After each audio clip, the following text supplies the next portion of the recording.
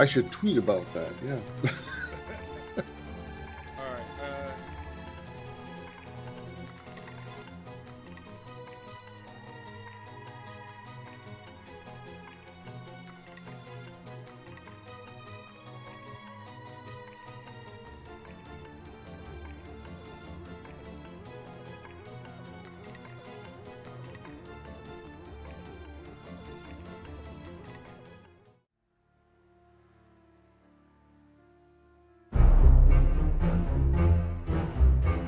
More than 200 years ago, there was a powerful necromancer.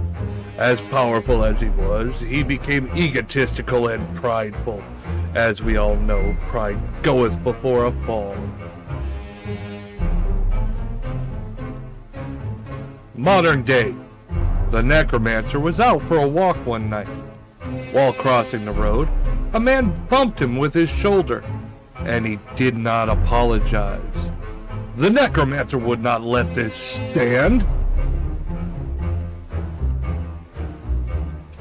The necromancer turned, ready to curse the rude pedestrian. But he wasn't paying attention, so he didn't notice the truck barreling towards him. All that power, undone by a truck.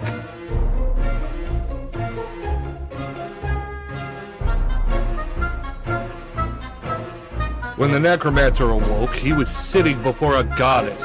He introduced herself as Nyx, the goddess that would decide where the necromancer would go for his next life.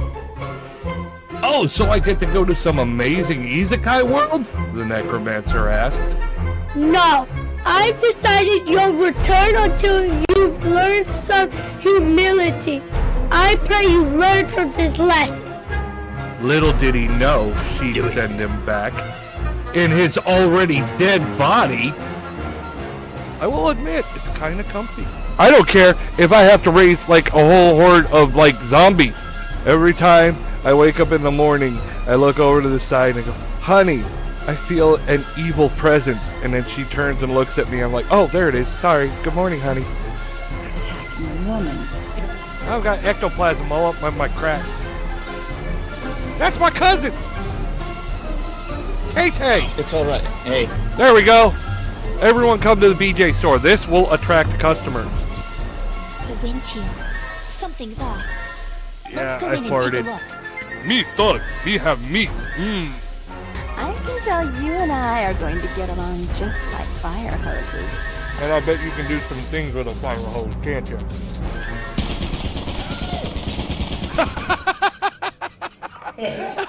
God damn it. Fucking damn it, guys. Hello, boners. How's everyone doing tonight? I am joined by my boss, Mag. Boss. The boss.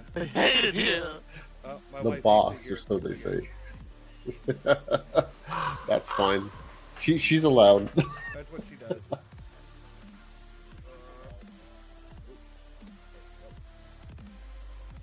Background music. Let me turn that off. Yay, okay. I mean, All's if you good. really want to. Tonight we will be reacting to World of Darkness lore. A lore video. Yeah.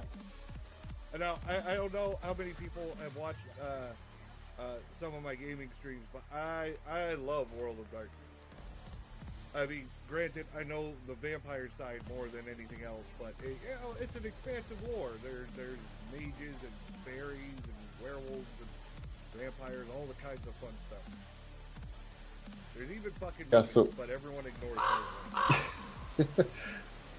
Yeah, so this is by Burger Krieg. He's a longtime creator that I've been following for a while, and all of his lore is really hilarious. This one specifically is about vampires, so of course I was like, I should bring Bones on this. Yes. I think he would appreciate it, or at the very least, get a chuckle out of it. I love vampire lore, and it's. All right, let's see. Boop, boop, boop, boop, boop. Got the video up and resized, so we've got that all ready to go. How are you on your end? Everything was good on my end. Ready to go. Groovy. I just got to shrink the boner down. Don't have a boner that lasts more than 4 hours. Consult your doctor.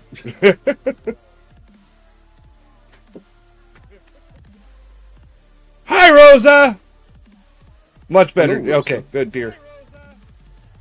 I'm getting an echo from some words.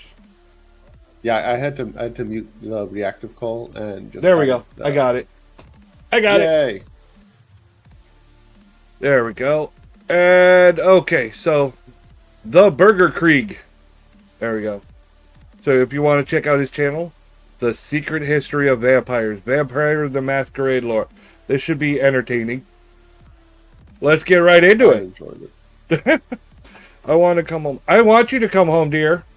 In the beginning, there was Cain. Supposedly, probably, maybe, who Wait. I mean, we're starting off with canes. Is this a disability joke? I couldn't help myself. Blow.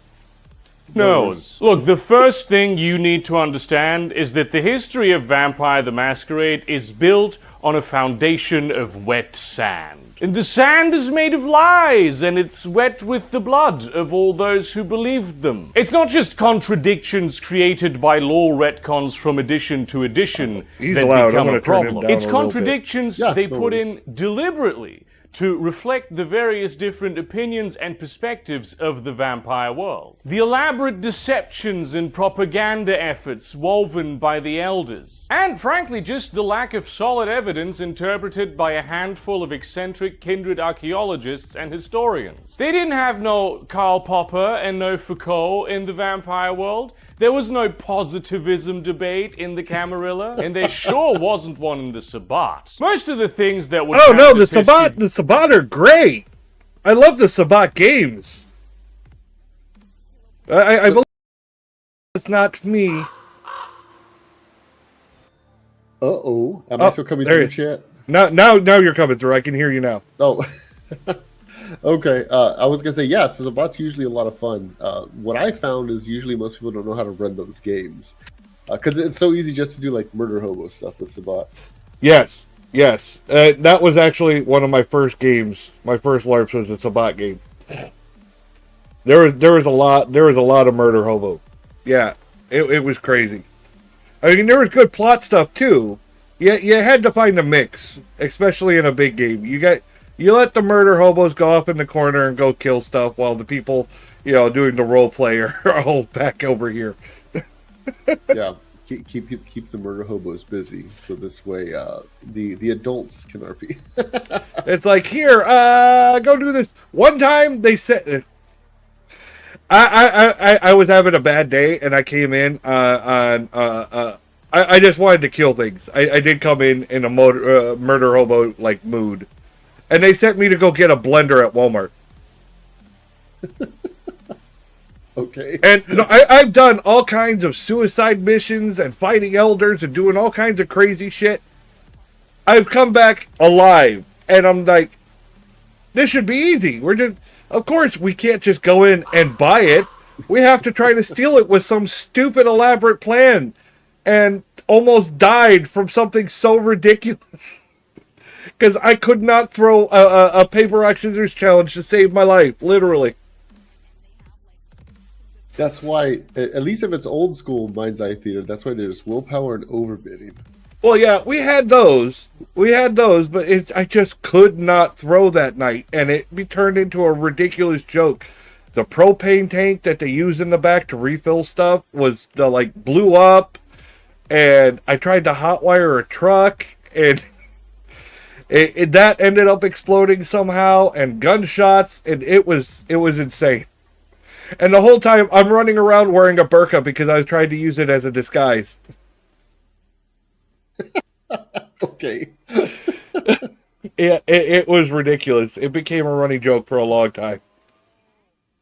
Books about vampires in the world of darkness are secret. And given that vampires have always tried to remain somewhat hidden in the history of the kind, the mortals, you're never going to find any clear-cut evidence for them there. And the kind don't even believe in vampires. It's a very successful campaign. They could, and they do, describe vampires in ancient history, but they do so thinking they're talking about deities and metaphors. Many official materials have been published diving deep into these secrets, and most of them offer a range of possible answers to the questions those campaigns pose, and encourage folks to come up with their own interesting solutions as well. There's also my own perspective on the whole thing, the opinions I have formed as a little bit of an expert, not just familiar with Vampire, but most of the World of Darkness game lines. Not to mention my cultural biases from living as just a silly little guy in a silly little world. So while I have done my best,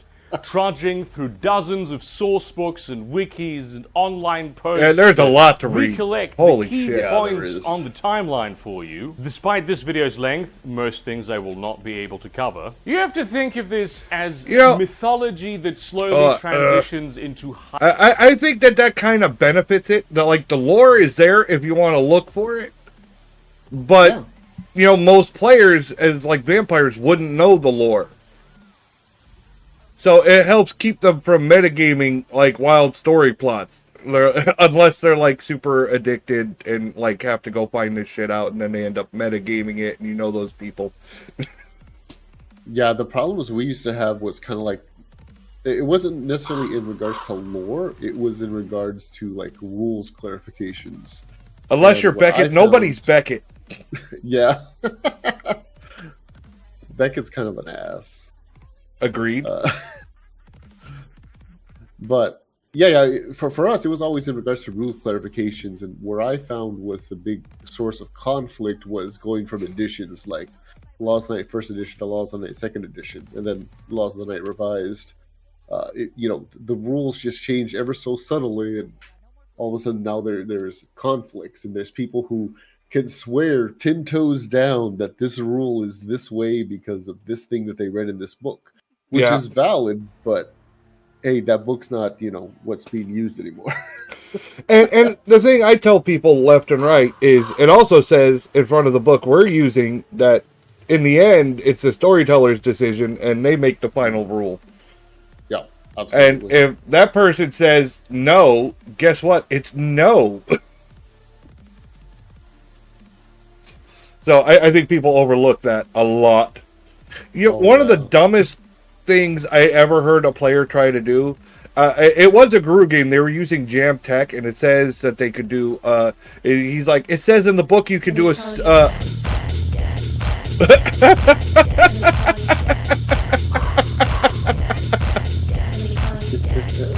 okay. Thank you. I've been called daddy. I caught me off guard. I was like,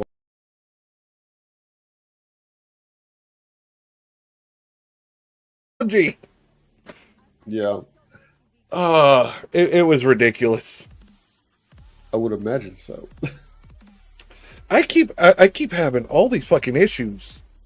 Whatchamacallit? Streamlabs is saying connecting to chat, and it's back to connected. I think Streamlabs is having friggin' hiccups tonight. Maybe. Everything looks good on my end. I mean...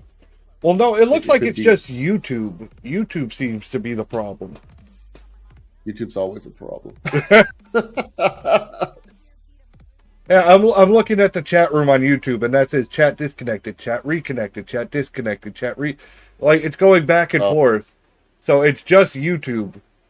Yeah, that sounds like it's just YouTube. Sorry, YouTubers. Highly propagandized and edited history. You have to be aware that none of what I tell you may be truly what happened. And the farther back we go, the truer that untruth is. Starting with Cain. According to the best-selling book known as the Bible, Cain was the first guy who murdered someone. That someone being his brother Abel, of whom Cain drives a taxi cab. He then lied to God about it and got indignant when God called him out. So God went, you know what, you little shit, I'm just going to curse you for eternity. There wasn't that many people back then. He could afford to micromanage a little bit. But of course, that's only one story. The most commonly retold one is that God demanded sacrifices. And while Cain offered the products of harvest and forage, Abel offered his most prized cattle. Cain saw this, thought, you can do that? and decided to sacrifice Abel to God, because that follows. Surely, It man did! would be the most prized It did follow. It disconnected. No, we're good. of cattle. This may have been because he was jealous at Abel's superior sacrifice, or because God favored Abel, or because Cain loved God so much he wanted to sacrifice the thing he loved The most, Bible. his own brother, or maybe because he hated Abel and was looking for some sort of excuse to murder him. As punishment, he was exiled by Adam, marked an outcast, and forced to wander the land of Nod, which is understood by most to be not so much a place, but like an itinerant state, a ceaseless wander. Another version of the story says that God rewarded Cain by making him king of the night, so that he may terrify the flock of mortals, and thereby make them more righteous and obedient to the will of their creator. Yeah, who said Adam that? then exiled him out of jealousy. Right. In Nod, he met Lilith, his dad's ex-wife, which is true, by the way. That shit is part of, like, biblical lore, but they leave it out of Sunday school stories. God Yeah. Hey, Dad, I'm sleeping with your ex. Basically. Oh God, I love that they freaking put that in Has Been Hotel, and fucking Lucifer made the joke to Adam. He's like, Yeah, that your was ex didn't seem to mind. I was like, oh, That's some Jerry Springer shit. That is. had a wife too, but we call her the Holy Spirit these days. Lilith was Adam's first wife, created as his equal, but she was unruly and had desires and a personality of her own, which is why God Gee, created that sounds like Eve my from wife. Adam's rib to be an obedient and somewhat stupid wife. In fact, so obedient and stupid that she ate the apple the snake offered, which she was then blamed for, even though she had been created to do that. This is what they made her like. See, this is what happens when you deprive women of education and deny them reasoning skills. You get cast out of paradise. Patreon. Holy fuck. good job, dummy. Jeez. Oh my God, that sounds like the time my wife forgot to put oil in the car. I'm like, I told you to put oil in the car. Now the car is dead. Yeah. Don't remind me to change my oil. Oh, you're welcome. Oh my Anyways. God. Yeah, you told me to do what you told me. And the snake, he came out and he said to eat it. Well, why did you eat it?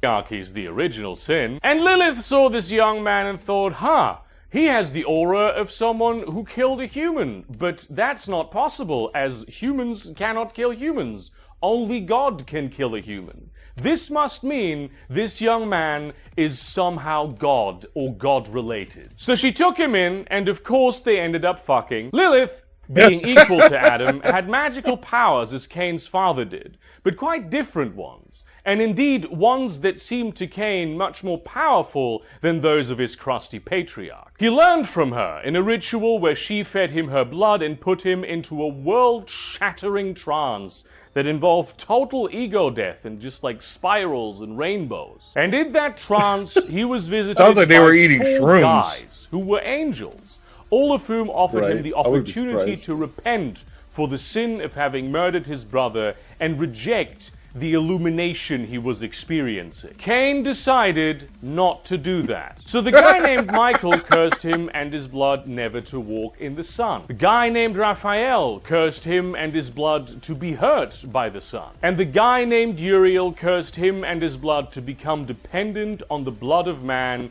to remain alive, and thus be shunned by all the world forever as a monster. The 4th guy, Gabriel, went, look, man, the other guys, they're really fucking mad, dude. And you messed up, man. You really did. But, bro.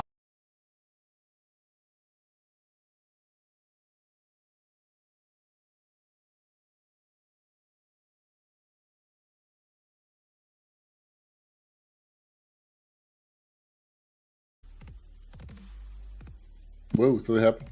Am I back? Yeah, you're back. Oh yeah, it fucking internet bullshit. Okay, well, I think we're good now. Chad, we still good? Wow, really spotty. Yeah, I know that's out of my control. That's just the internet being a dickhead because I live out in the boonies. It's okay. We'll link back to the video in case you guys want to watch it on your own time. Right. These magical powers would later become known as the Disciplines, the original Yay, powers of the Vampiric Disciplines! clans. He didn't make all of them. Many disciplines, of course, were developed by other vampires later down the line, but the main ones, animalism, auspex, celerity, dominate, fortitude, obfuscate, potence, presence, and protean, that's Cain. Eventually he realized that Lilith was limiting his potential, or malice, so he used his powers to break free of her bond and went back to wandering. Now, a couple things. We know for a very factual fact that a lot of this is very metaphorical. It is canon in the World of Darkness that the world is incredibly ancient, and like before this, or maybe during this, the werewolves were doing their whole tyranny bit. So the biblical story. Oh yeah, doesn't the War fit of Rage. Biblical time frame exactly. Yeah. And Well, Cain and I think Abel it were was not more the colon, but yeah. Oh yeah, The colon, which leads to the War of Rage. yeah. That was so smart and clever. I mean, we want to talk about how the vampire started. Hey, let's kill each other. That sounds like a great idea. Impergium. Oh, there you go. Yeah. That sounds like a great idea. Let's all kill each other. Wait, how come there's not enough of us left? Among the first humans, definitely, and Cain definitely was not the first murderer. There are several ways of viewing this, one of which is the mage perspective. In this story, the biblical characters are not just humans, but mages, awakened masters of reality, or certainly Adam and Lilith were, and Cain and Abel were apprentices to Adam. Maybe Abel actually awakened before Cain, and Cain murdered him for it. Probably there were other apprentices, and presumably other transgressions. Because the curses that came from the angels were pretty hefty. Let's be like there was a lot of curse for like murder is bad, but that was bad. Alternately spawned the maelstrom as a phenomenon into existence, depending on your reading of it. According to Stygian records, of course, the first great maelstrom was caused by the fall of Rome, which was like a little bit after this. Lilith effectuated this awakening, so I'm thinking that maybe she was the problem, being like a jilted rival of Adam. Cain may not even have met her by accident, but went to search for her in order to attain the awakening that Adam would not grant him. So that's why Adam cursed him again via the angels. They're kind of mysterious, you know, angels are part of the world of darkness, as is God and Santa Claus, in the sense that all things which humans imagine exists in the upper umbra and the dreaming. So it's possible the biblical God and the angels are like playable. I have actually so in Demon the Fallen they talk about them. There's a whole like subsect. I say subsect with air quotes of angels that are called like the Earthbound, and they're the ones that are fell to Earth to essentially finish heaven's retribution of the fallen. That having been said, I know that there was many different supplements, some of which were fan-made, where they tried to interject the concept of angels. One of them that is fan the way that one was done. I at Dragon Con in I think 2004 or 5, I can't remember which year. It was just before LARP, so I'm one of the only people that got to play official rules for Demon the Fallen LARP. Cool. It was interesting, since everything was powered by faith. They had this idea that they gave little stickers that said Faith Point to random con goers, right? Just all over the place.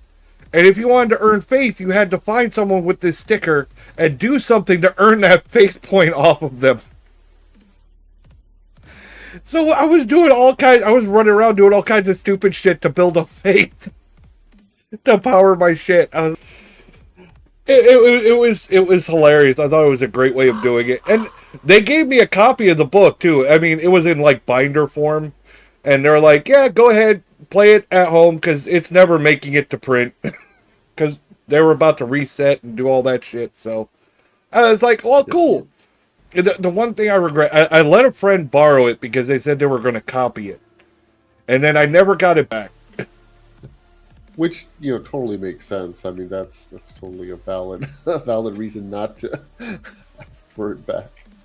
But I had it. I did have it at one point. Oh, that sounds cool. Really? Oh, interact. It was. It was really neat. There was 2 player kills in that whole game. One of them was highly contested. Everyone was arguing whether it was fair or not. Like the whole weekend. I was like, God damn, let it go. And I had the other one. But mine was hilarious to the point that the person I killed actually said that was awesome. They're like, I'm not even mad about this. Because he should have known better. We're playing a demon game. And I was like, talking with him. And then they put my arm around your shoulder. And we're buddies. As I slowly walk you into this dark alleyway. He's like, I should have known. I'm not even mad. That's fucking brilliant. I spent conversation. He didn't even notice I said it. It was great. It was priceless. Sorry. Yeah. No, you're good, man. Don't worry. It's hilarious. Or maybe, I love hearing good gaming they stories. are some sort of fae. And the idea of it having been the one true God of Abraham only entered the story later. A legend the Fae tell about Cain is that he was a hungry redcap who slew and ate his brother. In any case, because he developed the vampiric powers later, it is implied that he was in fact a mage at this time, which would not be possible if he had been a vampire, because vampires are severed from their magical avatars. Except, of course, perhaps Cain was mage and vampire at the same time by virtue of being alive. He would be the only vampire who did not die to attain his status. It's not mentioned anywhere that he did die, and thus he would be That's kind true. I of didn't the even think only about that. truly immortal one. Another theory is... Yeah, I mean, he's the first. He's special. He's like, I can Yeah. do yes. That's how I was the discipline say. Discipline says fuck you. That's how. Yeah, right. See what I've been saying? What do you mean what you've been saying? I got him. What do you mean what you've been saying? No, but me and Webb have had conversations for years about the fact that it happened. Well, I mean, Yeah, even though that there is some text in the Book of Nod that's kind of like, is this a death trance? Is this not a death trance? It's left open to interpretation the way they want. it just depends on who you ask type shit. So, I mean, is it possible? Maybe. Yeah, why don't you go find Cain and ask him? Right? God, I remember reading an old story, creating Ravno and the whole story, and like the origin of the Path of Paradox and stuff like that.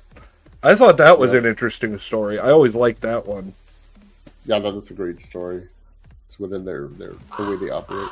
Yeah. He'd probably tell you one book suggested he's working as a cook at Dolly's. Hey, maybe. Maybe. Oh God, I keep freaking. I'm trying to remember. I was gonna say something, and I was about to say it. Then I got distracted and I forgot it again. And now I'm mad at myself because I keep forgetting. No worries. Oh God, what was it? If he's still alive.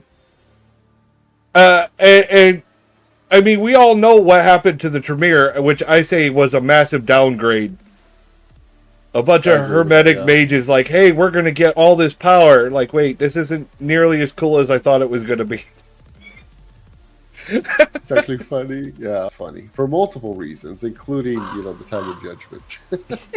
Like, why didn't they test if we have one shot at this? Or it even could have been because they heard about the tale of Cain where he was possibly a mage, and they're like, yeah, me too. I mean, hey, they dig up all kinds of ancient lore. They store that shit. Yeah, they could have. I feel like that scene from Army of Darkness where he's quoting the Necronomicon. Oh, yeah, he's got to read the special lines. Yeah. Platu, Barata. It's like the same thing, but that's what the Tremere did. They kind of like... I said the lines. basically. Now that's going to be my new headcanon for the premiere now. I dig it.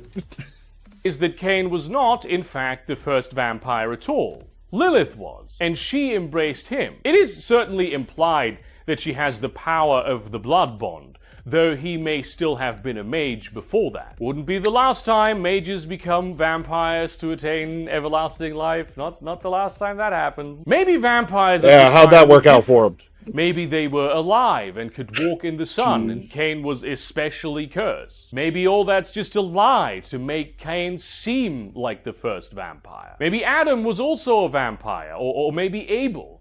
Perhaps Cain's murder of Abel was in fact diablerie, a vampire consuming another vampire's soul and obtaining their power. Which is a special kind of murder. That's like murder plus. That is curse territory. Maybe Lilith embraced him a second I like time murder plus. into her own brew. There are certain types of vampires who do this, and they just happen to be demon-blooded and of unknown origin that fall sort of outside of the narrative of Cain being the first vampire. Maybe God was the first vampire. People in vampire lore certainly believe these things. There are groups which hold Lilith to be the real first vampire. Cappadocius, who was distinguished among his cohort in that he was highly educated, certainly did believe he could and would one day diablerize God. Which all begs the question, given that Lilith attributed diablerie only to God, who was this God character? Was he the patriarch, the Cain of an earlier vampiric social order? Something that bears mentioning, I think, is the tale of the Bloody Man. Okay, hold on. I kept watching. I love Cappadocius, especially since I love playing Samedi and I loved role playing, with the connections to the Cappadocian clan and pretending, the rumors and legends that they were supposedly the last remaining Cappadocians, and so that was one of my fun things. That's why when I played a Samedi, I had a person, anyways. Yeah, that it's a little nod to Hitchhiker's Guide to the Galaxy. Very well, very done, very well. Well, I mean, technically, if Cappadocius, who's highly intelligent, is like, I'm going to diablerize God, I think he would have a basis for that. Yeah, I think it would have to be some, like... Which makes me, like, if I was a fucking vampire archaeologist, I'd be looking for, like, how does that work? Right. I mean, we've talked about, like as players, like, diablerizing God, but that one at a party, and everyone's having a good time. No, the geeks are in the corner drinking beer and talking about game again.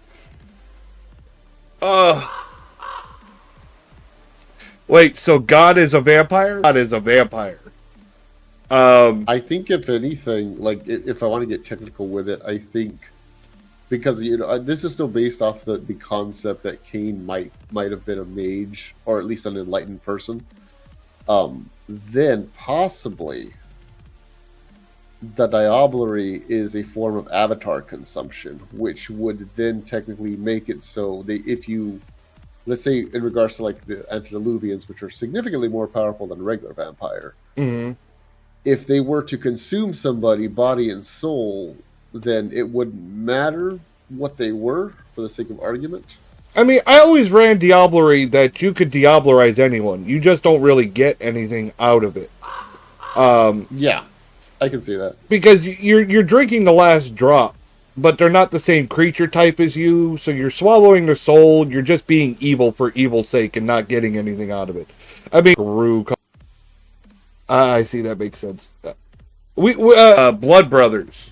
The rare bloodline that most people, if you're smart, will never let play, have an ability. And I was like, that's fucking broken. Because we were like, what was it? There's a you somehow had thaumaturgy, and you were a blood brother, and you borrowed all the gens from them. Conceivably, yeah. If we're just going based off of like, I'll say metaphysical theology of the world of darkness, then yeah, totally. You could drop yourself to Cain generation of that line. Right. That'd be interesting. It felt like one of those powers that they didn't really think about before they put it into play. They're like, this sounds like a great idea. Then later, like, oh, I didn't think of that shit. Yep. They wouldn't do that, would they? Yes, they would. Yes. Yes. Always. Yep. I think the biggest mistake they did was putting generalized stats, I say generalized with air quotes, of antediluvians into the generation table on the Vampire the Masquerade book. Because once they did that, they just made people think like, ooh, that's what I want to be. Woo! Some vampires, that would actually entice them to eat more. Yeah. Though it's risky. They're like, if you really want it... Clothes with trash can lids. It was fucking hilarious. And it just... you can continue on. I'll be right back. I think there's somebody at the door. Okay. Yep, no worries. Yeah, mages tend to take exception to that. Well, yeah, obviously. But the reason I brought the hobos with trash can lids was they were throwing like war gods. They beat a whole game of vampires. I'm like, well, if you told them, hey, if you go get these guys, you know, I'm wondering how long it would have taken. I mean, they think of like a horde of cannon fodder. Yeah, they're going to take plenty out. But eventually, it's like the whole zombie overrun idea. I'm getting Pagaraja in a game. I couldn't believe they let me play one. Right, that's fine. Dropping off some mail. No problem. I was talking about I was allowed to play a Nagaraja in a By Night Studios game, a LARP. Ooh, nice Nagaraja.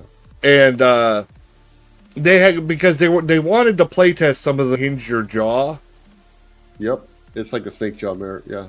Yeah, and then you could have I had like shark teeth and all kinds of fucked up shit, and I had Potence in clan, and I remember it was like one of the other in clan merits where you could switch out something. How in game got into a fight with Rokia because we were off the coast of Florida.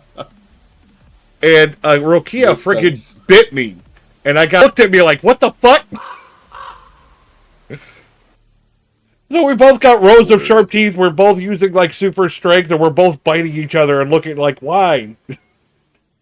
It ended up being a very humorous scene. It's like, tastes like fish.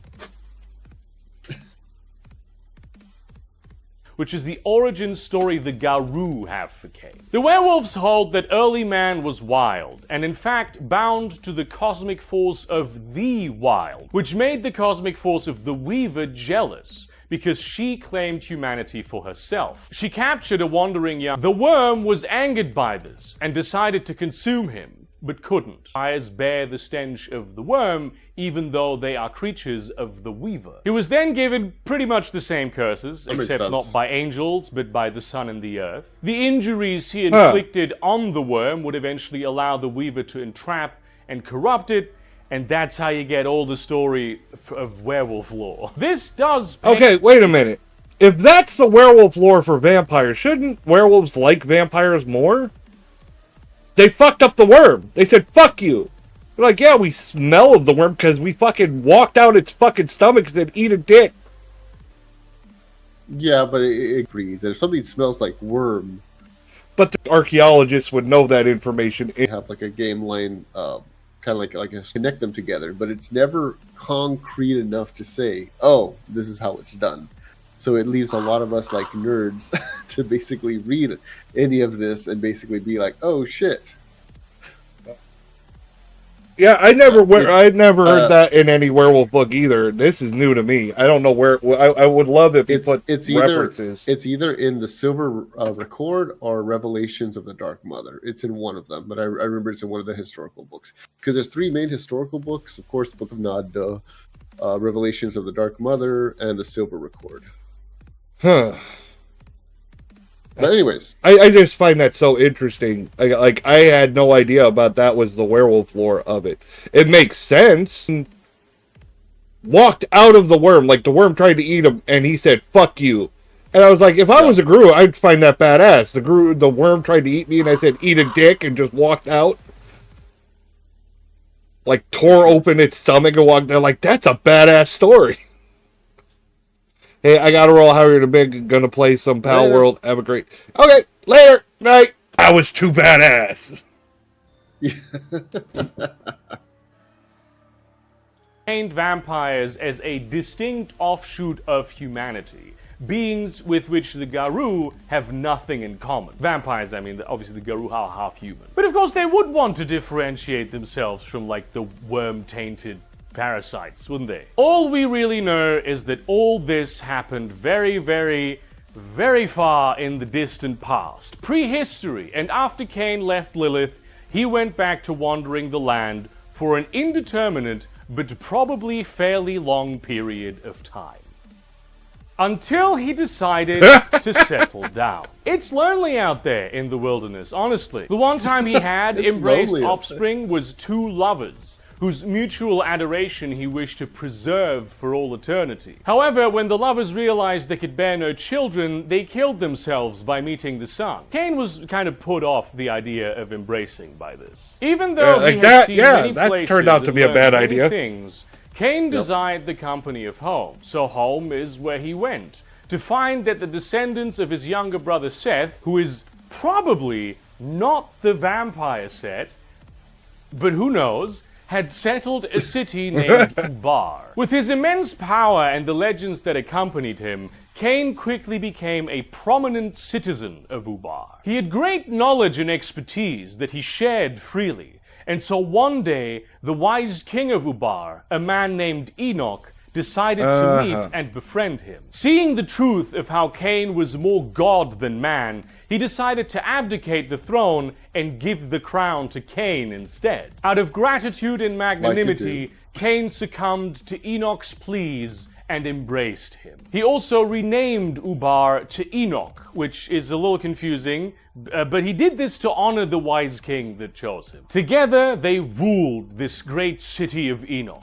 But the great guy of Enoch soon felt the loneliness his sire had endured for Irad. Some say this was because Irad was a great warlord and Cain believed That's a the city horrible needed picture in the protection corner. and the capacity Yeah. to grow into an empire.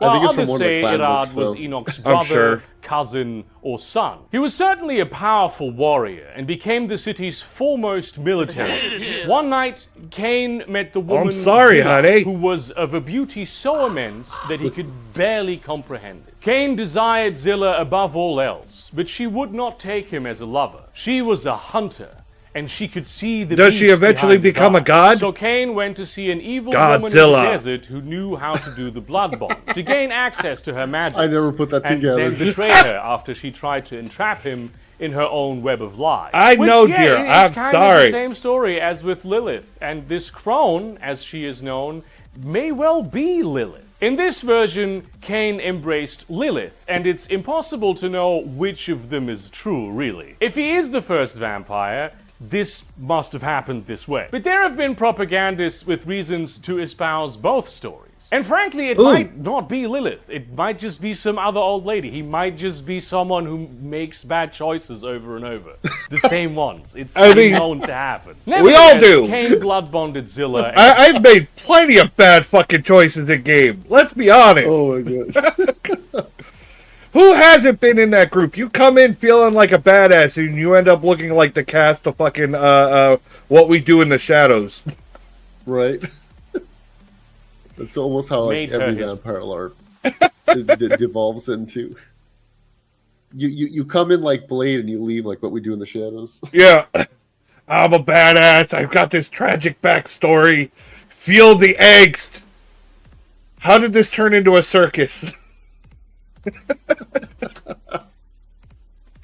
wife, then eventually embraced her. These three, Enoch, Irad, and Zillah, are the known and named members of the second generation of vampires, though it is absolutely guaranteed that there were more than these three. The city of Enoch grew into the mightiest empire the world had ever seen, and Cain was a good and just god king, beloved by all. Vampires were not secret, but worshipped as deities. Mortals labored during the day and served as vessels for feeding at night. Criminals would be executed in blood feasts. Together, they ruled the first city for that makes countless generations. And every once in a while, one of the three would choose a worthy mortal and embrace them, thus creating the 13 antediluvians of the third generation, the forefathers of the modern kindred clans. Eastern philosophy, thus creating Malkav, Saulot, and Toreador. Irad valued prowess and embraced soldiers and warriors, tacticians, those who could prove their skill in battle, thus creating Bruja, Cappadocius, La Sombra, and Ventru. Zilla valued cunning and daring, the hunters that shared her profession. Sometimes rogues willing to do what was necessary, she was flexible that way, thus creating Gangrel, Flexible that Hakim, way. Nosferatu, and Set. You may have noticed there's two missing here, and I think this is because this genealogy is utterly untrue and manufactured by the clans themselves long after That the makes fact sense. to Yeah. create a story that would fit their identity at the time. The idea that you inherited disciplines from your sire was very Yeah, so what? They took two other clans and were like, yeah, we're not with them. Basically. Well, it's like in later editions of Vampire the Masquerade, they introduced the concept of high clans and low clans, which I never understood until I read Vampire the Dark Ages, and I was like, oh, okay, now this makes Yeah, sense. that was from Dark Ages. I remember that. I like some of the stuff that they had in the high clans and low clans book for the Dark Ages. I remember there was a Zamiche specific. Yeah. Like one of them, it was called like Impaler's Fence, and you have to roll. You have to do a challenge to grab them by their spine, and then Wow. once you do, you expend blood, and their spine extends through the top of their skull and their anus, impaling them on their own spine. I was like, "What the?" Sounds bloody appropriate. I wanted it. No one would let me take it. I was like, I want this. I want this power. Yeah, they had ridiculous. There was one Zamiche one where you take a lethal damage to use this power. You had to take a damage just to use it because your intestines came out like tentacles as they burst out of your stomach. Yeah, I remember that one. I was like, wow. central to kindred society around the time the story emerged, and I think that is why it emerged. I am personally of the very firm opinion technically equivalent to caitiff. A caitiff, of course, being a vampire whose blood had lost the identity of their clan and thus lacks attunement to any particular spread of three disciplines, while at the same time not being saddled with a clan curse. This was, of course, one of the worst things you could be in kindred society at a crucial point long after the story took place, but when it was told in this way. So the idea that the progenitors of the antediluvians were this needed to be stopped. I do still think there is value makes to the sense. idea that the second generation favored certain traits, though, obviously. So based on that, I have developed my own genealogy. I was gonna say that. Like humans breeding wolves into fucking household pets. Like, we have this breed over here and this one, and it's like vampires did the same thing. Well, I mean, to be fair, I mean that's kind of like what they do. I mean, let's take like the Assamites or the Baru Hakim as they're now called. Like the very first time I wanted to play an Assamite, I was told very directly no by a storyteller because they're like, no, because Assamites only recruit from people that are either badasses at martial arts or they have some kind of inquisitive nature in regards to like the occult or something, because there's different castes of the Assamites. The viziers So- and Yeah, so they were like, either you're going to go down one path or the other one. They're like, but they're going to groom you essentially beforehand before they even consider, embracing you. And I was like, oh, okay, because the way it's presented, at least in the core books, it's like, hey, just make a vampire, roll it up, have a fun time. right. But if you go like to LARPs, they're like, no, you have to have a reason for why you're doing X, Y, Yeah, and Z. Assamites are supposed to be way more selective, and they have the mountain and training. They're one of the few clans that's actually having that, this person needs to be knocked down a peg idea. Into yourself. How about we Oops. Oh. But yeah, so selective breeding. Now I'm not going to be able to go to a game and look at vampires and not think that one's a Chihuahua. That one's a Shih Tzu. Oh, well, I'm guessing the Nosferatu would be like pugs. Yeah, I could see that. Or like French bulldogs. They're like French bulldogs because they're ugly, but by the same token, you still want to keep them around because no, the Chinese crested, the ones that are like a dog pool. There you go. Yeah. Those are Nosferatu.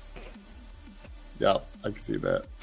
Bruja is great evidence of all this. It is known that Bruja the antediluvian was emotionless and level-headed, the opposite of what the clan is known for. He was a statesman, a scholar, an adjudicator. Thus, Enoch would have been the one to embrace him. Cappadocius also was a wise man, specifically a magus, with deep knowledge of medicine and the subject of death, an unmatched occultist. Thus, Enoch would probably have embraced him also. Gangrel, also known as Enoia, was not so much Enoia? huntress as she was Yeah, predator. that was her name. Venerated even before her. That's a horrible Zilla name makes choice. the most sense for her, for she is not I a think it was city dweller, intentional. nor was she ever. There is actually a tale told among the Gangrel that she was the daughter, assumed biological, but perhaps also the child, that Adam had with Lilith, making her Cain's sister in any one of numerous ways. It is also known Awkward. in Gangrel oral tradition that Enoia Yeah. was supposedly Cain's I think brother, it's spelled Enoia. not mutually yeah. exclusive. Hakim was undoubtedly a warrior and one of the greatest of all time. Though a Still foreigner, a horrible though name it's not choice. really ever said from where, Yeah. it could have been anywhere that wasn't the Middle East.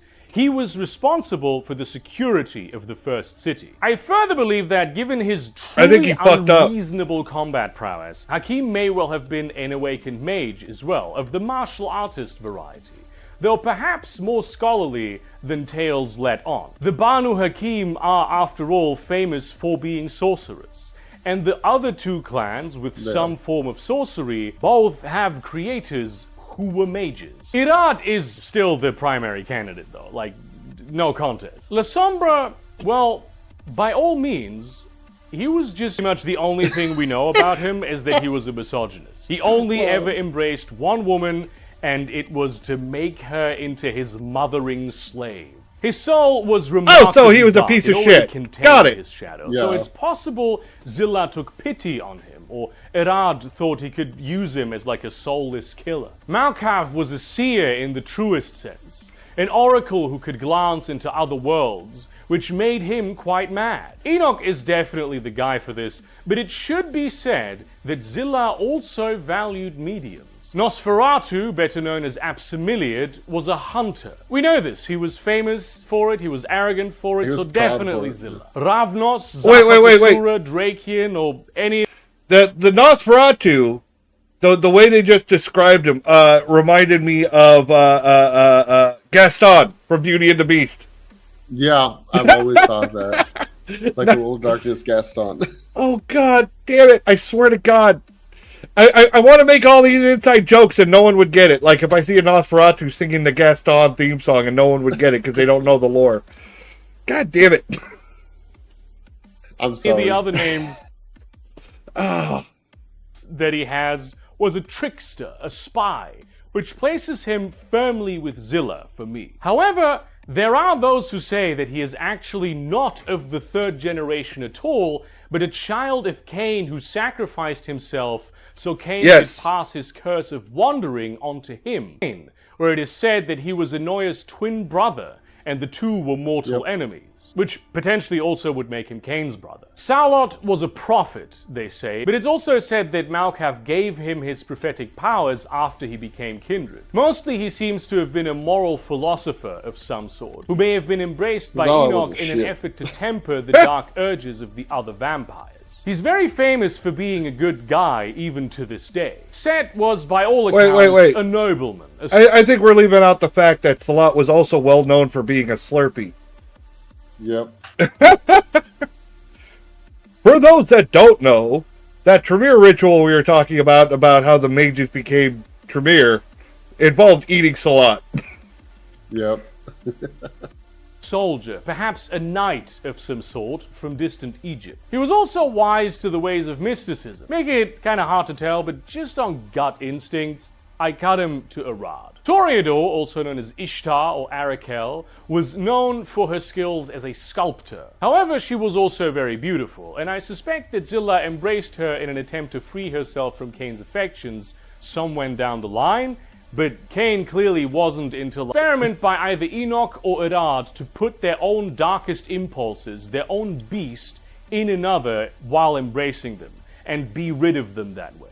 Which is why Tzimisce is the most evil and least human of the antediluvians. I don't know what you're still talking hold about. Enoch for like the likelier candidate. Tzimisce Guess are who was adorable. most likely an accomplished biological descendant of Enoch, a nobleman without peer and of great martial prowess. Enoch, once again, is the most likely candidate, but I do believe there is a strong case to be made here for Arad. Now, it is pretty certain that these 13 were not the only kindred embraced in the third generation and in the first city. The first city may be more of a metaphor for a large empire where gods lived among mortals. And there were a number of generations of kindred present there. These 13 are just the only ones who survived. There is reference to a 14th That's fair. surviving antediluvian, one who never sired a clan or couldn't, but that could be everyone and no one. Osiris, who may even have been Enoch, Malkav's sister Malachi, Lilith, even Abel. If you make it up, you can make it up. The list is long, is what I'm saying, and the answers Let's make it up! are nil. I'm The good thing with about that. these 13 and how well they ruled make and it how up. terrible You the make it ensuing events that followed were, really the whole story of Cain is that it glazes the fuck out of Cain. And of course it would do that. Glazes the fuck. No, I can see it as an insult now. I'm gonna meet somebody in a game that's so fucked up and stupid, I'm gonna use it as an insult. I'm like, you're not even of that clan. You're of the 14th clan. You're the one that no one talks about. You have to be, because no one's that dumb. That's my new insult. I'm loving it. Good. This is the story the Sabbat tells of Cain. The story where Cain is the good guy, and they are agents of righteous vengeance, fighting in his name. The Camarilla denies that any of this happened at all. No Cain, no antediluvians, no first city, nothing. The problem is they have The Camarilla is like the Officer Barbrady. Nothing to see here. Move along. Right. no opposing story, which is why the Sabbat cares so much about this particular version of events. It paints the narrative of denial the Camarilla has been forced to adopt as the transparent lie that it is. It gives the Sabbat story of Cain the righteous. Oh, I don't buy it. I really, really do not buy it, in case that wasn't clear. I mean, he comes to this place where people know him. This is where he's from, right? They know of his mark and the evil it represents. Ostensibly, he is the devil incarnate, and then everyone loves him. And he is so selfless and wise, and the king gives him the throne. Greatest empire of all time is created this way. Cain ostensibly being a guy who was punished for a crime so unspeakable that we only learn it through metaphor, and we don't even know exactly what it was. Because it sure as shit wasn't just murder. Someone who is implied at every turn to be an absolute fucking snake of a person. And he was him? The Banu Hakim tell a different story of the first city. According to them, what happened was that a stranger came to the city of Enoch one night, dressed in rags. And while Hakim, as captain of the guard, had ordered all gates closed in the night, the guards let him in nonetheless, and he came to the palace where his grace and bearing immediately endeared him to all who met him. King Enoch made him one of his closest advisors rather quickly, and only Hakim was immune to his charm, seeing the evil behind his eyes. Cain was in the city for years, slowly taking over the palace, embracing the royal family. The Banu Hakim, if this is their story, of course they're going to say, yeah, we weren't affected. We were the greatest. Yep. We were the victims here. We Of tried course, to warn everybody. The They didn't story listen. changes depends on who's telling it, and whoever's telling it is obviously the best one in the story. Obviously. family to be his slaves. One day, Hakim and his most loyal lieutenants decided to rid the city of this plague, starting with the two parents of King Enoch, who had been embraced in an effort to save Enoch himself, who remained mortal. In this story, Hakim, a mortal, fights several second-generation vampires at the same time and wins. He then does the same with Cain, but Cain is so evil he manages to escape anyway, telling Hakim that though he foiled him here, he will go to other cities and do the same thing again. And because no one as badass as Hakim would exist in these cities, because obviously no such person could exist anywhere in the world, he would be successful there. Cain also destroyed the entire city at once, just like this, by stomping his feet a few times. So Hakim went back to the palace chambers of Enoch's parents, whom he had slain single-handed, drank their vitae, and killed himself in order to become a vampire. He then took his followers into the mountains, created the fortress Alamut, and vowed to destroy all kindred. Now, this all happens over the course of like a decade, and quite frankly, it glazes Hakim even more than Hakim have a ton of stories of them being the most badass fucking warriors of all time. It's very normal. And the thing is, too, that the city of Enoch exists in the underworld and was put there all at once. It was there in one block, implying it was destroyed all at once, which Cain does in this story. But of course, that happens later as well. Going back to the Bible book, we all know that there was a bit of rain. It's not unlikely that the first city actually also refers to the cities of Sodom and Gomorrah and all the other weird places that God flooded the world over, even though these do come from different stories and God did different. I wonder, there should be lore where It makes sense to me. I think that should be added to the story. I think it would make more sense. Like, oh my God, what are they? Ew! Oh my God, I just imagine. I just imagined friggin' Herogasm from The Boys. Different things in them. The flood, or the deluge, is remarkably vague in vampire lore, even though it is clearly a momentous event. There are many different recountings on it, many of them unrelated to vampire myths. But what they all seem to agree on is this. The third generation were not loyal to their elders. At least most of them weren't. They craved the power of the ancients and saw themselves as slaves to their grander schemes, without any hope of ever ascending to the throne. That sounds like spoiled children. The betrayal and downfall of the second generation. For reasons that were his own, Cain left the first city, perhaps he was in torpor. This is when the 13 chose to betray their creators. Incidentally, this was also when the flood happened. They're not related, they just happened at the same time, obliterating the first city in one fell swoop. I have some thoughts about this, namely that I don't believe it, and would like to propose an alternate theory, if that's okay. Clearly, more vampires existed in the first city than are recorded. Many more. Like, this is basically I agree with Cain's that. Palace had quarters to host hundreds of them as guests. I absolutely believe in the rebellion, though. Not just because it's one of the central themes of Vampire the Masquerade, but the flood, or the deluge as we call it in vampire lore, was not, I believe, a literal flood, but a flood of blood, or rather vitae, which was later folded into that Abrahamic myth, because that's the way that we view the world. The Antediluvians rebelled and killed, perhaps even diablerized the second generation. And I think they also did this with countless other ancient kindred.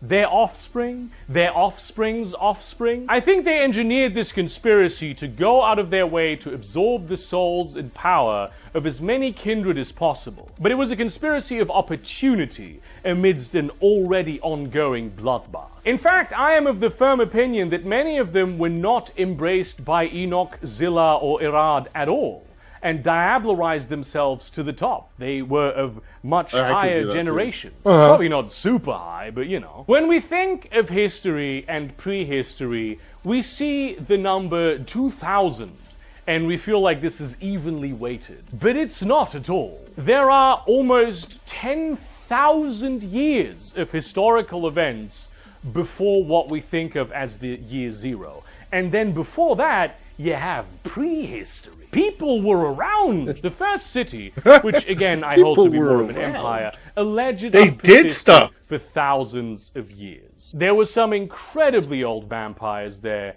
and the thing about ancient vampires with thick, powerful vitae is that eventually humans don't really do it for them anymore. They need to drink the blood of younger vampires to remain lucid. Or older vampires, but if they're the most oldest ones, that doesn't work. Maybe that's why the palace was so extensive. Maybe kindred were fed to makes Cain sense. every single night. Maybe he's the god emperor. Maybe the antediluvians diablerized their grandsire himself. Though that doesn't seem to have stopped him from showing up later, which, to be fair, is not that uncommon with ancient vampires who are diablerized. They just show up again. It's also possible that the antediluvians started the true thickening of the Viking. Why does it feel like that was a really beat around the bush way of saying Cain is making Elvis sightings? I can see that, yeah. I saw Kidding, Elvis! debating. Stories of mortals slaying prehistoric vampires are not just found in the tales of Hakim being a badass superhero. It's entirely possible that ancient vampires, even Cain himself, or perhaps vampires that came before him, were still formidable, but not nearly as powerful as the genuine godlike creatures that are the elders we know and fear today. They may have been more on the level of regular neonate kindred, which have been known to be defeated by skilled mortals. And this great feast on the young and some of the old may Hunters not are a even thing. be the first time this happened. Maybe it was just the first time it went completely out of control. Or perhaps it was once again Cain's sin. If Cain was indeed in torpor, this war may have taken years. It's also possible that Cain was gone because he was protecting his offspring against a feeding frenzy by even older elders. Whatever it is that happened at the end, there were only older 13 left standing. Fattened like leeches, powerful beyond belief, they began to rebuild the world in their image. They began embracing their own lineages. Though I think it's possible that some of the eldest Methuselah were already in the first city, and was spared diablerie as favored servants. When Cain returned and saw what the third generation had done, he clearly was not strong enough to defeat them, but he could curse them. And so he did. The curse would always be some ironic manifestation of course. their worst traits. Bruja, course. his soul dry as dust, would have his heart turned to ice, unable to feel emotion ever again. Cappadocius, his morbid fascination with death, an insult to the everlasting life he was given, was cursed with the appearance of a corpse. Gangrel, always more interested in being beast than human, was cursed to appear as the creatures she so clearly wished to be. Hakim, a little So she was a complicated bitch. actually, but in V5 compliant lore, she bitch. his self-righteous lust to punish made him addicted to vampire vitae, to cleanse the transgression of vampiric existence. Okay, so the thing here is, in previous editions, Night bitch. different Banu Hakim had different weaknesses, and in many ways they worked differently bitch. to I love other it. clans, lending some credence to the story that Hakim did in fact embrace himself and was, from the very beginning, separate from like the brood of Cain. But that's also not necessary for the cased thing that happened with the Banu Hakim to emerge. All of those weaknesses were entirely in line with that same sentiment for hating vampires and needing to diablerize them. Also, and this is gonna be another tiny excursion, I've said in my original vampire video that part of their OG clan curse was that their skin would get darker with age. And while Yeah, it's sort they of a did away with funny that. haha blackface thing, there's actually more to it than that. And I really feel like you should know about it. Obviously, they wouldn't look more Really African. think we Their should skin would, like, clarify. go black, not brown, because they were exposed to the sins of the vampires that they hunted. Yeah. And something I learned rather recently is that the whole idea for this curse was pitched by Travis Williams, one of the few black creators working in RPG design in the early 90s, who looked at Vampire and thought, where are all the black people? He thought it would be cool to have blacker skin represent greater power. And you know, that is cool. But back to our regularly scheduled program. La Sombra, who loved to move in the dark. Damn. So Yeah. wait, Rosa, I think I asked you before, but I can't remember. What clan are you? Yes, what clan are you if you believe in such things? I hope she's not a member of the 4th clan. Oh, Bruja? You're too nice to be a Bruja. Bruja are annoying pain in the ass. Oh, you don't know her well enough.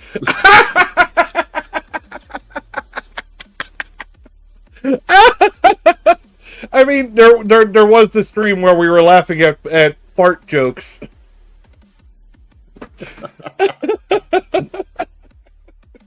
A lot like, oh.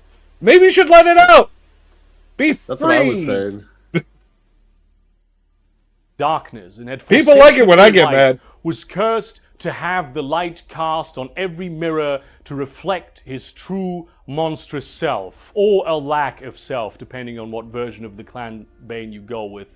So he would have to stick to the dark forever. Also, I guess modern technology like phones wouldn't work for him. Caden was like, he can't use the iPhone. I'm not this would become a problem for a couple thousand years. I'm really not sure how else to explain the fact that this seems to Can you help me? I can't get into my phone. Why can't you get into your phone? It has facial recognition. be part of the La Sombra clan curse. Malkav, who had seen so much and said so little, who desired insight and understanding more than power, would have so much insight and understanding that he would be rendered powerless by it. Nosferatu, ever vain about his legendary beauty, side reflect the monster that he was on the inside. Ravnos, who burned the trust of all he surrounded himself with so often, he needed to constantly move around in social circles, would have to do so until the end of time. Saulot, with his ceaseless, annoying empathy for the cattle that are humans, would have to feed only from the Ceaseless, willing annoyed or empathy. suffer their wounds. Story of being descended Yeah, I'm to Sun imagining God would suffer the wrath Ancient of the Cain Sun calling him a sevenfold prick. and live in fear of I lights can see it. even much smaller than that. Toreador, with her useless fixation on aesthetics, would be obsessed with it forever, transfixed with beauty, and almost as addicted to comfort as she was the blood. Simitsi, truant to the whole event as he had fucked off to Transylvania years ago, would not be able to travel again without a whole lot of logistics involved, forever reminding him of the humanity he so desperately wished to leave behind.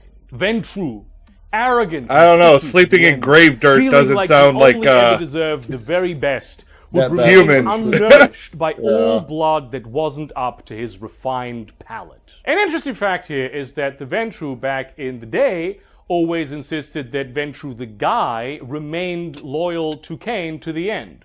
Though that is, of course, very much in line with the ethos of duty they preach in the Clan of Kings. Maybe he's so sensitive to betrayal because that is how he came about. Or maybe Cain punished him for failing to You know, stop. speaking of Zemishe and that whole Earth thing, there's a Zemishe specific ritual that gets often overlooked, and I friggin' love it. It's called Recure the Homeland. Yep. Okay. I'm glad somebody knows about it. I've tried talking to it before, and people are like, I've never heard of that. I've heard of it, but I haven't played many Zemitsi myself. Yeah, Go on. and it's such a... You need some of your blood and some of the dirt of your homeland, and you do the little ritual, and now you've got a salve that can heal aggravated wounds. Yep. Fuck yeah! I know that there's even an advanced version of that where essentially you dig a hole, you mix your blood with it, you mix in the soil from your homeland, and essentially that technically don't have to sleep in the grave dirt or the homeland dirt because you're already surrounded by it. Yeah. Yeah. Anyways, Oh god, I know that the vicissitude, like, 9th level or whatever, the like one of the highest levels, I think it's called Pulse of the Heartland or something. It's been so long since I read it. You basically merge with your homeland, and you like have control of your domain. Yeah. People say that like this shit at any time he can just go, you know what? I'm going to make a volcano pop up underneath you. Yeah, I mean, Coldonism came from somewhere. that Koldunic sorcery is scary. Okay, I'm all out of fucks to care, so I closed 10 minutes early. I dare them to say something. Nope, I'm not going to dare shit. You do you, honey. I know what you're like when you're angry. I'm not fucking with that shit. The uprising. Ventru culture certainly includes a lot of opportunism. In terms of their magic, these are not individual curses, but one big one, clearly, always working with the same principle. Many bloodlines have their own curses, which tend to be variations of the clan curse in line with the founder of that bloodline. And when an antediluvian is usurped, the curse of the clan also changes to become more fitting. When Troil diablerized Bruja, the curse was almost inverted, filling the clan with the uncontrollable rage that had driven them. When Tremere diablerized Saulot, the curse became because Rosa seems so full of rage. Yeah, she is. So full of rage.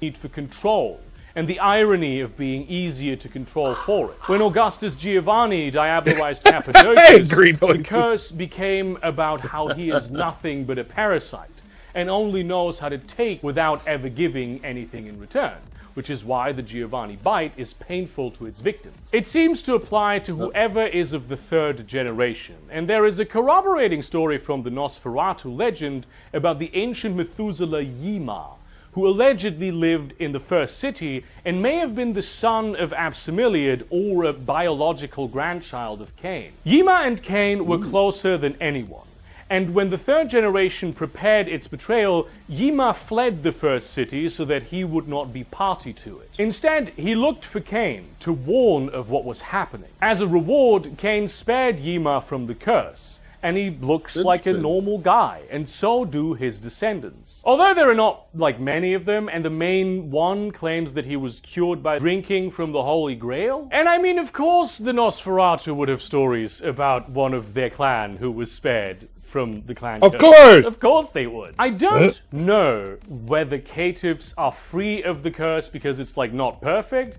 or because for some reason they are forgiven.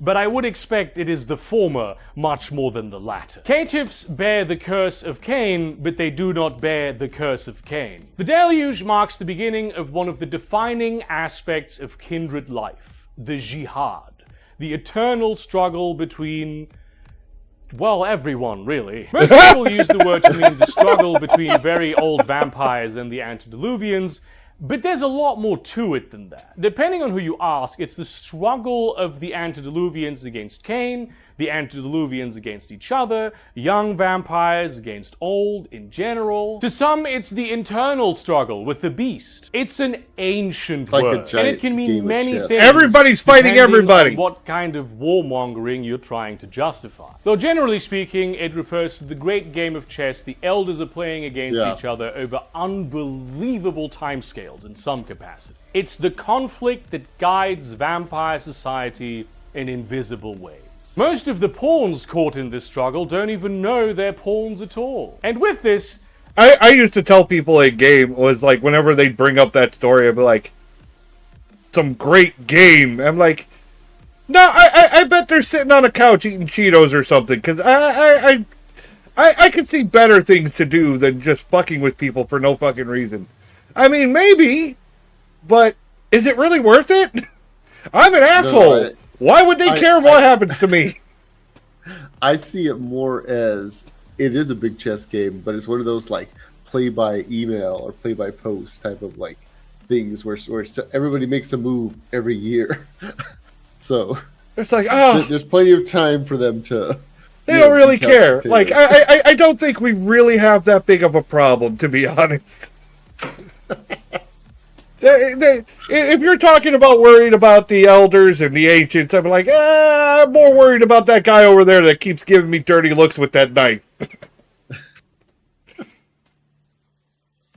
A little note on nomenclature, right? The Arabic word jihad, here of course with its idiosyncratic spelling, literally just means struggle. Though it is strongly associated with Islam, it doesn't really have a monopoly on it. In a Doylean sense, they also picked this word long before 9/11, right? Back when Al-Qaeda was still known as the Brain sense, kindred around the world probably use different words for it, as they did through time. Many of the clan names are sort of modern words or bastardizations thereof. I can guarantee you that the La Sombra antediluvian did not call himself by the Spanish term La Sombra in pre-Babylonian times. It's a moniker given to him I call him La Bamba after the fact.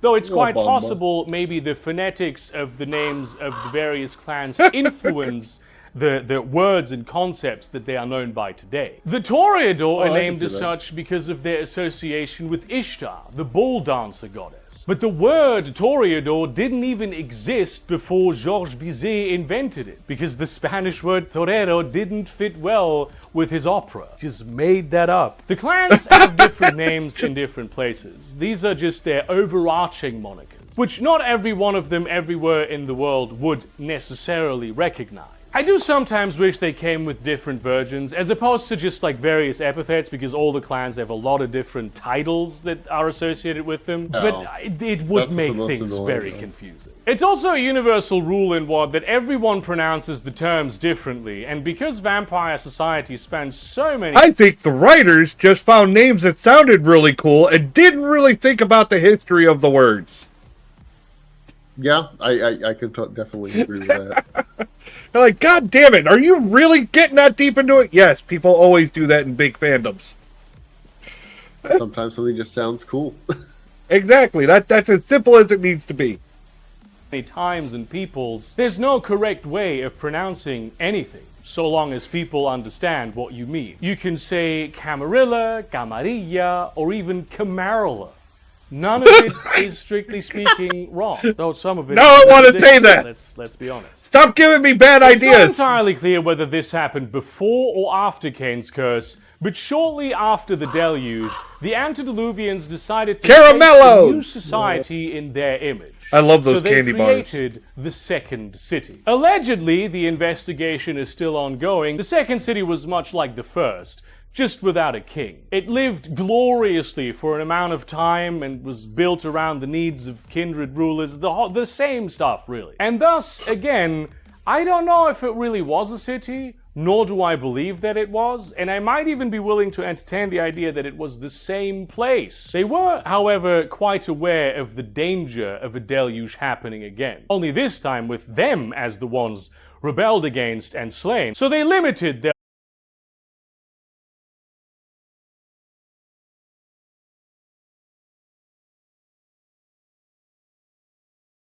those names, and they had many names throughout history, and they may actually even be the... I ducked out? God damn it, what the fuck is wrong with my internet? Oh god damn. Internet pickup. My Discord is completely like locked up. Wow, okay, you're still in it for me. Oh, there we go. There we go. I got it back. It was like a completely black screen. I was like, what the fuck? How do I fix this? I'm like clicking on it and alright, it's back. I'm good. Alright, sounds good. Ooh. The same person? There's a notion that Absimiliad embraced them as incomparable beauties, which would have had to be before the curse, and then after the curse refused to blood bond them because he wanted their love for him to be for his real self. For their betrayal, Absimiliad created the Niktuku, a powerful bloodline whose only goal was to seek and destroy his offspring wherever they could find them. I love the name because I would constantly mock it. I had a storyteller run a plot with Niktuku, and I was like, what? With the Nicky Ticky? And they're like, no! They're this! Watching, pissing off the fucking Nosferatu while I'm just making up random shit and just getting it wrong on purpose just to piss them off. Nice. They're like, no, you don't understand. They're a horrible, like, boogeyman. And I'm like, no, I'm good. I've never heard of them before.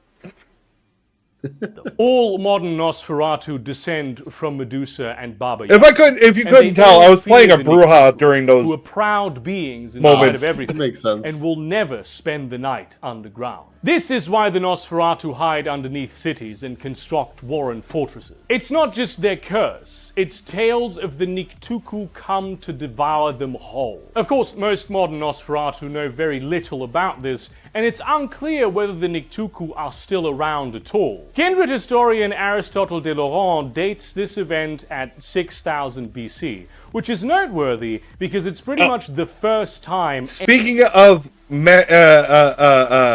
Malkavians, I have a great story from a LARP at Dragon Con. Okay. Big con game, massive LARP, set in the Dark Ages. They let, I don't know why, but they let a player play Anatol, the player. Of course they did. The legendary Malkavian Prophet of Gehenna was a player character. And I was playing another Malkavian who was really stupid. It was a pre-gen character. I didn't even write it. They said I could play anything I wanted, and I said, just give me a pre-gen. Because these people, I had ran for them in the past, so they were going to comp me into the game. But I was like, I just want a pre-gen. I don't want to write anything. So I just took the character they gave me. And he tries to show me by burning for true faith. Right? So I'm like, oh, great. Now I'm throwing challenges. I beat him flat out in every challenge, and he had a crisis of faith. And I went, wow, God sucks, and just walked away, and the whole game erupted. It did nothing, and I was like, yeah, that sucks. It's just sheer dumb luck.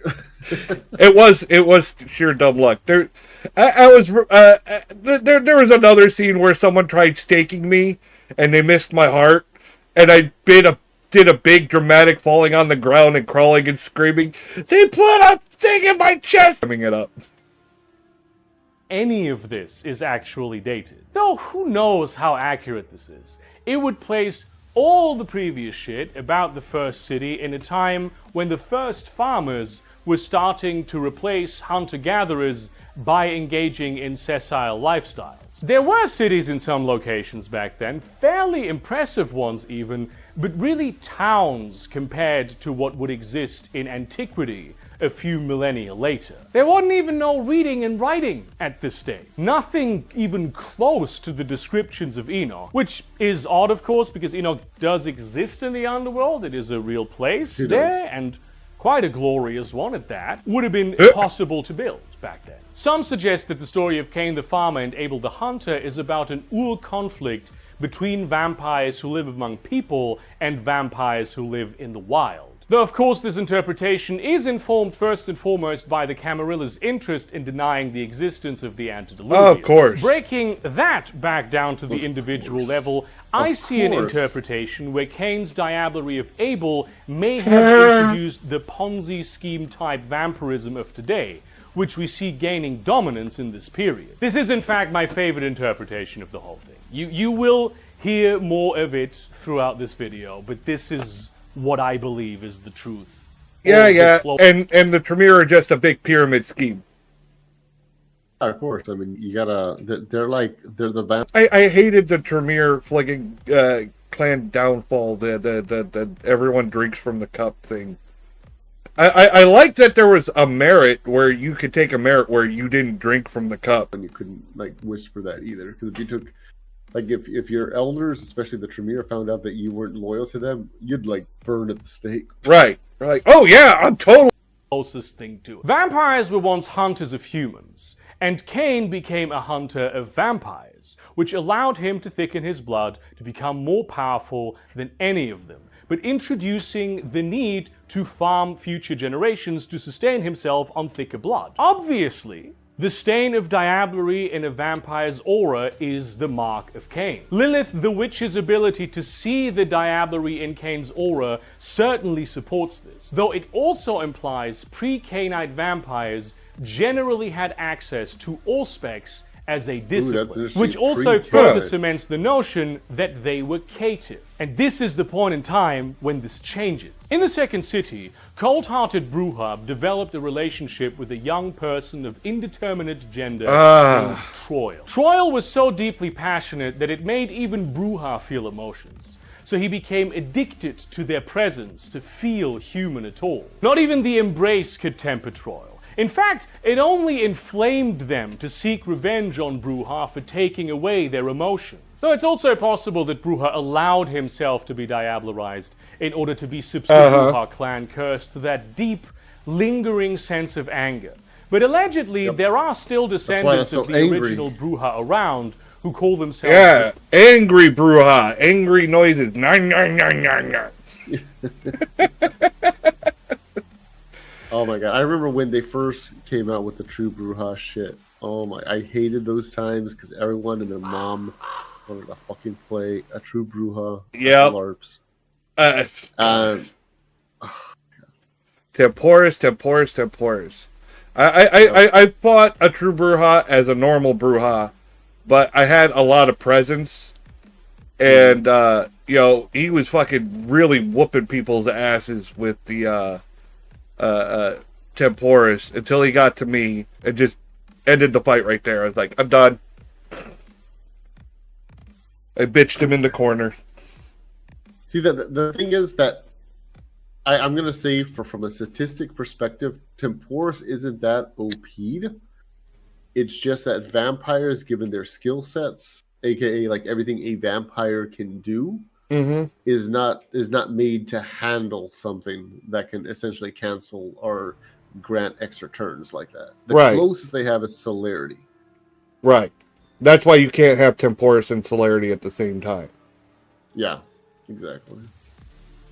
Because that would just be stupid. It's already stupid, but yeah, it was like in LARP we went by order, and it was like mental challenges first, then social, then physical. So this guy before you, now you can't move. Paralyzing glance. And paralyzing glance is broken too, to be honest. It is freaking there. You if it's threatened, you can throw a test. If you win, you run away. If you fail, you fox frenzy, like fear frenzy. And it doesn't just say you fear frenzy, it says you fear frenzy for the rest of the night. Specifically. I was like, damn. So I was like, fight's over. You're done. Yeah, I think it was for the rest of the night, or unless you were like subdued and or incapacitated. Yeah, basically. So it's like if your coterie or pack or whatever wanted to, they could just stake you and be like, well, let's stake him at the house. Yeah, we'll deal with him later.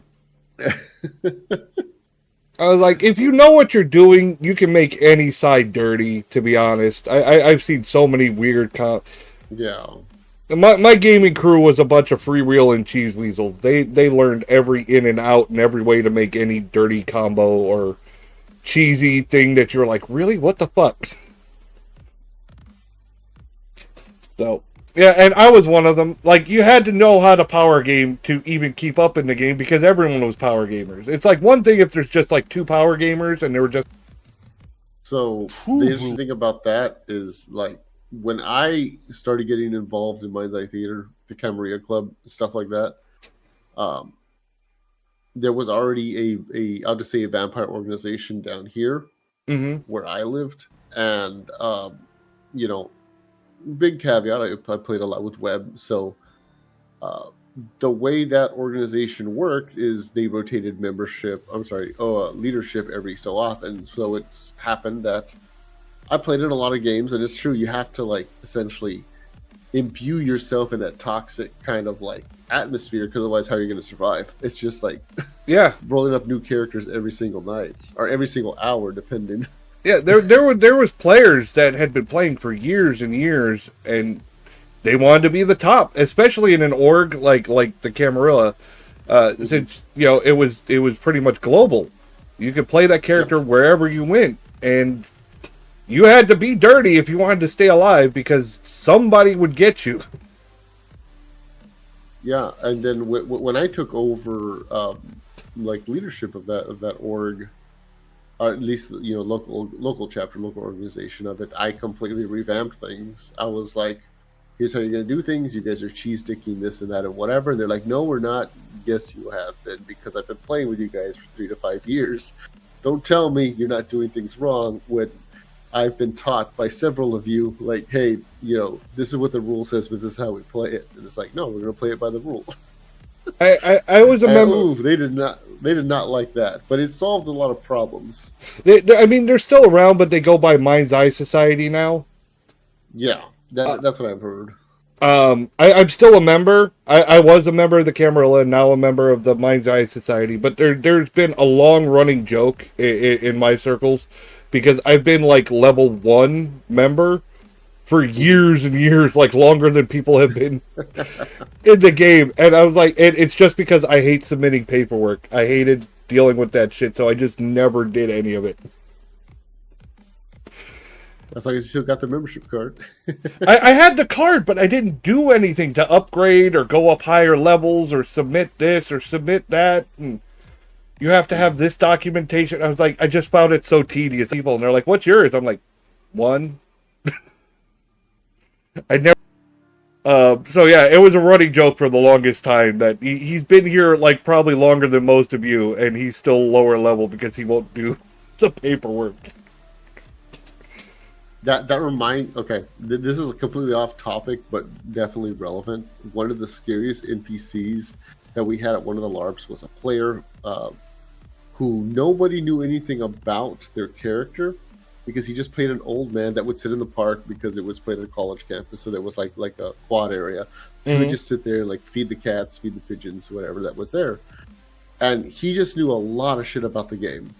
So people would come and ask him for advice, that whatever.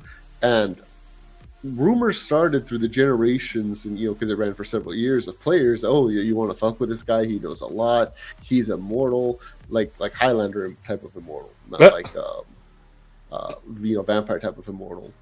Stuff like he's really a mage, this and that, whatever. And they were just so afraid to touch this person because they're like, well, how does he know this much about whatever?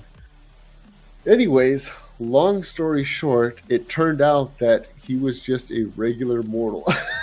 He was just a regular mortal, and since he hung out in the park, everybody would gather in the park because that's where all you have all this shit happen. He just like watched everything, and he knew everything because people fucking ran their mouths. And he had no stats of his own. Like, I mean, he had like basic human stats, but he had like no Numina, no disciplines, no nothing. Just wow, massive breach of the masquerade. Yeah, and nobody thought to think about that. That's great. I love that. I love that. Oh god, I don't have anything that good. The closest I got was I came in fresh to a game playing a gargoyle, and I was accepted into the Assamite clan. They're like, you hate Assamites, or you hate Tremere? We hate Tremere. Here, join us, And I was big and dumb and like stuff like I would sit in the middle of the room and stare at the ceiling fan. Or like when the prince would it got to the point where people got comfortable around me and would just say all kinds of shit. Like deep, dark secrets. And they're like, oh, don't worry about him. He's an idiot. And the whole time was like, I work with the Assamites. I was playing dumb the whole fucking time just to get friggin' intel on all these fucking people. It was great. Eventually people just got so loose with the shit that they would say. There was no more protective, like we don't trust you type thing. It was like, oh, that's just the big dumb guy. It was great. But we had a private chat, so I would have my rants in the private chat. Last vampire LARP that I ran, I mean, like the last serious vampire LARP that I ran, the metagame kind of like knowledge was becoming so rampant, and we were trying everything, mechanically to curb it, this and that, whatever. Like, oh, that's player knowledge, not character knowledge type of bullshit, whatever. Oh yeah, all the time. So I finally made a ruling where I was like, you know what? If you say it out of character around the player, consider it in character knowledge. Yep. Because if you can't tell the difference, they can't tell the difference. Yep. And that stopped real fucking fast because all of a sudden it's like, oh, there's no more out of character. Right. We had those rules too. So that to curb that shit. We had it happen all the fucking time too. Oh, that shit's annoying. Yeah. We had one of my favorites. We had a Bali. We had in game. No one knew that they were a Bali, of course, but there was all this talk because we were planning a big event, a big Toreador ball, you know. And he went around with a clipboard and have people actually signing it, and he said it was the RSVP. Okay. And no one bothered reading it. They were all signing a soul contract. Typical Bali nonsense. It was fucking hilarious. Now, I was playing a Zamiche in this game on like Path of Evil Revelation. No, I can't remember what path I was on. I was evil as fuck. Mm-hmm. And I looked at it. I read it. I looked at him. I just refused to sign it and just handed it back. And I didn't rat him out either. I knew exactly what it was. I just gave him the look because I was like, go ahead. If they're dumb enough to sign it, let them sign it. I was evil. Right. I was like, go ahead. I'm not signing it, but I'm not going to rat you iceless. They later, it was like months later, the Tremere tried to control me by forcing me to sign, by getting me to sign a blood contract with them, and I managed to get out of that too. And the storyteller made jokes about how they should give me the status unsignable.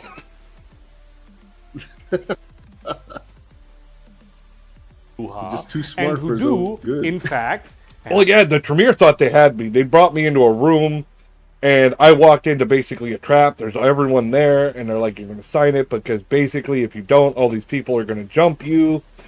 But I managed to talk my way out of it. I can't even remember what was said. It was a long time ago, but still, like, I walked out with my butt puckered. I looked like, yeah, I'm that badass, but I'm like, oh my god, I almost died.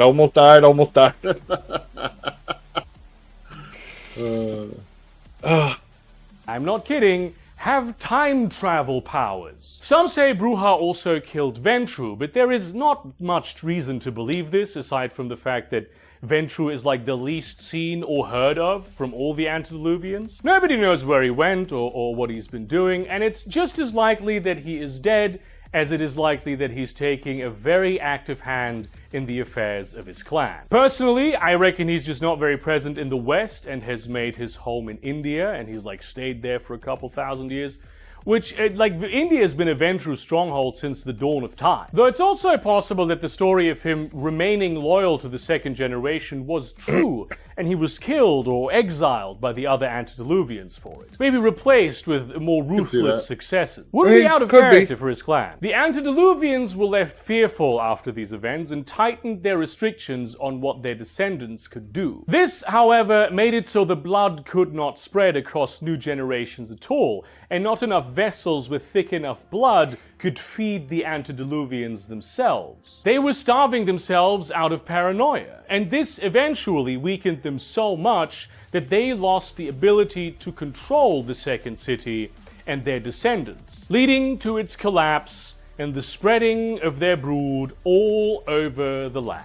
Personally, I think the implication here is that they all fell into torpor. Unfortunately, too many people are spreading their brood all over the land. Involving hunger frenzies that tore through hordes of mortals. And when they woke up again, the world was very different to how they left it. If you ask me, the events of the first and second city happened over the span of, at the absolute most, 2,000 years in total, which is a lot of time, but I would not be surprised if it was significantly less than that. These are beings of thick blood, and back then not even nearly as thick as they are now, and there just wasn't that like many a Wendy's people back then Frosty to create like a steady vitae supply for the elders. It all goes up. It's like a huge network. It's only after the agricultural revolution and the subsequent population explosion that their pyramid scheme could really unfold. The first to leave the second city was Set, allegedly because he was cast out for some unspeakable crime committed, attempted, or Set? planned No against shit. an ally, lover, or relation of Malkav. Possibly that mysterious sister Malachi. He returned to Egypt to take revenge on his brother Osiris, who had been ruling it all this time, somehow.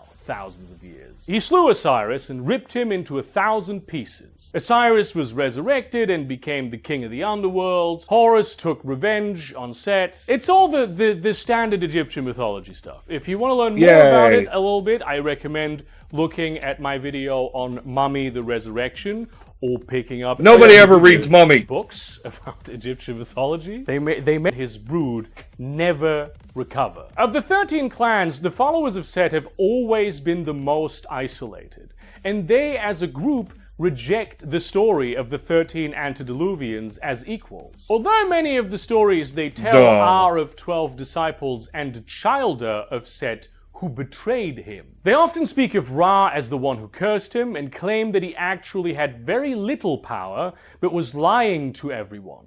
And Set learned this truth by drinking the waters of death and eating the heart of the serpent Apep during his exile in the underworld. Somewhat suggesting that the first city may never have been in the real world at all, but perhaps real world as they pleased, and then they sent Set not in where the door was, but deeper into it. Him being infected by that serpent is almost always the reason why he becomes a vampire. Some stories even claim that he was a vampire hunter in life. And I think it's not unreasonable to assume that they are casting Ra as like the ancestor of Set, not just in blood, but also in blood with a capital B, mixing up his familial lineage with his vampiric one. And frankly, who knows if he was the Egyptian... You know, that was my favorite concept to play, was a hunter that had been embraced out of revenge. Yeah. Okay. I wasn't sure if my internet went out again. No, you're good. You're good. Don't worry. Yeah, I love that character concept. You know, the hero thinks they're doing good, you know, hunting vampires and stuff like that. Gets jumped and, you know, transformed into a vampire. I mean, it's a common trope. It's been done in movies and everything. But I always thought it was a fun concept to play. I mean, usually, like, look at, like, the best movies or your favorite movies, your favorite stories. A lot of them have similar threads, and the reason for that is, like, there's nothing original anymore, and that's fine. It's just, I think there's certain people that try to write stories, like, for... you know, books or tabletop, the X, Y, and Z, and it's like, it's cool. Everything like an embraced hunters, like usually pretty fun. Yeah, I did a better, like another antagonist in the game. I had retired a character for the power balance was really skewed, so I put that character on a shelf. They weren't dead; they just went off to do their thing, and they asked me if I would play a hunter that was like infiltrating. So I made a hunter specifically for infiltrating the game. And I got away with it. Not only that, they made me the Brujah Primogen. Nice. I was like, yeah, you have to. Because I took stuff like Unbondable, and then whenever I got a hold of vampire blood, I would just ghoul myself. Yep. And look, I've got Potence and Celerity. I've got 2 of the 3 that you have, so I must be a Brujah. Clearly. So yeah, that's how I got away with it. It was really the easiest, and they had no real way of testing it.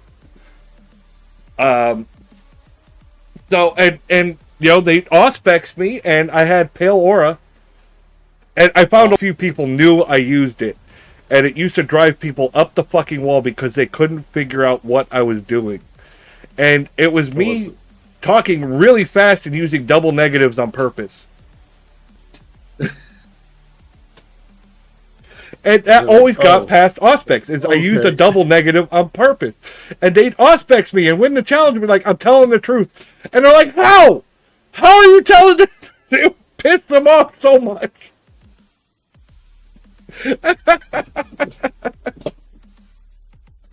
Nice. Yeah, it's not my fault you're not paying attention to what I'm saying.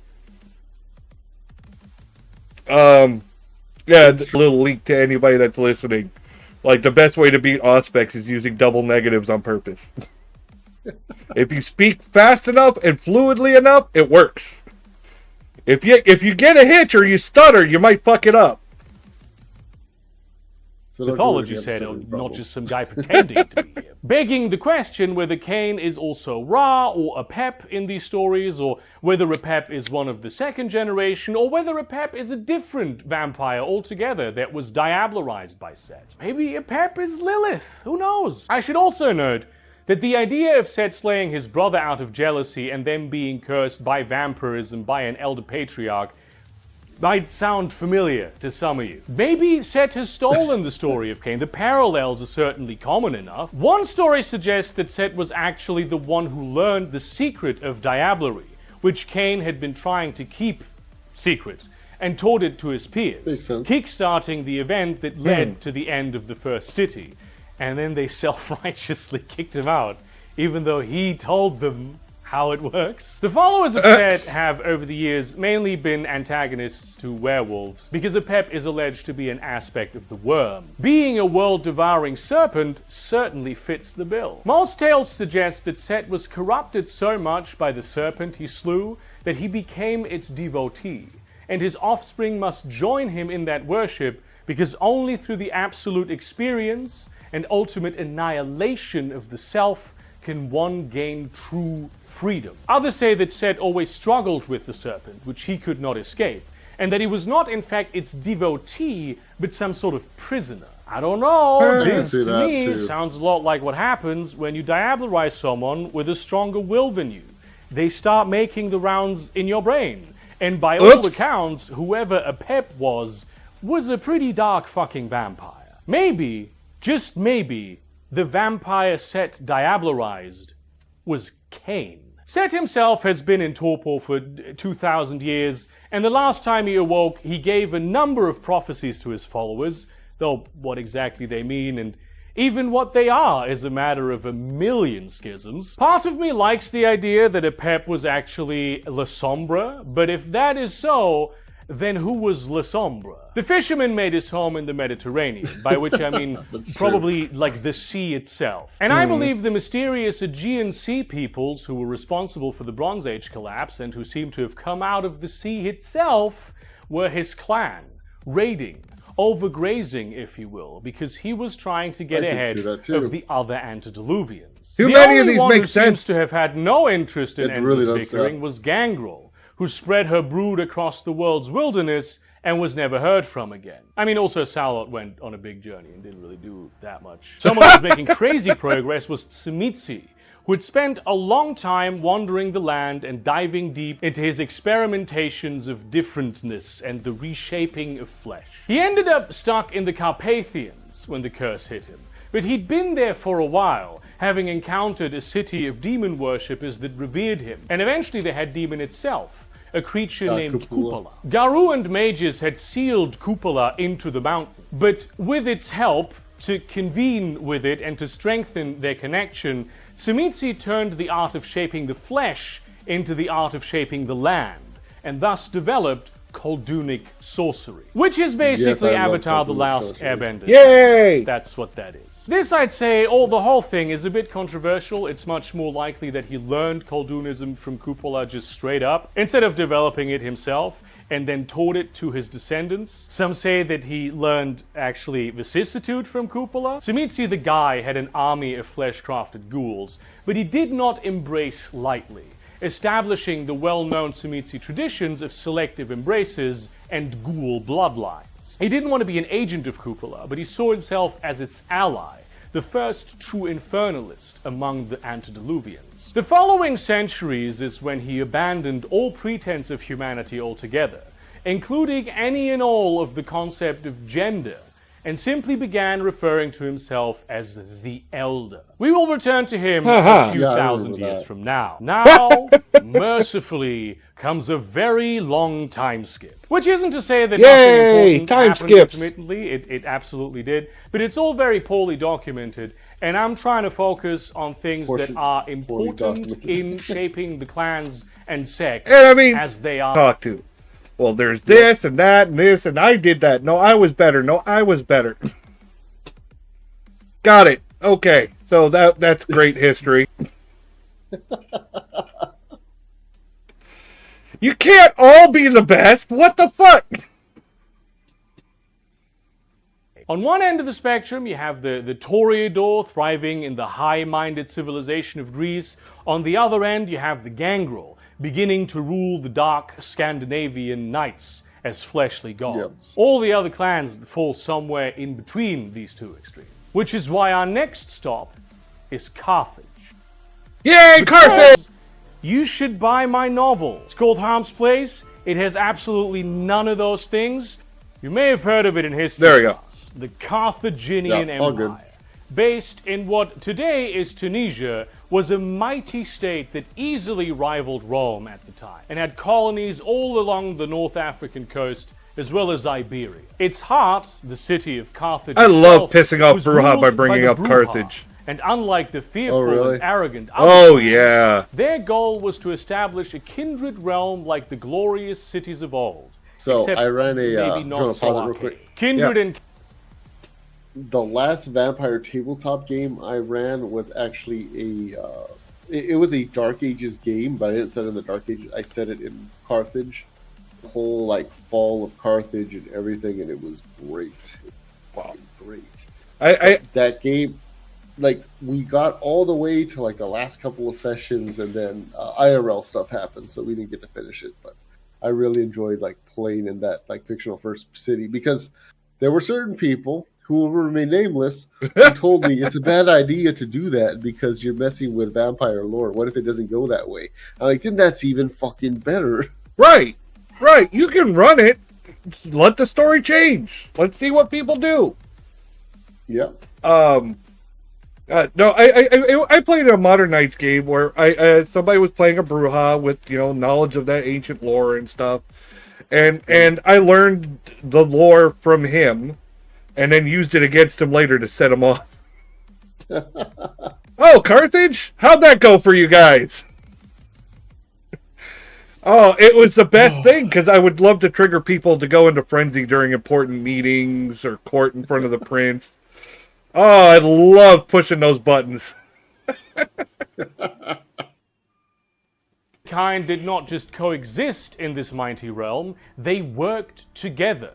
Kindred sharing the power of the blood to make the wisest leaders and deadliest warriors into mighty ghouls. The very elephants Hannibal used to cross the Alps were in fact ghouls. The greatest scholars were embraced, so they could further their wisdom through the centuries and millennia, letting the city be guided by the great philosophers and intellectuals, as had brought glory to the Toreadors' ancient Greece, where the Bruja obviously were also very important. Except, of course, that they had tried ruling half submerged in the shadows and had suffered many fatal blows from the La Sombra. This was not just the brainchild of some Bruja Methuselah, but Troil the Antediluvian himself, who was more than happy to welcome the best and wisest of the other clans into the city. Many Banu Hakim, unhappy with their clan narrative of original sin, came to lend their skills in tempering the darker appetites of the beast by keeping the peace. And in fact, many of the ancient Toreador, primarily Mycenaeans, Ventru, and mad Malkavians,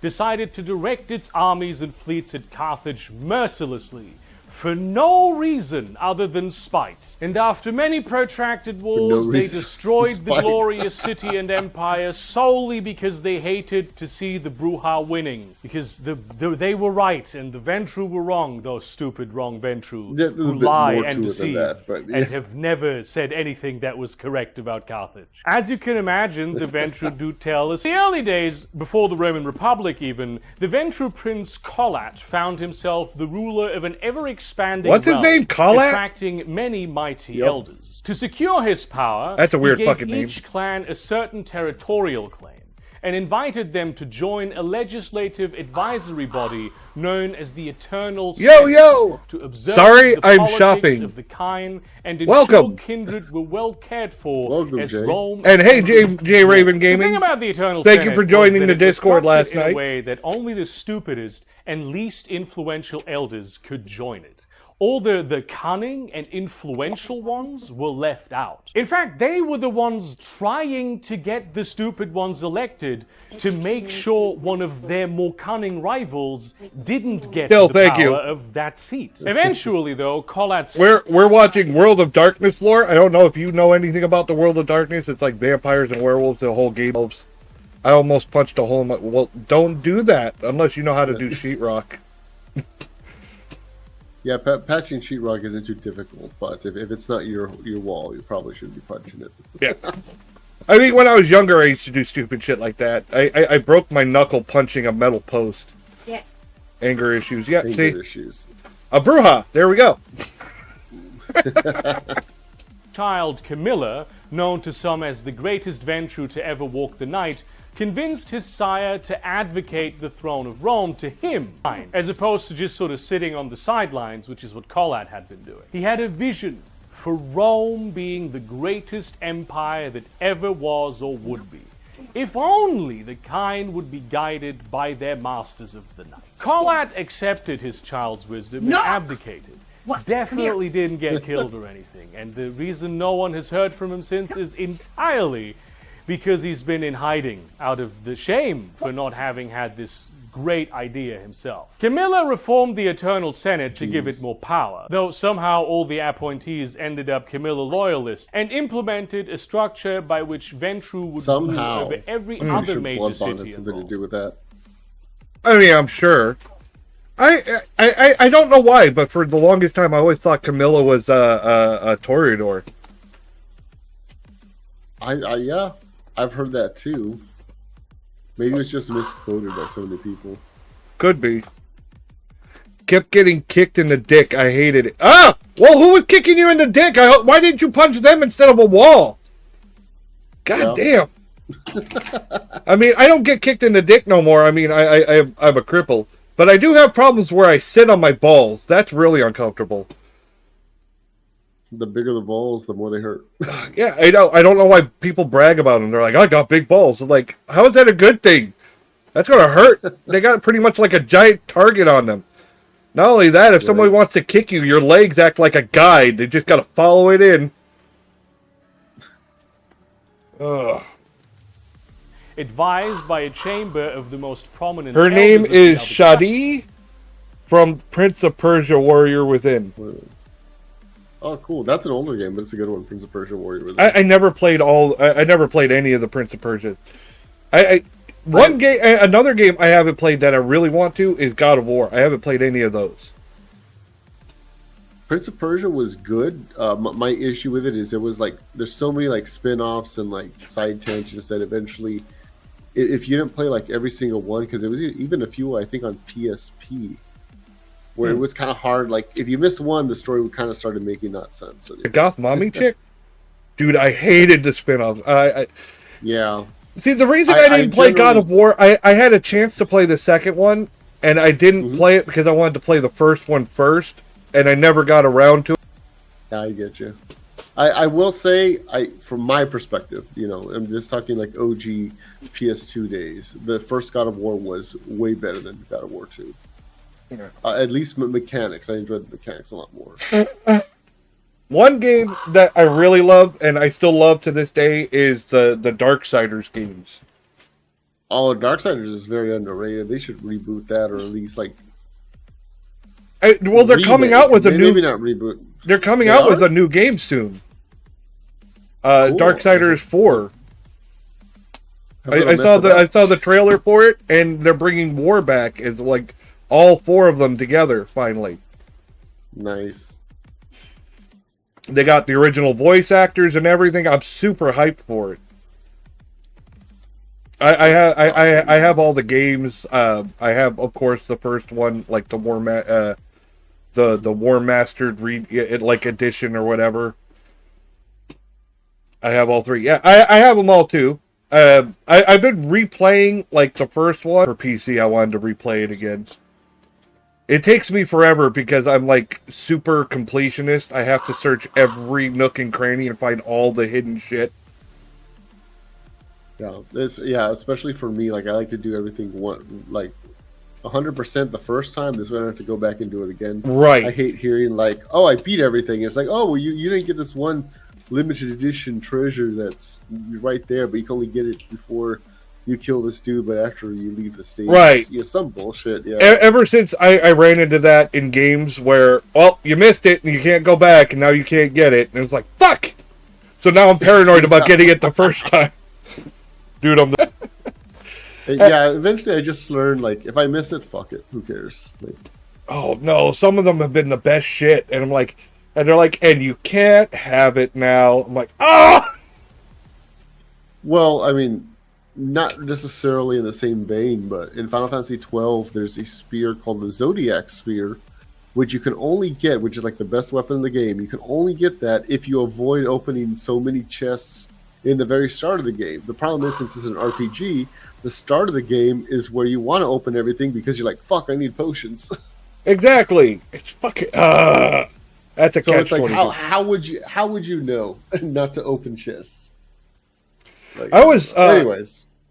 Back in the days of early Spyro, I beat the Spyro. game on 100%, and it was actually my sister's game, but I was bored, and I decided to play it, and I got 100% before she couldn't beat the game. She's like, "How? Was it Spyro I'm 1? having a bitch finding all the." I can't remember which one it was. It was one or two. It was one or two. It was on the PS1 then. Yeah, I beat the whole game and got 100%, and she's just fucking mind blown. How? I can't find this or that. I was like, I don't know. I'm just anal retentive. I don't know. Have you tried looking? What my mom did say, my mom and dad both had a comment saying, like, "Are you looking with your eyes closed?"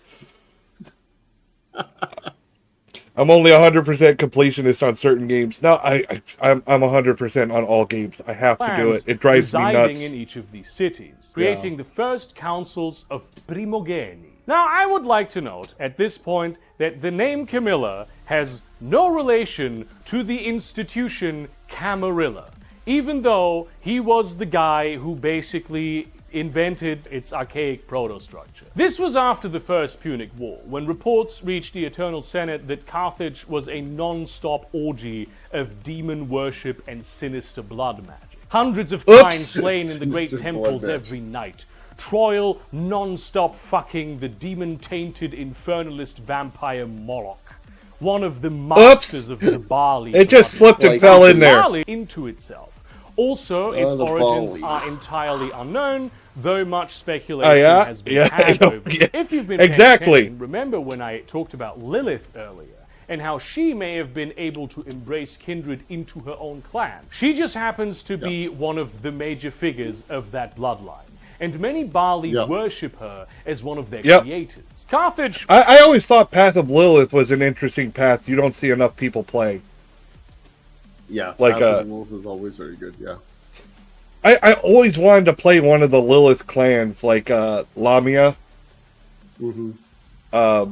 But I was never allowed. I always thought it would be fun. They just look so neat to me. was a My veritable problem tyranny. later on was they started coming out with too many bloodlines, and I will say I like the bloodlines. A lot of the bloodlines I thought were better than the clans. I was like, wow, I'd rather play this. Why would I ever? Similar to Nosferatu, but of course in a different way. They weren't just ugly; they were rotting. For obvious Well, there was reasons, a- I like Samedi. Mm-hmm. There was another one in Vampire: The Ebony Kingdom, which is their African supplement. They introduced the concept of the Arimanes, which are essentially a bloodline of like Gangrel. But what's cool about them is they can actually summon like ghost like jaguars and ghost wolves and ghost jackals to it. And that was And I was the like, the dude. sheriff in Bloodlines 1. Yeah, I was like, dude, that is such a cool concept. But of course, no one ever lets you play that because they have an ability called Spiritus, which lets them go into the Umbra, which vampires aren't supposed to do. I Whatever. I played a character. There's a thaumaturgical ritual or power called Double Sight or Double B. I can't remember. It was Double something that lets you exist and see in the real world and the Umbra at the same time. Yeah, I think it was called like Second Sight or something. I can't remember, but I had it, and it pissed the storyteller off so much. Like, the Guru came to attack, and they're all in the Umbra ready to jump us. I'm like, that's a broken power. It takes away that whole, Guru sneaking up on you in the Umbra shit when you're like, no. Well, the But worst part of all, The worst part of it was that it allowed, which was even more broken, and if you're using thaumaturgy, you were like throwing spells in the Umbra at these fuckers. Well, I was gonna say from the meta perspective, I'm pretty sure you play like the OG like Lost of the Night, where rock paper scissors, etc. Where basically it's like somebody's there, but oh look, they have their hand over their chest. I have to ignore them, even though every fiber of my being is telling them to look right at them. Right. I hate that. That's sometimes what I hated the most. Sometimes to avoid metagaming, I would talk with the storyteller and tell them what I was doing, so I wouldn't have to go there and hold a hand up or something. So they would have no idea to meta. It's not complicated. Yes, Gangrel are fun, honey. Or a Gangrel, and she fucking loved it. She was a fucking psycho. All you really need is Protean level 2 and fuck you're slashing with Ag. I mean, what's not to love? Right, but I mean, it was her first LARP. She had not been a gamer, and she got right into it. I mean, telling people off like she had been there forever. I was like, damn! I was like, I'm so proud of you. Like a proud dad. Was off the coast of Africa. Her beast form was a silverback gorilla, and she had the merit huge size. So when and she took linguistics in sign language so she could do sign language in her gorilla form. And she would say stuff. She to make a joke out of it. She would do stuff from Amy the gorilla from Congo. Jojo, what? Blood drop, drink. I was like, oh my god. She had so many fucking ways of just making me break character, bust out laughing in the middle of the scene. I just all stoic and looking, and she'd do some fucking Jojo, good gorilla. I'm like, it would have been even funnier if you would have used that to mess with people. Where it's like gorillas there, and it's like, It's like, what's going on? What are you telling your gorilla to do? I don't want no funny business. I didn't think of that. But in reality, she's just like, I'm sleepy. Oh, she chose a minor bird for her flight form, which was also local to the area, so it still made sense.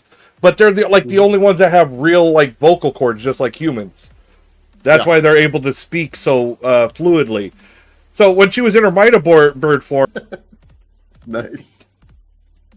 I did wilder shit. I had the most wild gangrel I had was a my fight form was a Komodo dragon.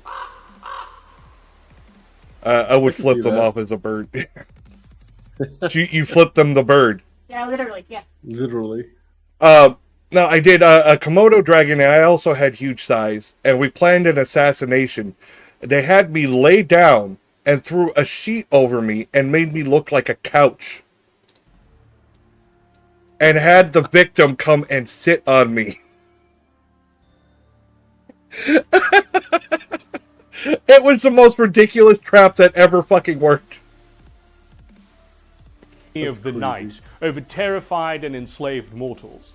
And at the top was not even Troil, but just some random prince pretending that all this was somehow a problem and it had gotten out of hand. Yes, dear. Yes, dear. Also unwilling or unable to do anything about it. It wasn't just returning soldiers. Malkavian seers, who, as a legacy of the old Eternal Senate, were the most prominent faction after the Ventrue, warned of demons beyond the sea. Their voices were the loudest in their call to arms against the unholy empire across the Mediterranean. So the Ventrue forged alliances with the Tauri. Did you do anything crazy as a Malkavian? Myself? Yeah. I know some people complain about fish milks, but I actually find them humorous. I didn't play a whole lot of Malkavians because there were certain people who ruined the experience for me. I was that way with Nosferatu, to be honest. Yeah, and not because I didn't like Malkavians, but okay, fun with it here or there, whatever, right?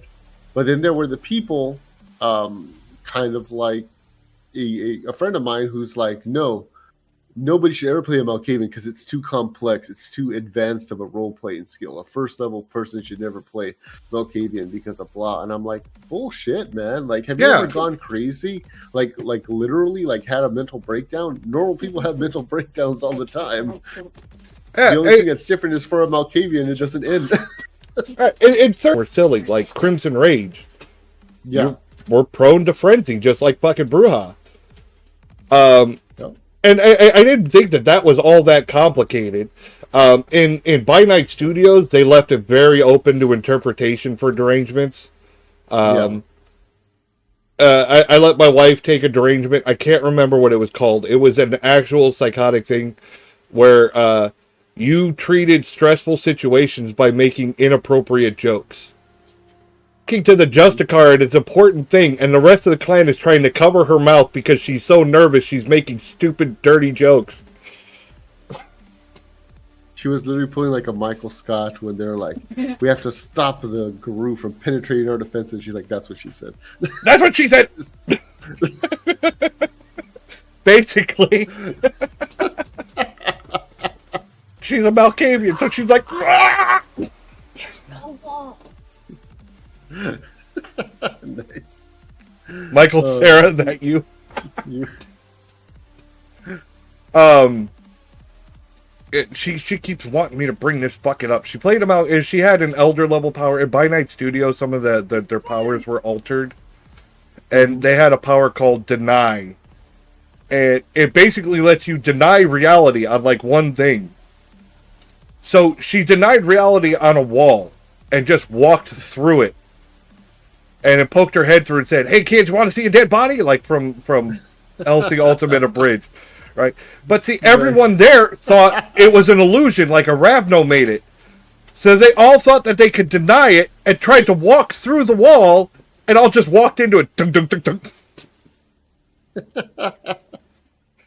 That was funny. You see, but that's humor done well. Right. I like silly Malks are okay. Serious Malks, some people can be both. I used it to my advantage on one Malkavian. I was not a silly Malk, but I pretended to be one because it would make people lower their guard. Ironically, I think the perfect example of how you could do both is Jeanette from like the original Bloodlines. Yeah. She was serious, and then she was also goofy, and it's kind of like, what flavor of her are you going to get today? Because Malkavians are fun. The Gangrel, even the much-despised La Sombra. They enlisted Assamite infiltrators and who knows what kinds of irregulars. This pact spent centuries at war with Carthage. For though the Bruja Empire was in decline because of its debauchery, the power of demonic blood ran strong with it. In the end, when the Romans razed the city, some Ventru generals remarked upon the fact that Carthage had effectively razed itself already, and all they had to do was incinerate the embers to ashes and salt the earth. It is said that Troil and Moloch sleep in each other's arms under Tunis to this night. Of course, this account isn't to be trusted in its entirety either. The anarchs of modern nights are fond of telling stories of utopian Carthage, and the Camarilla, of course, needs to discredit them. Corroborating evidence suggests that the Ventru retellings of the story are more correct than Bruja ones, but the Eternal Senate was itself not free of Bali influence. One of Camilla's earliest confidants who deeply influenced his philosophy was a Bali, and there were several prominent Bali figures who took up arms against Carthage alongside Rome. And in fact, even called for the war in the first place. There's no reason to think that Carthage wasn't once exactly what the Bruja describe, or certainly something close to it. When they talk about Carthage, not the demon blood orgy that they aspire to emulate. This war and its alliance, organized not by the antediluvians but their descendants, as well as the system of the Eternal Senate, reinforced the idea that the clans would not always need to work in opposition to one another, but could also collaborate when it was to their benefit. Sure wasn't the first time this had happened, but it was a very notable one. Camilla continued to rule Rome, but when he eventually went into torpor and was presumed dead, the Eternal Senate lost much of its power for lack of a stabilizing influence, though systems like it persisted for centuries. This marked the beginning of the fall of the Roman Empire, but it also allowed a new empire to rise, a new dream. 3 Methuselah decided that it was time for a dark phoenix to rise from the rot of Rome I saw that comic. and the ashes of Carthage. The Toreador Bechter, a man of unmatched beauty and recent convert to Christianity, adopted the name Michael and led the charge. The Ventru Antonius, disgusted with the self-serving nature of the Roman kindred, decided to join him. The Tzimisce Dracon, interested in transforming the very world into a greater and more exalted shape, aligned himself with them as well. They decided upon Constantinople, the crossroad of empires, and it became perhaps the greatest kindred city of all time. The Triumvirate, as they were known, and their followers shared the dream, a vision of a legendary past in the first city. But it was to be more than that. Yes, kindred would be worshipped as gods, or in Michael's case, angels, and they would direct the politics of this realm. But they would do so at a moderate remove to protect themselves, and also so they could pursue higher orders of thinking than the banal battle with the beast. They would reason about their condition and seek enlightenment in various ways, as the Bruja philosophers of Greece had. It was a city of cults, religious and otherwise, that painted kindred as exalted creatures, established a sort of separateness from humanity, and that also eschewed the more violent sides of their existence. Many of the vampiric cults and religions, but especially Nodism, really found their feet in Constantinople. Michael was their spiritual leader, a religious icon, and in fact, to this day, that whole era is associated primarily with him. He did espouse ideals of humanity, but very deeply couched in the notion that vampires are angelic beings who should seek to understand humanity, not that kindred were innately human. He had a whole cult of beauty around himself that spawned a bloodline. A Toreador with a cult of beauty? No! Who'd have thunk it? And this is why Toreador get made fun of. I had a Toreador, but I was like more battle like ready. I was like a Bruja in a Toreador body. And people kept making all the Toreador jokes. I'm like, I'm not that kind of Toreador. I see the beauty in kicking your ass. Oh my god. Back in the day, it was a lot of gay jokes. A lot. Of course.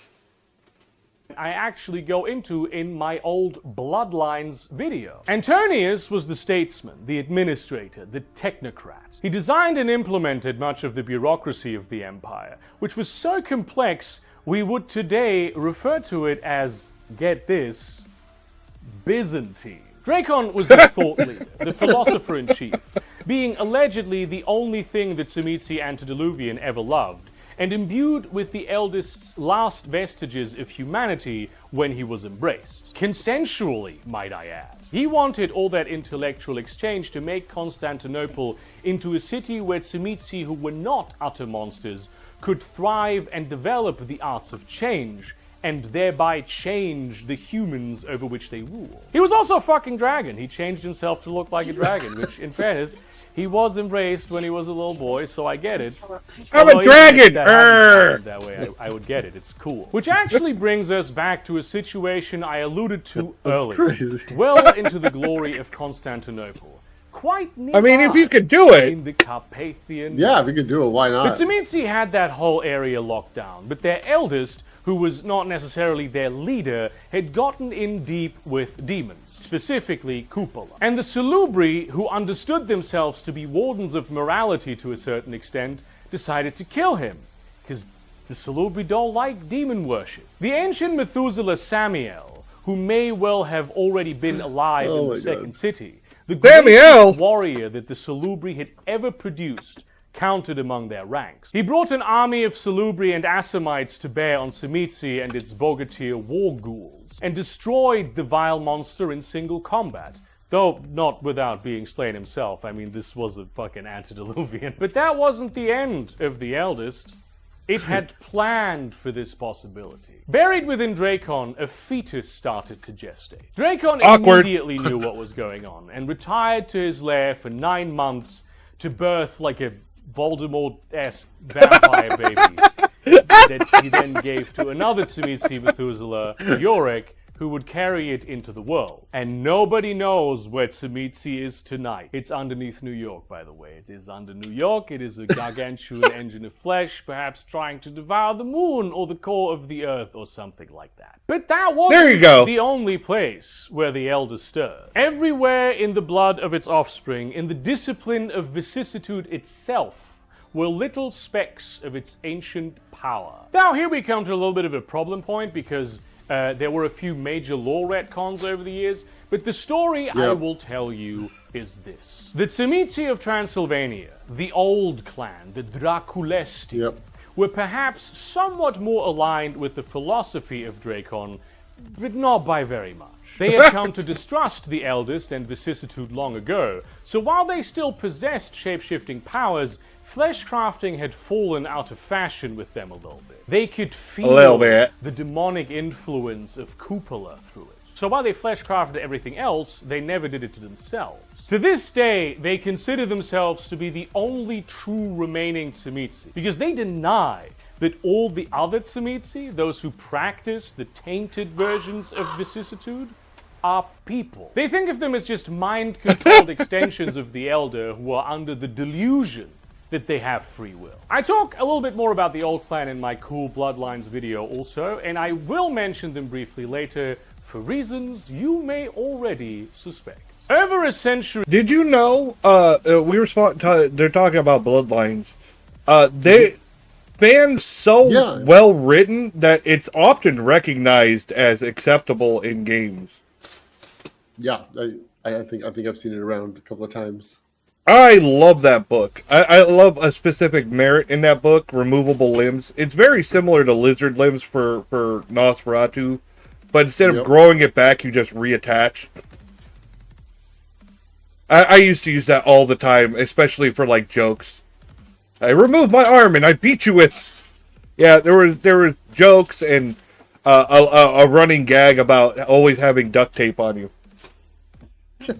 Later, time would catch up with Constantinople. It had been a good long run, but the cracks were beginning to show. Antonius was jealous that Michael had taken Dracon for a lover, not just for the classic reasons of the jilted and insecure heart, but out of fear for his power. This had always been a problem. From the beginning, he felt that he could never offer Michael the sort of free-spirited intellectualism that Dracon could, not understanding that Michael sought him out to ground himself as he bounced between lovers. He valued that just as much as what Dracon did for him. Antonius and Dracon's politics became ever more adversarial, and Dracon meddled more and more in Antonius's machinations. Toward the end, Antonius grew increasingly paranoid and wished to implement a system quite similar to the modern masquerade, which Dracon, interested in the transformation of and by humanity, was firmly against. But what made him go truly mad with depression was a personal slight. Michael had a habit of bringing his two lovers gifts in the form of young men, and occasionally women,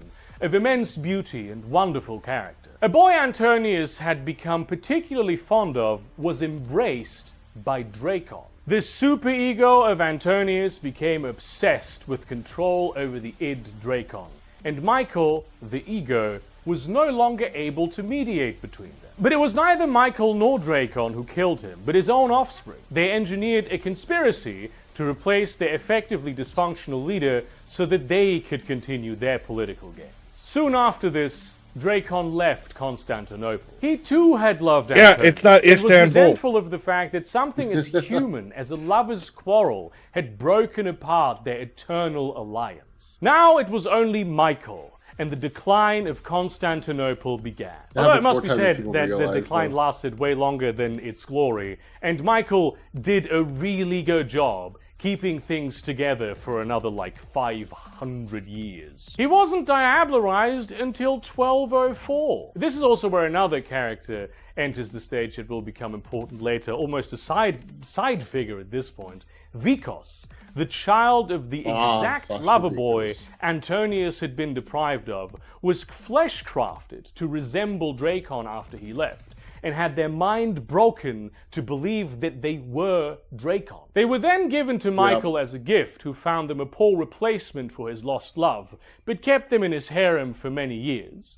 breaking their mind further and further, making them the focal point of the lamentations and glories of the dream, shaping them into not the kind of person you'd want to be an ancient and powerful vampire. In the business, we call this subtle foreshadowing. Oops. Meanwhile, not too far elsewhere, the Archmage Tremere So no dead body? decided that he would have There's all kinds of dead immortality. bodies. At the turn of the millennium, he was a mighty and well-respected Archmage, leader of his own house within the Order of Hermes, which you could kind of conceptualize as him having his own Harry Potter house, but there's like a whole bunch of them, there's not just 4, and like adults are in Oh my them too, God. not just students. Though he was mortal, he had a couple of centuries on him, but the world was changing around him, and because the magical consensus was changing, the spells he was using to prolong his life were beginning to fail. He ordered his most trusted apprentices to explore avenues to attain eternal life. And one of them, Goratrix, a vampire expert, suggested I hate that there was a Goratrix. ritual capable Oh, of but he's granting the adorable. powers of vampirism without the very big drawback of the destruction of one's avatar. For of course, without one's avatar, one cannot do magic. I'm talking real magic here, by the way. Magic with a CK, the type of power mages wield. If you want to find out more about those, I have a whole video on them. Tremere and his council chose to undergo this ritual of drinking a potion created by Goratrix. And then they all died and became vampires, and they course. didn't have their magic no more. It was gone. Oops! There's like a few stories about this. The official line That's like is the that this biggest didn't downgrade happen, ever. and that Tremere actually Right. do have magic that is the same as the magic of mages, which you can tell to vampires because they don't know about the magic of mages. But this is like clearly untrue because we know this from like an out-of-universe perspective. The semi-official truth is that Goratrix fucked up because Goratrix is bad and incompetent, and Tremere, in his infinite magnanimity, allowed Goratrix to live because he had also drunk the potion and he was stuck with them. But there is a somewhat more likely story. The complex hermetic alchemy produced to craft this mighty potion, I believe, had 2 ingredients. The first was the blood of the Tzimitzi elder Gorinich Miesiats, and the second was poison. Which, by the way, the Tremere stealing vampirism from the Tzimitzi is something that Tzimitzi still hate them for today. Because Goratrix didn't like Tremere. Goratrix hadn't liked Tremere for a number of decades, maybe even centuries. Because Tremere is an arrogant, authoritarian prick and a control freak. A guy so self-absorbed in his grandiosity that he couldn't even conceive of being betrayed by an apprentice he had regularly mistreated. Though they had no more magical powers, they still had access to vast quantities of magical lore, which can be a viable substitute. Also, vampire blood, very powerful. In very short, dynamic magic is spontaneous that and is based true. on the worldview Yeah. of I just sorry I keep stepping away. you're It's good. bedtime for Don't the worry. kids and they're arguing with each other, and it's like and they keep coming in here wanting to get like a mediator. A little busy at the moment. the user. And the older one overpowering bullying reality. the little one, Whereas same linear old magic, story. also known as sorcery, takes advantage of specific paradigms of beliefs to use certain clearly defined spells. And the Order of Hermes, being pretty powerful, you know, there was a lot to draw from there. They also ended up stealing some magic from other vampire clans, like the Banu Hakim. And they could do this because they were still the greatest expert on true magic among all. While the other houses of Hermes were doing over there, what's happening? They Nothing. embraced more and more members of the house, blood binding them to Tremere and his inner circle. They began using the blood as a powerful tool, creating the bloodline known as Gargoyles. I don't know, I think they're just Nosferatu, tools. Gangrel, and Tzimitzi, which is I think something they're that just tools, Tzimitzi still hate them for today. Eventually, Tremere announced himself to the world of kindred and said, "Behold, I am the mighty Tremere. I have created my own clan, and I am just as powerful and worthy of worship as your antediluvians. And the few kindred who, cared went, good for you. Also, you Good have for no you. clan. You are, at best, a bloodline of the Tzimitzi, and they have disavowed you. You may sit on this council, but we do not grant you the rank of clan. Also, you cannot sit on this council. Fuck off, you stole vampirism, you dickhead. We will kill you. So Tremere discovered that you can diablerize an antediluvian and thus become an antediluvian. So that's what he set out to do. And because even though he was just a little guy with limited influence, the learning Just a and little resources guy. of his brood, Oh my God, which did he had just- access to Dad? knowledge Dad? no vampire could Yes. even imagine, not to mention his sheer will to power, made it happen. His victim? Saulot, the guy with the 3 eyes. The nice Slurpee! antediluvian, whom Tremere considered the weakest. Except just after his diablerie, which also changed the blood of his inner circle and offspring, Tremere suffered a psychic assault that locked him into his body. Saulot's consciousness had come with Yep. all that blood and power. Oops. And Tremere spent the next millennium in a battle of wills with Saulot within the halls of his own mind. He is occasionally lucid or interacts with his followers through visions, but he's not an active presence in the clan. How could a mortal with only a few centuries of life, though, withstand the might of such an ancient entity? Well, he was an archmage. Even average mages are basically made of willpower. He just and Mace Tremere Windowed him. was one of the mightiest. Many say that Saulot actually good one. manipulated Tremere into diablerizing him, though his reasons for this are unclear. Personally, I reckon it's because he figured Tremere was dedicated enough that he would end up diablerizing one of the antediluvians, so it might as well be him who would be opposed to his selfishness instead of someone who might vibe with that kind of thing. I mean, But as maybe. with so many things regarding the 3-eyed one, we will never know for certain. Clan Tremere, now under the leadership of Etrius, then proceeded to exterminate as many of the Salubri as they could, and they came pretty damn close to annihilating them completely. The other clans But had to oops, we missed a grudgingly few. accept the Tremere, but they were effectively universally hated. At least Troil had diablerized Bruja very early on. This was many thousands of years later, when the clan founders were mythological beings.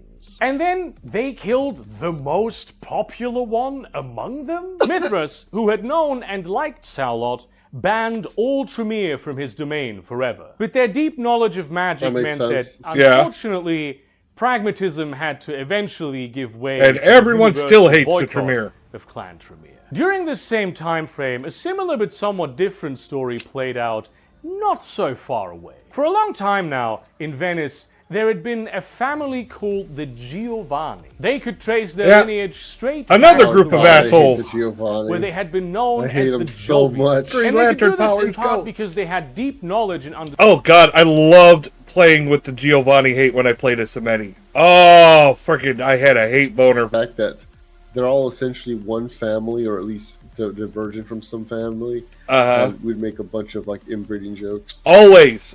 I did play a Giovanni with my wife, but we played siblings, and we'd often kiss just to make people feel uncomfortable during game. Nice. That was fun. Understanding of the art of necromancy. These were not stinky flesh stitches, mind you. They had command over the souls of the dead, with magical traditions reaching back to the ancestor worship practices of ancient Rome. The theory is that at some point someone in Rome had been in a way powerful, but perhaps more influential. They would have laid the foundations for the procedural magic the Giovanni family would come to engage in for well over 1,000 years. All this time, they had spent collecting lore and knowledge of the ghostly arts, building a massive empire of trade and information. They were a vast family, dynamos of the economy, always with an edge because they could spy on, sabotage, torment their opponents, and learn of business opportunities far away simply Go by back and we'll get some asking water. wraiths. Well, I mean, they didn't so much ask them as they forced them to do their bidding, but you get the idea. Over time, more and more clans grew interested in learning these secrets. Especially in northern Italy, they would do business with the Giovanni somewhat openly, even though they were mortals. Around the year 1000, old Augustus Giovanni, the family patriarch, decided that he dickhead. was not interested in dying and becoming some specter future generations would consult for horse racing bets. So he began courting offers from various powerful clans. None were as enticing as the offer from Clan Cappadocian. The Cappadocians obviously were the clan of death, and had Yeah. the greatest knowledge of necromancy. But the type of necromancy they practiced concerned mostly the flesh. They had some knowledge of wraiths and what have you, even some had command over them to some extent, but the Giovanni were masters beyond compare. So when I say Clan Cappadocian was interested, I mean Cappadocius himself. Of all the antediluvians, he was perhaps the one most directly involved with the affairs of his clan at this stage, and he figured that his plans to diabolise God would require him to understand wraiths. There we go. Sorry If about you want to understand wraiths, by the way, I did a whole video on Wraith the Oblivion. It's Interesting. scary Yes, you stuff. did. Maybe Cappadocius should have just watched that. So Augustus Giovanni was embraced by the antediluvian himself, against the advice of his eldest child, the Methuselah Japheth. Though Augustus then shared the secrets of necromancy with Cappadocius, he noted that due to the widespread nature of his family, he would need to cement his authority as patriarch by embracing more and more of them, starting with his son Claudius. This Over is the a coming horrible centuries, idea. The Giovanni branch of Clan Cappadocian would be ascendant, It's a terrible idea. leveraging their family wealth and influence to fast-track their way to immense power. Plagues, crusades, the death of the dream, and the return of various elders, including Camilla, by the way, as well as major geopolitical reshuffling in the mortal world, marked the period known as the War of Princes. This is a war in clans and rulers of principalities spanning centuries. There's so much stuff in here, it could fill a whole game line. And it does. It's called Dark Ages Vampire, and it's a lot more than just the War of Princes. It's a whole game in and Yeah, of the itself. Circle of Some of the Thorns. key battlefields were the Yep. frequent wars between the English Ventru under Mithras, who had He's got to cover the Circle of Thorns. That's when Vikos did the great happening that gets brought up all the fucking time. For those of you that don't know, Micah Vikos, a male, decided he wanted to be the Council of Thorns, or the Treaty of Thorns. Yep. It was like, fuck you Yeah, bitches! the Convention of Thorns. Yeah. Like, god damn it! I was like, that story gets told so many fucking times. Yes, I shit you not. Yeah. I mean, well, they were, Zemesia are flesh crafters. He literally ripped his junk off and said, here! And just fucking threw it down and walked off. I was like, fuck you bitches. You see, it sounds really dramatic, but if somebody's a vampire player, it kind of just ends up becoming something like very akin to Monty Python humor. Be like, I throw my dick at you, good sir. Yeah, often does. Yes. There's easier ways to transition. Oh, yeah, he didn't. He went there. Yeah. It was like, well, I'm a she now. Fuck you. Lycos just did it, and he was just so pissed at the shit they were saying. That was his rebellion. Eat a dick, Yeah. literally. Here, have the mine. Eternal Senate appointee at Londinium, and now styled himself King of the British Isles, and the Scottish Toreador, which was a long-term conflict that you still feel today. A constant back and forth, often with the Toreador gaining ground with the Methuselah Helena was awake, in Mithras and Torpor, the Ventru gaining ground when the situation was reversed, and a general stalemate when both were torpid or active. In Russia, roving clans of exiled Nordic gangrel went to war with newly arrived Tzimisce civilization builders looking to populate the sparse countryside with their degenerated revenant families. In Persia, a number of Oh my clans, God, I but forgot first and about the foremost the revenants. Banu Hakim, fell into disunity jeez. over younger generations following Islam instead of indulging in their bestial natures. In France, the Toreador, who had been not nominally but factually I got an account in removed control on of Instagram. everything for centuries, Wait, what? started Why? squabbling with Why would you get an account? Huh? Yeah, I was gonna say, was it for a reason, or was it you just Like needed that's really vague posting. It's like I got an account. Well, why? It was a scammer. Oh, okay. Okay, well, good. Yay! Well done. Round of applause. Um, There you go. There's your round of applause. Revenant families. I always liked the Brodovich in the Zamiche Oh, clan. I love the Brodovich too. the I think the in kennel general, they're keepers. creepy. Yeah, but those are my favorites. Yeah. Yay! with one another, when an opportunity arose to fill the power vacuum left by the death of a deeply unpopular Ventru king. In Germany, or the They were a Holy scammer Roman Empire, offering I suppose, fun. the Yeah, Ventru Civil War no. saw the powerful elder Hardestadt pitted against his clanmate Julia Antasia, which also reflected a deeper conflict between ways of thinking during... See, I know a strip where there's a lot of girls offering fun, but it always comes with the consequence of an STD. Yep. this time. There had been more intermingling of clans than ever for almost 2,000 years, and loyalties were complicated. Not always rather do a first coin and flip foremost with to them the almost. clan. Local princes and primogen of different clans could be stronger allies than Well princes said. of the same clan in some cities. Hardestadt, a senior kindred, but not yet the end-all be-all of the clan, stood for a return to tradition in this regard. Less inter-clan relations mediated through individuals, more loyalty to the concepts the clans represented. He won, and this will become ironic later. A lot of Ventru wars going on, really. But they were placed in charge of everything by the Eternal Senate, so of course they would be involved with all that. You can actually play the War of Princes in a grand strategy setting. There's a huge mod for Crusader Kings 3 called Princes of Darkness that models it, Yep. and I really like it. Huh. I played it, well, not quite as much as the Elder Scrolls one, but a lot. Oh, I gotta say, I really like the Fae scenario that they have. I just wish there was a way to have only Fae in them, like the way that there's only vampires in the...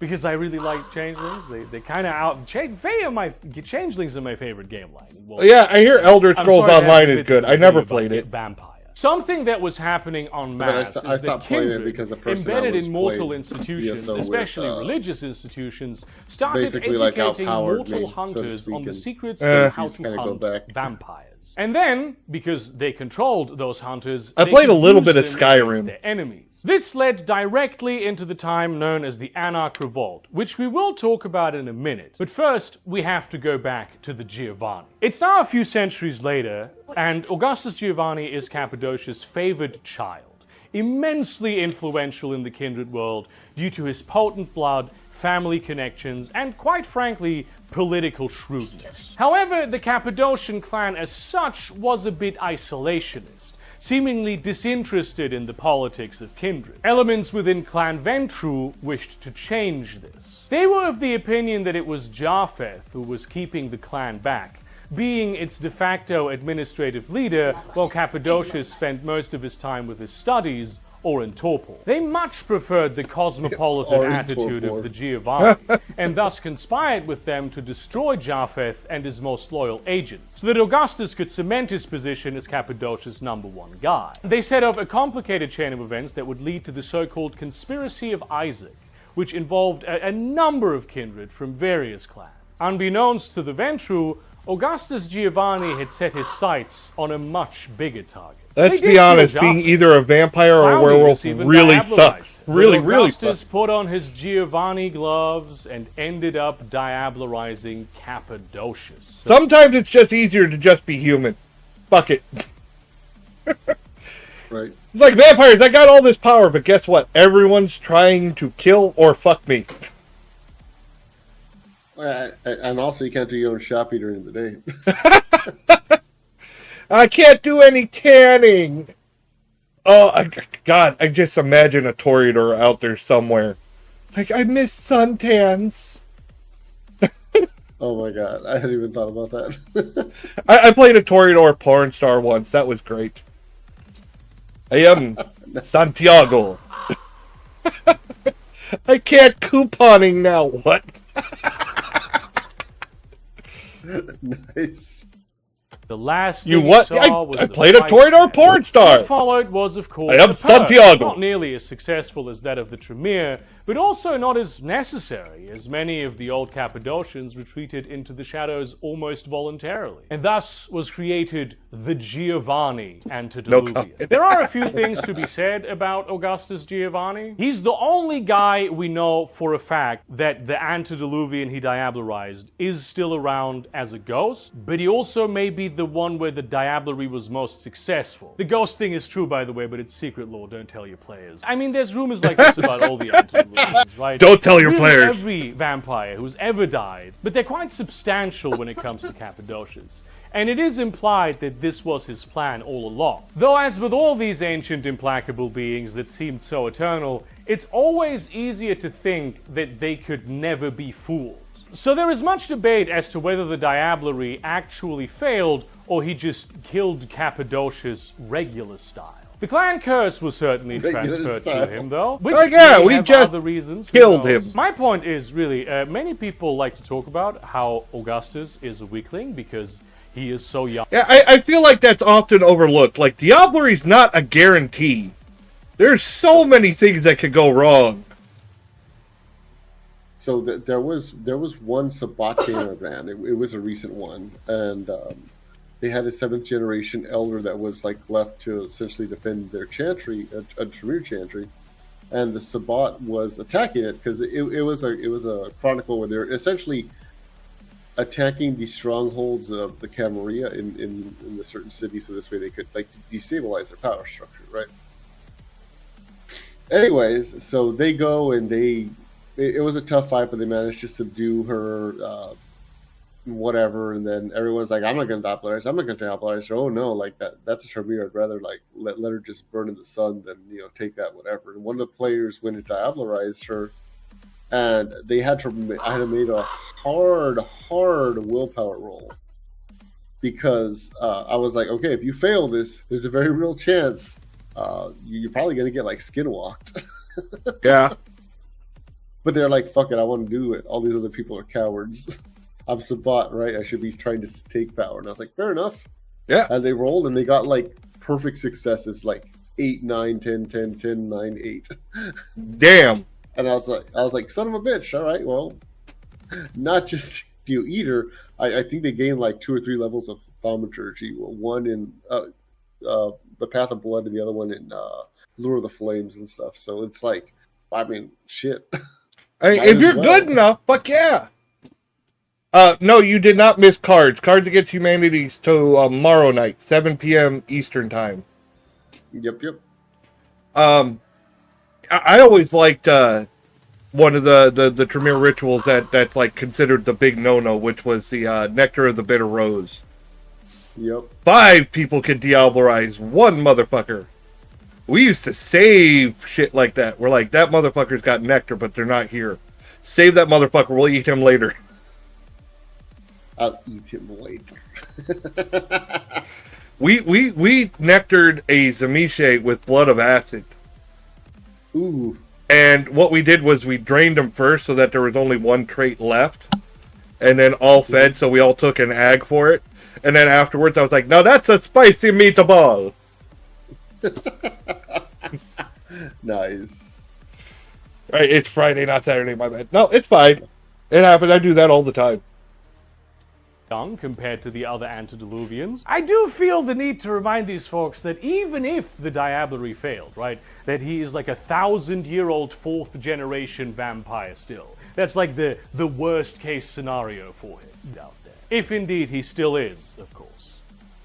The beginning of the Anarch Revolt is impossible to pinpoint precisely. I hate Seriously, the the Anarch official Revolt. law has placed it at several points, hundreds of years apart. Most likely, though, it blended with the dying down of the War of Princes, somewhere around the year 1400. In this time, cities and stretches of the country had rulers who often styled themselves princes, and sometimes swore fealty to greater rulers one might refer to as kings. They implemented their particular systems of governments and controlled the population and to whom it was accessible in line with their particular needs. There were power-sharing arrangements here and there, Yeah. certainly alliances. All makes sense. It was actually not so very different from Still our world happens. today.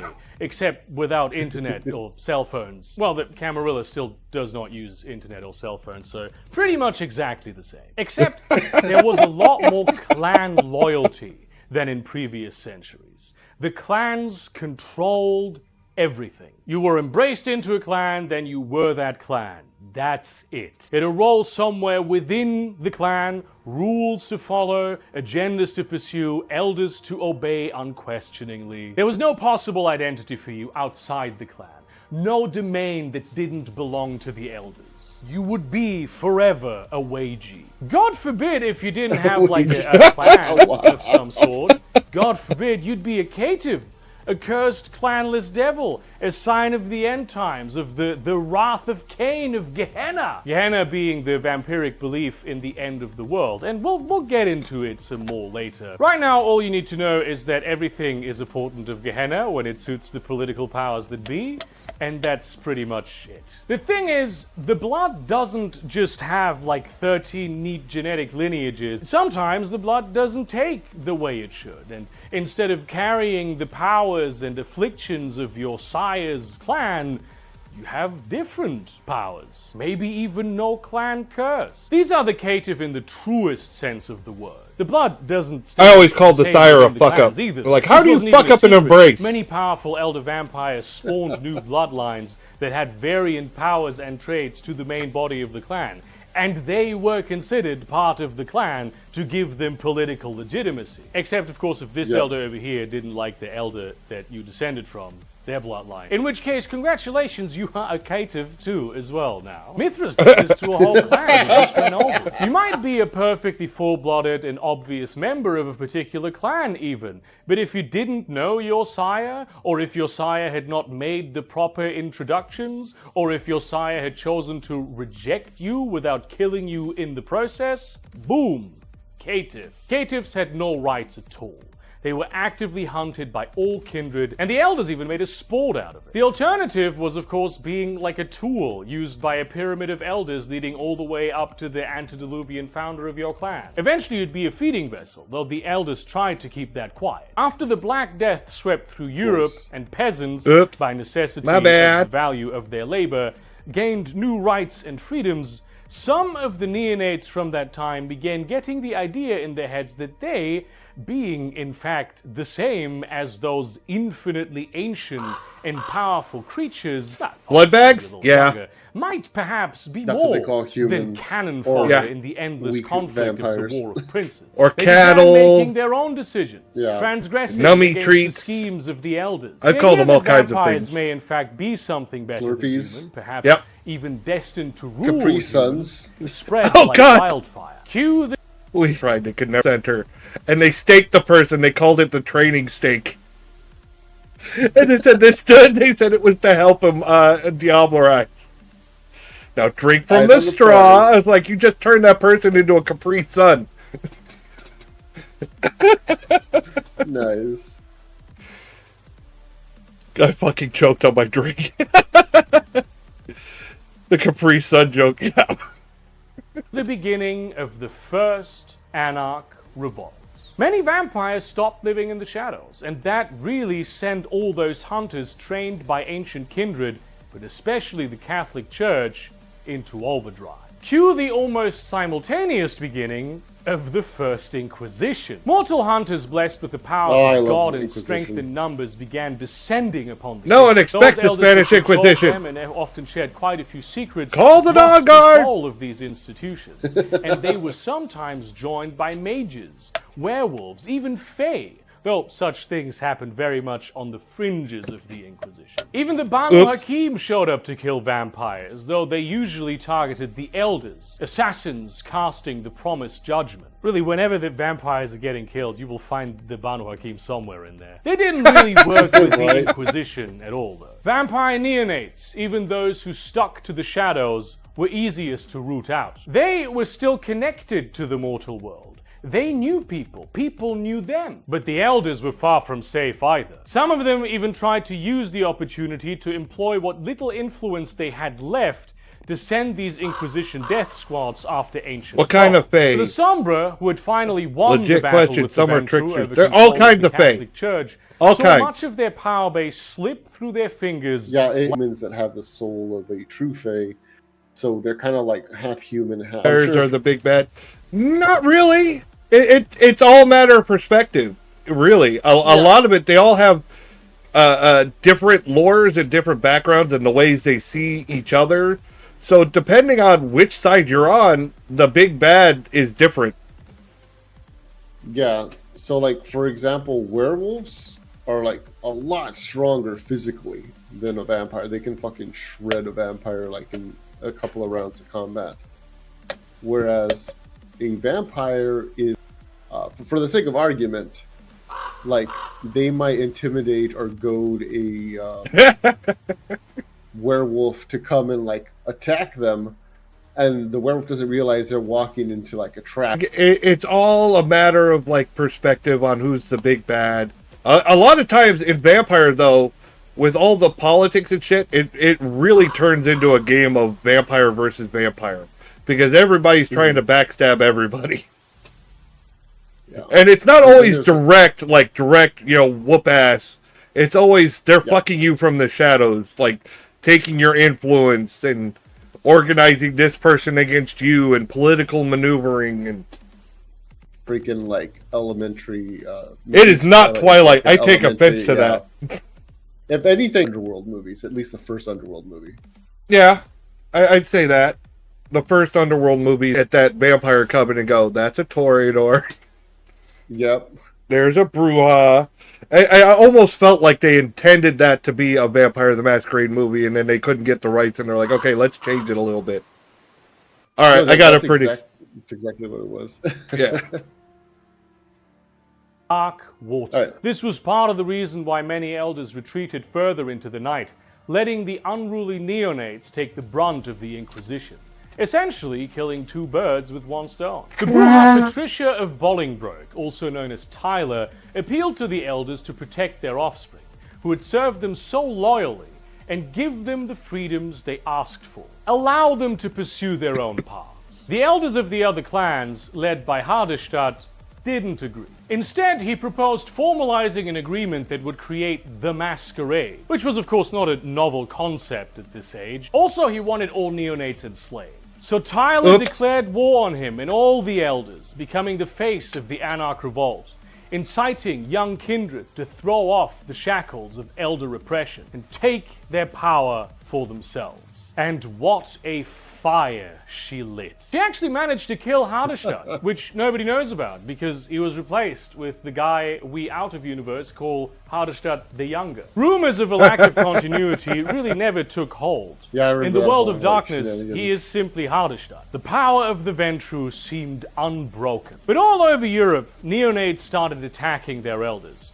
taking their blood, their power, their riches, their land. In Sicily, This sounds like a repeating story the here. youngest child of La Sombra managed to sneak into his sire's lair and diablerize him, thanks to Anarch magics that allowed him to break his blood bond and Banu Hakim conspirators who wanted to see La Sombra dead. Again, just Banu Hakim. Instead of appointing like dirt himself the meat. new head of the clan, he fractured it deliberately, harnessing the long-standing discontent against their particularly cruel founder and a unique political situation where many elders suddenly found themselves having little influence. Drunk on power and a million new semi-religious ideologies, many of them originating in Constantinople, packs of vampires known as Sabbats began roaming the lands, drinking and my. pillaging and taking all they wanted. Gee, I wonder This if made that the has Inquisition foreshadowing. all the more fervent. Veteran Right. hunters had learned much about how to kill kindred. Better funding came from church and nobility. More and more hunters not directly affiliated with the church joined the fray. Vampires were being embraced and dying by the thousands, which is like an unimaginable number today, much less for that. Mags, that's a question for you. Oh, No, I answered it in text. No worries. The answer is yes. I'm very selective with the type of anime I like, but generally I like more like horror, psychological anime. Good examples like Serial Experiments Lane, Bully Pop Phantom, Ergo Proxy, uh, Witch Hunter Robin, stuff like that. Like I don't mind things like So like Death Dragon Note. Ball, for example. Death Note's okay. Yeah, I like it the first time I watched it, but then the fandom kind of got annoying. Yeah, Like, I believe that. Usually it's the fandom that kills animes for me. I love the anime itself. personally. I like isekais and power fantasies. These guys are fun. hmm My favorite is Overlord. Overlord's really good. Yeah, I liked Overlord. I need to finish watching it. The one that I started watching was I started rewatching Konosuba. I think that's why I stopped watching it, because I heard that it wasn't finished. So I didn't want to invest all the time into it. Well, it's long, and then there's a movie now, and the Apparently, movie yeah. takes place in the middle of season 4. Back to the series to really get it. Yeah. Um, See that's annoying. I ironically, I essentially like side stories. It's You're like right. you can place it anywhere in the timeline. Well, it's not necessary to really go along with it. I watched season 4 because the movie wasn't coming out for a while. But it after you see the movie, then you're like, oh, that makes more sense now. Which isn't, it's not that big a deal. It's like little things more that you notice. Like there's a treaty, and you see all the stamps of the treaty on who supports, and you understand after the movie why some of those stamps are there. You know what I mean? For sure. For sure. But yeah, Overlord's my favorite. Angel Gun. Of course, another skeleton. What was that other one? There was that other one. Fuck, it came out fairly recently.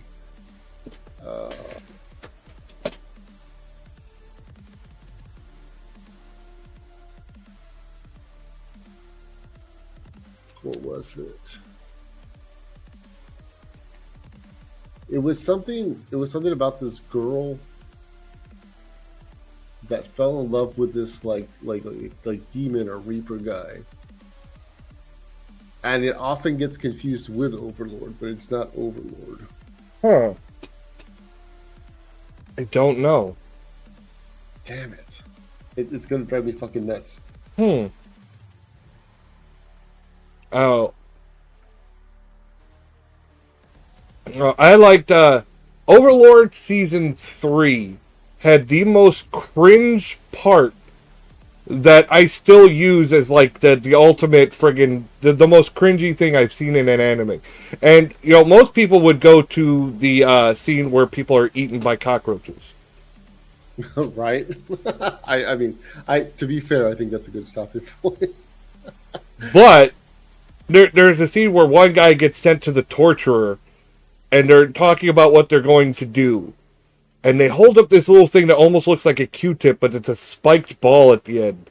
And they say, well, my creator had a thing called kidney stones, so I think we'll start there.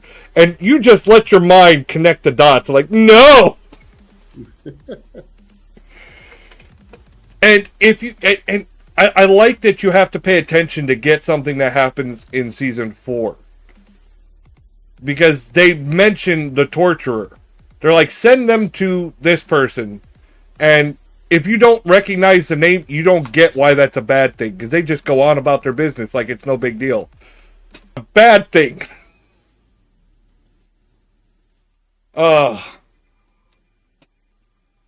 Alright.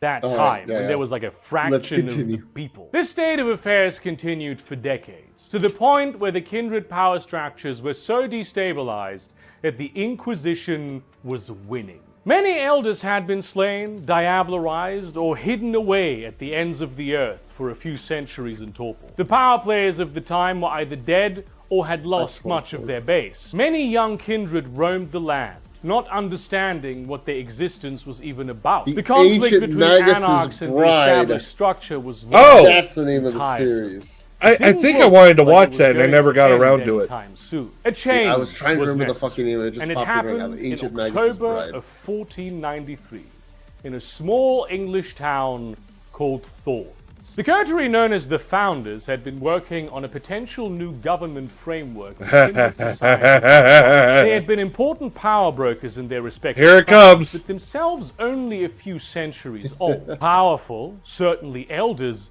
but not the true ancients of their clans.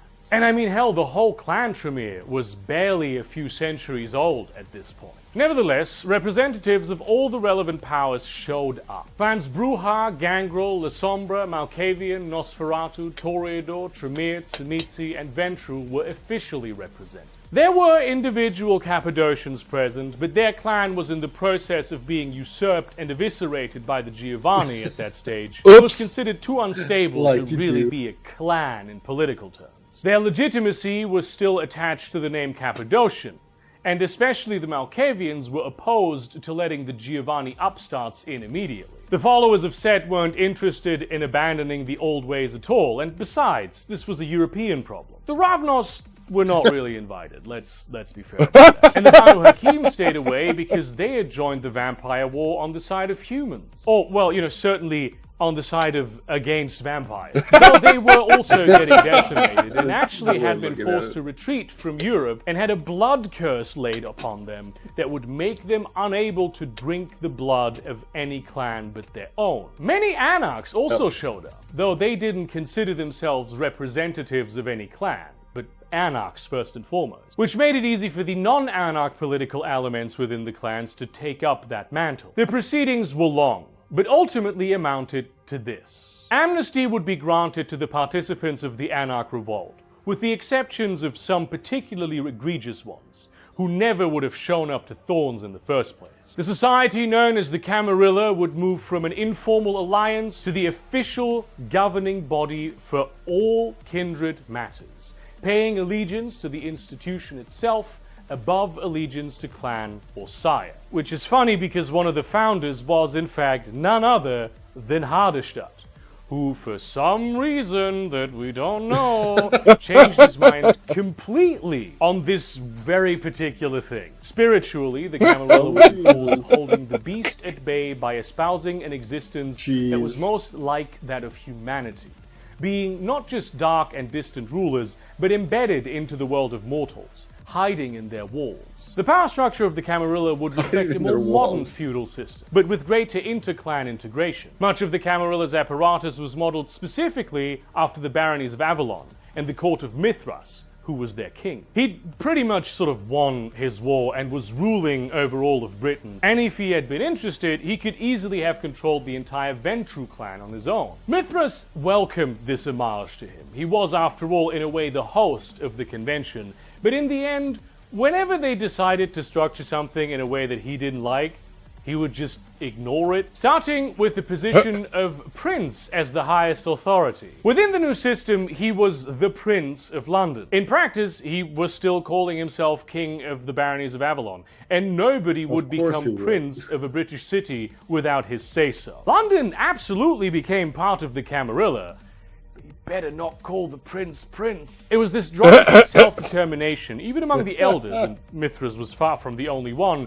that made it so the Camarilla would ultimately grant princes sovereignty over their affairs, so long as they enforced the 6 traditions. First tradition, the masquerade.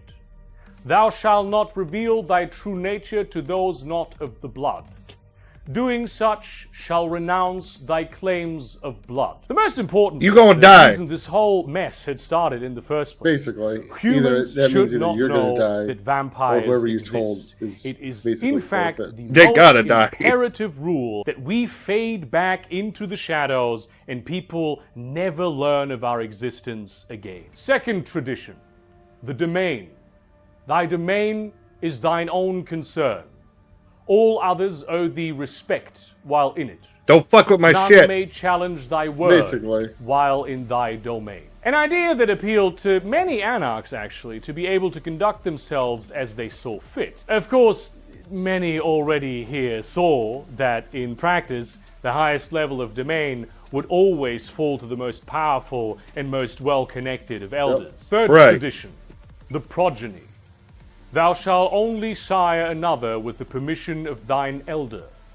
If thou createst another without thine elder's leave, both thou and thy progeny shall be Gee, that slain. sounds like the At opening of time, Bloodlines. Everyone agreed that Right? races had become rampant, and the situation Very would much not so. improve if left unregulated. There were too many kindred and not enough kind, which created fierce food competition and, of course, made it hard to stay hidden. It's clear, however, that the power was to be placed back into the hands of the elders, effectively changing absolutely nothing about the way things were, except that the elders who would make this decision could now potentially be of clans other than your own. Fourth tradition, the accounting.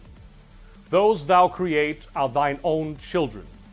Until thy progeny shall be released, thou shalt command them in all things. Their sins are thine to endure. Yeah, if The your selling kid fucks up, guess the what? Anarchs here was, of Guess course, what? the School's very gonna call concept you. that progeny could be released and would be expected to be released. And that's why I to hated their own embracing. people. This was fairly rare before this. The idea that sires would have to be accountable for the actions of their child was also new. But of course, all this is couched in the same old bonds of loyalty and obedience, and in many ways, it made the rule of sire over child even more absolute. Fifth tradition, the hospitality. Honor one another's domain. When thou comest to a foreign city, thou shalt present thyself to the one who ruleth there. Without the word of acceptance, thou art nothing. This was made precisely to appease elders. I mean, unless you Much had like a the bigger concept dick, of to be feuding honest. roving peasants, the Otherwise, what are they concept gonna of do? movement for younger vampires without Well, the because it was direction of their also a elders thing, was alarming like, to them. They worried that people I don't know if would it was ever exploit like this in your LARPs where somebody would show up and they're like, oh, this person's the seventh generation or worse, the sixth generation. And then they're just waltzing into Elysia and being like, oh, yeah, I'm here, by the way. Yeah. Nice place you got here. I think I'll take it. Mm-hmm. And then the prince is like, oh, well, we kind of already have things set up here. He's like, yeah, but, like, I kind of outrank you. Just powerly. I kind of outrank you. Like, what you going to do about it? Yeah, we've had those moments. In fact, I've been that person that just walked in and flopped my dick on the table and said, what you going to do about it? Yep. Nice. The worst one I did was I was playing as Zamiche. It was set in the Dark Ages. I walked into a city. I said, "Who's in charge here?" A Toreador said, "I am." They tried to throw a fight. I grabbed them with my giant tentacle penis and proceeded to diablerize him with my penis while looking at the rest of the group gathered and said, does anyone else have a problem with me taking over? Yeah, the running joke, which I still hear to this day, over a decade later, is, it has teeth? Yeah. this freedom. And so now everyone everywhere needs to inform the prince, sheriff, or primogen, depending on the domain, that they are there. Sixth tradition, the destruction. Thou art forbidden to destroy another of thy kind. Right. The right of destruction belongeth only to thine elder.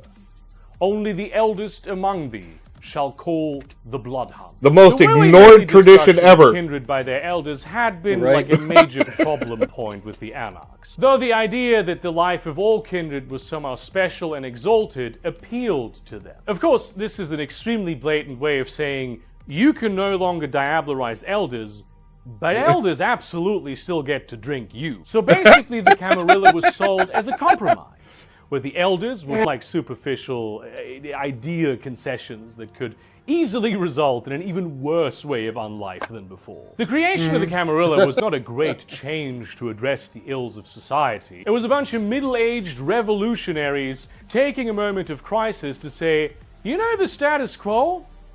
We should keep doing that. They were already calling themselves the Camarilla before the conference even happened. It wasn't a peace offering, it was their way of saying, kitten, come back to toe the line and you won't be punished. And a lot of people didn't like that. Who would have thought? Because, Michael's There we go. threw their penis at Hardestadt. Ultimately, 7 clans joined this new pact. The Brujah were, of course, terribly conflicted, having been the heart of the Anarch He just movement. fucking But breezed much of over that like it was nothing. Like, oh, by the way. Like that- you do. Honestly, that's the most remembered part of the entire fucking Treaty of Swords. Convention of Thor. Yeah, Yeah. convention. Was fucking Vikos throwing his dick. Everyone remembers it. It's like the one thing you can forget everything else. There's people that don't even know that that's where the fucking traditions came from. But they remember the penis thing. Right. had been about protecting the lives of young kindred, who were still dying in droves. And of course there was the idea of humanity, something the Bruja were quite fond of. The old dream of Carthage, vampires and humans living side by side, it was a powerful draw toward the Ivory Tower. The Gangrel were not a great and unified political movement in the first place. Though they too had mostly aligned with the Anarchs, there were not many meddlesome elders in their clan, but there were a lot of people who were loath to see promising young kindred slain. The Malkavians were drawn in by the whispers of authority in the back of their minds, and out of a desire for silence from the psychic pain of death and destruction reverberating through their telepathic network. They concluded that they needed structure in order to be useful, and besides, they had old loyalties to satisfy with the Ventru. The Nosferatu had a huge problem with their oldest elders, but their warrens were communal, and they already lived underneath the feet of humans adhering to their own masquerade. Being part of an alliance of clans might actually help them hide from their dreaded antediluvian and his Niktuku. The Toreador loved humanity and could not wait to be part of a respectable society made in their image. To be able to seamlessly blend into the mortal world and its rich artistry was a dream come true. And frankly, the way they had been striving to live anyway. The Tremere were a young clan, very centrally organized, bringing with it almost an ideal of authority that the other clans had grown too large for. Then as now, they were autocratic, as well as politically isolated. They needed an alliance with the other clans, and the other clans needed their magic. It was in fact the Tremere who put the blood curse on the Banu Hakim in order to forge this alliance. The Ventru, well, Camarilla was just going to be how they had done things for centuries anyway. Yep. Except now, all the other clans would have to play by Ventru rules also. All these clans had many dissenters, and that's why I hate Ventru. The first anti-tribu, members of a clan who go. Clans were not happy at all. The La Sombra had nigh torn themselves apart. They had killed their antediluvian and were now expected to create a new tyranny to subject themselves to? Absolutely not. Some conservative La Sombra, of course, decided to go with the Camarilla, but the distrust with which their clan was viewed and the merciless killing of such anti-tribu by the main clan ensured that none ever achieved any real power. The Tzimisce were, if nothing else, offended. They were supposed to emulate what? They'd always seen themselves as an elevated society apart from humans. They thought of humans as barely more than animals. Plus, their antediluvian was dead. They did not have that much in the way of hierarchy. They had gotten rid of some of their problematic elders as well. But really, those that remained had not expanded their influence into the rest of the world beyond the Carpathians in the first place. The human thing was the main reason they did not join the Camarilla. that was their big anti-selling. Fuck them Instead, bitches. The La Sombra and Tzimisce reached out to all the craziest, most extreme groups among the Anarchs, the new cults and raider militias, those who had been maligned as Sabbats, to meet on the island. Of the major Camarilla clans also had many detractors join. Among the Bruja, all those who didn't care about Carthage that much, cared about Carthage too much, or cared about the wrong parts of Carthage, joined, as well as those whose entire purpose had become to destroy the elders. Though more Bruja ended up Anarchs than Sabbat, of course, many Bruja anti-tribu consider Clan Bruja to be one of the founding clans. No wonder there were so many Among Bruja the friggin' Gangrel, Anarchs many in had no Bloodlines. interest in joining the humanity of It just makes more sense. and its Like, personal everyone was a interests to fucking fight for Bruja. freedom, pursue the hunt, or just seek glory with the Sabbat. Among the Malkavians, many were followers of the great Vasanta Sena, who had for a long time been an opponent of the practice of blood bonding, and refined the rituals of Valdery. Among the Nosferatu, many ironically somewhat elder members considered it Valdery. cowardly of the main clan to not wage war. I remember against my the first Ntuku Valdery. and their I was like, what the fuck are we antediluvian doing? master. Among the Toreador, there were a You few never forget your outliers first. who were more obsessed with hedonism than art and humanity, often considering humans little more than materials for artistic creation. Did you have any really fucked up Valdries? My first one, like, okay. This isn't necessarily Valdery specific, but of course it led to the Valdery. So, my very first time going out, I played I played a Bruja because it was just easy. I had the jacket, put it on, boom, instantly a costume, right? Mm-hmm. Well, I was taking my friend out who was brand new, not just to LARPing, but to Vampire the Masquerade in general. So he was like completely new. So I was like, hey, you know what? You can play my child. It'll just make more sense that way, you know? Because for whatever reason, the ST at that game, they were like, they didn't want ghouls for whatever reason. Like all ghouls are like NPCs for whatever. Anyways, so I was like, hey, he's going to be my child, this and that, whatever. Okay. So I separated from him for the night because I wasn't like on the Primogen Council, but I was like, I think like I was a hound, which was like somebody that worked with the sheriff or something. Okay. We Besides always the just point, called I them was like- deputies. Yeah, something like that. I forget the technical term. Anyways, we were separated for like an hour or so, and I came back, and the guy, I'll just call him, I'll call him Gus. Gus he came running to me, like in character. He's like, hey, these guys have been chasing me all night. It's like all these guys in black trench coats and this and that and whatever. And I was like, all right, well, like, what's up? And he was like, yeah, they want to go and talk to us over there. They said that if you guys don't come, because it was me and the rest of my coterie, that they're going to do X, Y, and Z to the mutual contact of ours. So we all went to go meet with them, and like dumbasses, we walked basically into the middle of a very large Sabbat pack because I didn't even know Sabbat were in the game yet. Oops. And then what happened was like the main guy was like it's very simple, like you join us or you die. And then I was like, so how are we gonna do this, guys? And one of my other friends, his name was Andy. Andy was like, let me tell you a story first. So he goes up to this guy. He was like a Zabitsi, like elder equivalent, and he tells a story, and he is basically like, yeah, like I knew this little kid, and he went through a lot of hardships in life, but he always told me one thing, before before life took him and this and that. And then the Zamitzi's like, where's this going? And he's like, well, you see, the thing with him is he told me one thing, and he said, flame on! And he lit himself on fire and jumped on the guy. And then we went all out into like a melee.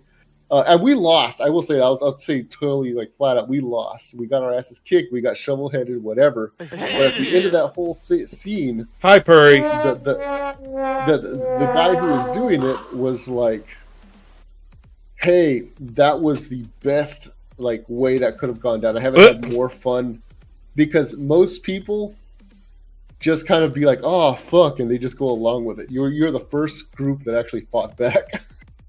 I played in my first Sabbat game. I came in with a bunch of players, so they let me make my own pack, and we came in as our own pack, and we were like the new guys. Well, it came down to a challenge between me and another pack ductus, to prove ourselves, and he challenged me. He was a Zamisha, and he had we just said bod, and he challenged, a bucking Bronco to prove I did not kill it, and I did not die, but I did get hurt. I did not walk away unscathed. Nice. But yeah, that was my introduction, and how I had to prove myself to the Sabbat was Bronco busting another Ductus's bod. Nice. I was a Bruja, so it was kind of my thing. I was like, yeah, let's do this. For me, Bruja were just easier to play because it's like leather jacket, they put on a belt chain or two, rip my pants. All right, good to go. Yeah, it was my first time playing a LARP or a vampire LARP. I had played the tabletop before then, So I knew the history, I knew how the game played and everything. So coming into it though, but like we started on fucked up Vaulderies, and I had conducted. I was the pack priest, and I had conducted a pack Vauldery, with a broken Old English bottle. Mhm. That was our chalice. Was a broken OE bottle. Everyone's like, really? Really? I was like, what? I work with what I got. I would use the most ghetto shit for like all the pack rituals and shit. You say, I'm not the pack priest. Maybe you guys should elect one. Right. I'm doing you guys a favor. That was pretty much it. I was pack priest because no one else wanted to do it. I was like, well, if you're gonna force me to do it, you're gonna get it the way I do it. You're gonna get it while the getting's good. So yeah, everyone, pour your blood into this broken bottle, and then we'll all drink from it. Good, done. Get the fuck out of my face. Among the Good Tremere, times. who else but our old pal Goratrix would betray the Inner Council in a final fuck you to his master, joining the Sabbat with a small number Oh, but massive Goratrix. power and a lot of street cred for their clan having diablerized Sauron. Among the Ventrue, there were many who I will say Goratrix did come up with one of the best fucking rituals ever, which I'm never allowed to get ever. Which one? Chill of the Windsaber. Mm. Have you ever looked it up? I've read it before, yeah. It's supposedly like how he escaped from capture by the Tremere. For like 5 days and 5 nights or something. I can't remember. But basically, it comes to the point where after the ritual is completed and you have it done, all you have to do is like tear the leaf or tear the blade of grass. It was one of those things. And your target's head just separated from their body. That was it. Yep. I think it's level 4, level 5. It's up there. It's one of those rituals No. where every time I asked for it, my storytellers always gave me this look like, you're stupid for asking me.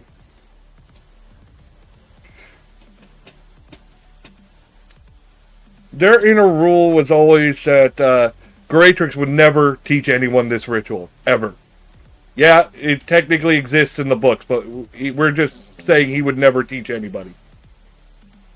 I mean, I could see that it should exist for the sake of game mechanics. So this way, if it wanted to be quantified or replicated, there would be a way to go about it. But yeah, no, I get that. I've said that before to people. It's an insta-kill power, so I get it. And every time I asked for it, I was doing it just to be a dick. I The knew that thing they were is going to that- say no. Mhm. I had to ask. You never know. Sometimes they say yes to shit because they weren't paying attention, and then they regret it later. Right. Well, the thing is, if it was a ritual, rituals usually take like either multiple like hours to perform, multiple days to perform. Right, this or, one in the book, I'm pretty sure it said days. Because Yeah, so he it- performed it while he was captured in a cell. Yeah, that's what makes from my perspective, that's what makes a Tremere balanced, because it's like, yeah, do they have cracked powers? Yeah, of course, but all their stuff takes time now. Mhm. It's like, for example, I'm sure you remember, it's a level 1 ritual, Deflection of Wooden Doom. Yeah. It's like level 1 thing, you put like a toothpick under your tongue or something as you go to sleep, and then you wake up the next night and now you're immune to shaking. It's something very simple, but you have to remember to do it. I abused the fuck out of the ritual principal focus of Vitae infusion. In fact, a lot of us like all figured it out and abused the fuck out of it. It lets you put blood into an object. Like we always used rolls of coins because it was the most easy to. You swallow them, you keep them in your stomach, and they're just coins until you will them to activate, and you get a blood point. And in the book, there's no limit to how many you can make. And we used to drop down times and just make tons and tons of these things. And it was almost like having like a massive blood pool that you just had stored away. Yeah, I remember those, because there's a variation of that. that the sorcerers could do. By the sorcerers, I'm not talking about the mages. I'm talking about like the human sorcerers. Mhm. The hedge ones. For them, it was called a mana battery. But essentially, once they realized it was the same basic ritual, it's just like one uses blood, the other one uses like mana. Mhm. So they started going around making blood batteries for vampires, Yeah. where they're like, "Give me so much of your blood, and by the time you come back the next night, we'll have this much more for you." There you go. And they made a fucking killing. I believe it. It was so abusable. Like we used to make house rules where we would cap like up to 10 or something. Yeah. Because it got out of hand. It got a lot of things. I can't count the number of house rules we had to keep track of. We had like a binder of house rules that were pretty well accepted. That we used. Some stuff was like so regularly used that a lot of people didn't even realize they were house rules anymore. They thought that they were standard. That's usually the problem I would have. Like I would have arguments because they would swear up and down, 10 toes down, that this rule is the way it is because that's how they read it. And it's like, yeah, but things have changed, man. Or that was a house rule that was interpreted this way because of this wording in this particular supplement or what have you. Yeah, like it got so bad at one point we had to. And by we, I'm talking about like the staff there. We had to just say if it's not from the laws of the night, it's not in play, and we just had to like make that rule because it was getting ridiculous at one point. Well, like some of them, like one of the house rules we thought was more fair, especially when we played a game that was mixed genre, was that Garou are supposed to be the dirty fighters. They're supposed to overpower you, or Garou didn't have that, and we thought it was really unfair. They're like, Garou are supposed to be this scary, not just totally be trumped by this fucking one discipline power that just says an extra traits. It's still fucking powerful, but it wasn't an end-all beat of fucking Garou.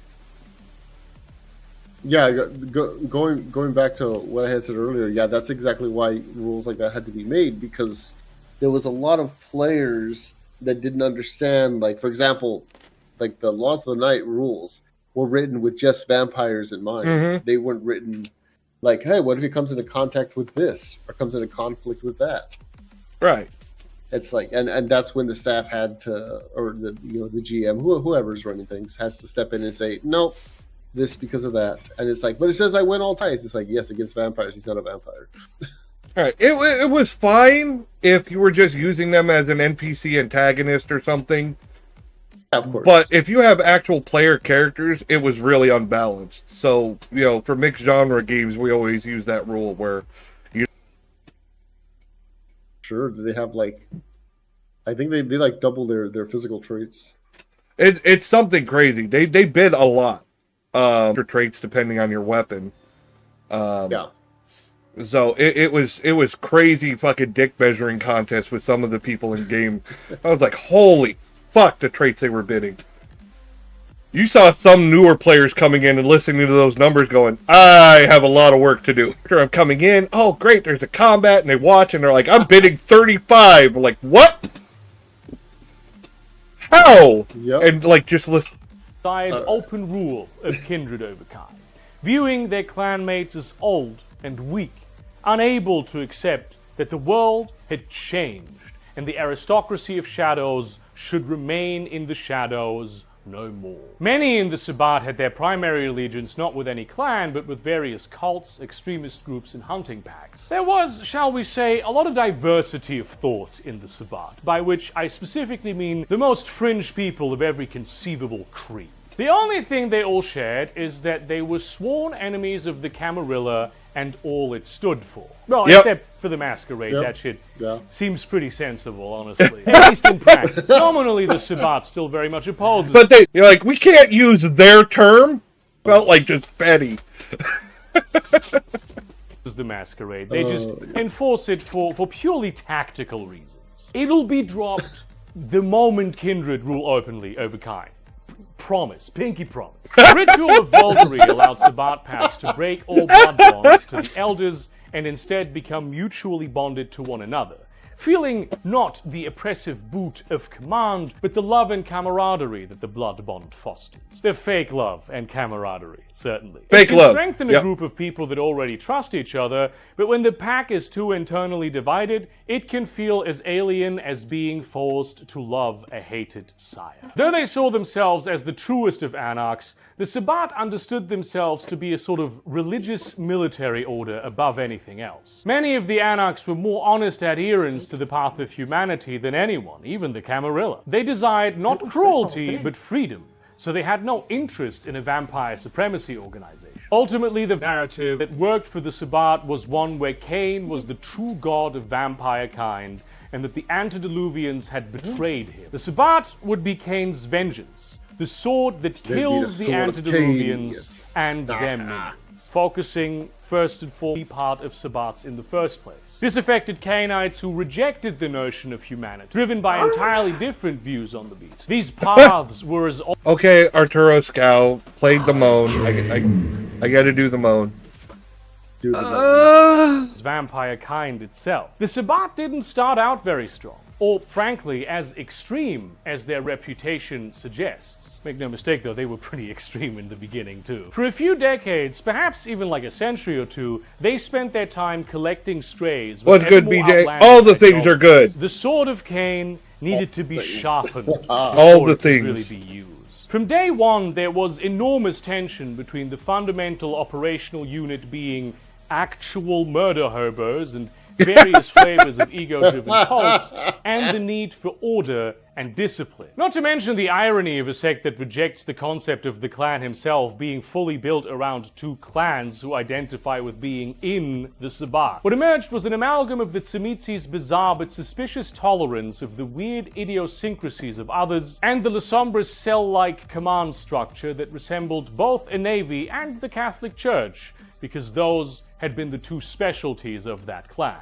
It also just so happened that after the Inquisition, there were now many La Sombra who had been embedded in the church, but were now sort of floating without a job. In practice, the glue holding the Sabbat together has always been violence. So the Sabbat leadership, the cardinals and their regent, needed to secure both spiritual authority and control the main military apparatus, which they did in the form of the Black Hand. A tribe of warrior monks emerging from a splinter group of the Banu Hakim followed the teachings of a Methuselah called the Weeping Master. The Weeping Master had received a vision of the antediluvians betraying and slaughtering the second generation and destroying the perfect first city. He was overwhelmed by hatred for them, even, it is said, Hakim. It's possible that he received this vision in the first city before the betrayal. I think this is unlikely given that the timeline really wouldn't work out. The real main story is that he found a stone where blood was coming out of, and he licked it. He wished to avenge Cain, and so ooh, what's that? Let's lick it. With the Sabbat, and became essentially the sect's special forces, responsible for some of its most impressive victories, but mostly deployed against unruly elements within the Sabbat itself. Even though they never saw eye to eye with the theological aims of the Sabbat leadership, they became the sect's most influential religious grouping. Something very funny and also famous that happened in the middle of the Anarch Revolt, though unrelated to it, was, and this is true, Dracula. So Vlad the Impaler was a historical figure. Dracula. And that is the historical figure he was in World of Darkness also. It's the same guy. It may surprise you to learn that he is in fact rather young. He adopted the moniker Draculesti from the old clan Tzimitzi because he was aware as a mortal that they ruled over his kingdom from the shadows.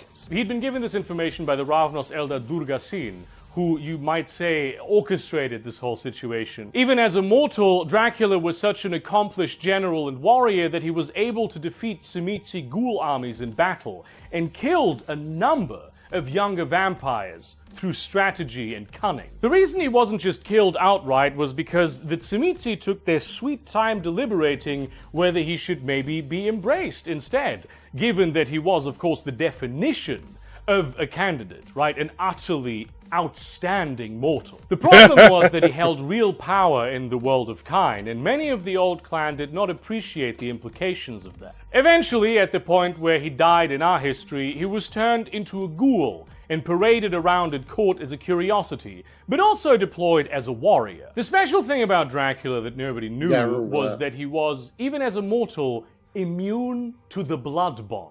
He was thus able to escape the influence of his master and become a free ghoul who hunted vampires for their blood. He did, however, wish to become a true kindred. Seeing the political developments with the nascent Sabbat and Camarilla, he made himself into a target for the Tzimisce elder Lambach Ruthven and his sire, the Methuselah Tabak, who had been leaders of a small Sabbat pact that may not even have been part of the official Sabbat. He tricked them into attacking his castle, but had already forewarned the Camarilla of their position, which descended upon them in force. As the two groups were fighting, he revealed a whole army hidden in the landscape, and attacked, forcing the Camarilla to flee. His heart being pulled out, he was presented with the ashes of his sire. Dracula then gave the Tzimisce a choice: embrace me and live, or meet the sun like Tabak had. Ruthven acquiesced. Dracula then promptly went into the dungeon where Tabak was still staked and diablerized him, gaining unspeakable power in devouring this ancient child of the Tzimisce antediluvian himself. He let Lambach Ruthven go. After all, he'd promised as much, and he let the matter rest. Dracula then basically became like a gentleman adventurer, though unfortunately, he found it difficult to travel. He learned many powerful arts, driving the Anarchs out of Transylvania, establishing a Sabbat presence there. His own life is storied and obscure, perhaps more laden with speculation than any other kindreds, because, and you may have heard of this, in the Victorian age, he commissioned a certain gentleman named Bram Stoker to write a story about him and publish it. That was, of course, an insane breach of the masquerade, which he may have done just for kicks, because, he felt like he could. Nobody likes it. Probably. You know what? Thus far, he's gotten away with it. Why does it sound like the plot of Queen of the Damned?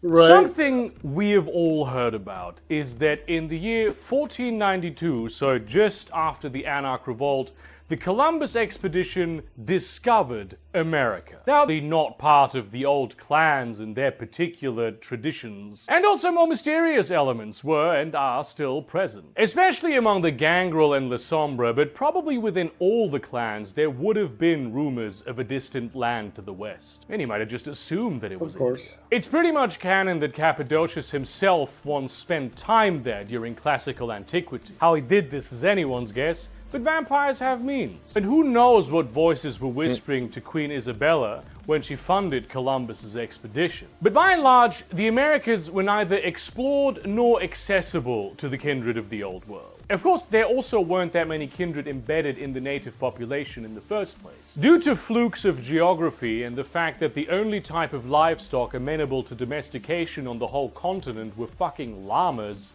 the population density was pretty low overall. They had to resort to domesticating hamsters. Cahokia, Cusco, Tikal, Tenochtitlan, but very few of them survived as major population centers for more than a few centuries. It wasn't an untenable situation, but many more kindred would have to live in the wilderness in some fashion sooner or later, with all the particular dangers that entails. Unfortunately, this part of the lore is not very well explored. Yeah, Gangrel would have thrived here, but given how common nomadic lifestyles were within indigenous people, like in general, especially like North America, the Ravnos probably would have as well. The plagues and genocides European colonizers brought over, of course, would have decimated their feeding grounds. Many would have failed to adapt. Not to mention that some plagues can kill kindred too, and the Westerners coming along to kill natives would often develop a thirst for genocide as well. After all, is it really diablerie if it's a kindred with no traceable lineage? Those pre-Columbian kindred that survived either integrated into the Western systems or remained irrelevant autarkists. Although I think a plot where some Methuselah wakes up in one of the many ruined and as yet unexplored jungle cities of Yucatan, when like the Mayan calendar cycled in 2012, and they go like, well, what the fuck is a Camarilla? Would have been very cool. That would have been a very cool plot. The discovery of the Americas profoundly that changed would've the been really kindred cool. world and cemented the power of the nascent sects. The first and most eager ones to go over there were the Sabbat,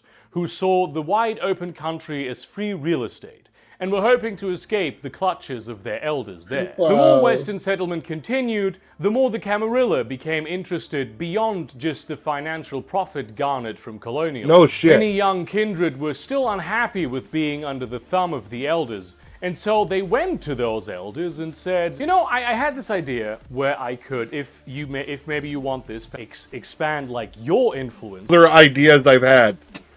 Yeah. Or I'm like kissing his ass, but in general, this is totally to support me. Just disguising Right. it as something to support him. Of course.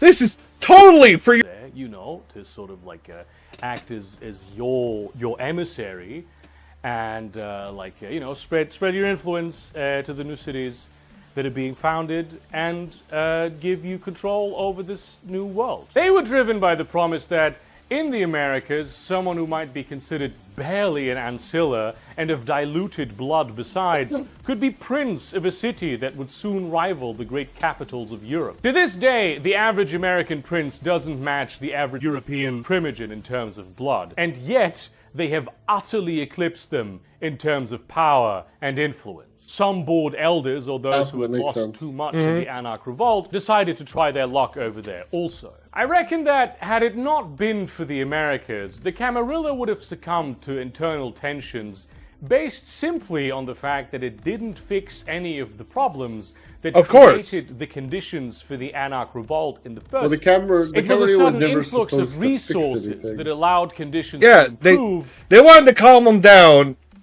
and organize, and they're like, oh yeah, this is totally to help you, but not really. It's all to help us. It's all, In this contract.